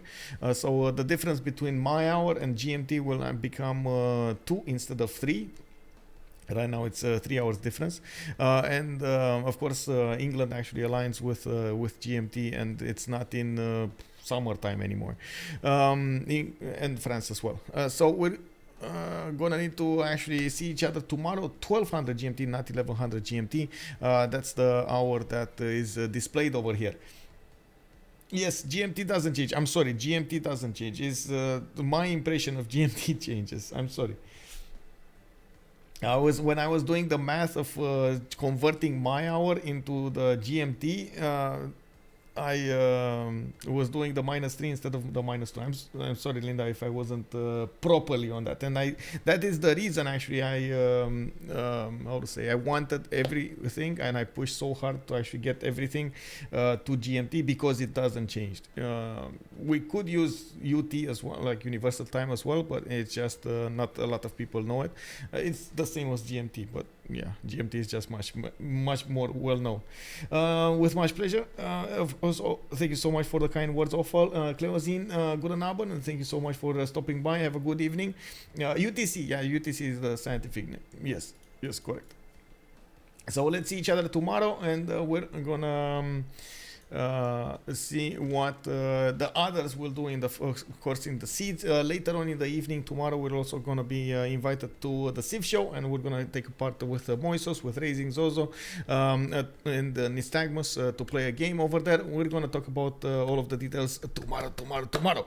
Have a good evening, and if you're coming up from YouTube, I do hope you did enjoy this game, and you're going to throw the thumbs up. I do also hope you're going to leave a comment down below, and we're going to see each other in the live stream on twitch.tv/OnSpotTV. Thank you so much for joining, and I do hope you're going to have a fun time. Have a good evening, everybody. Bye.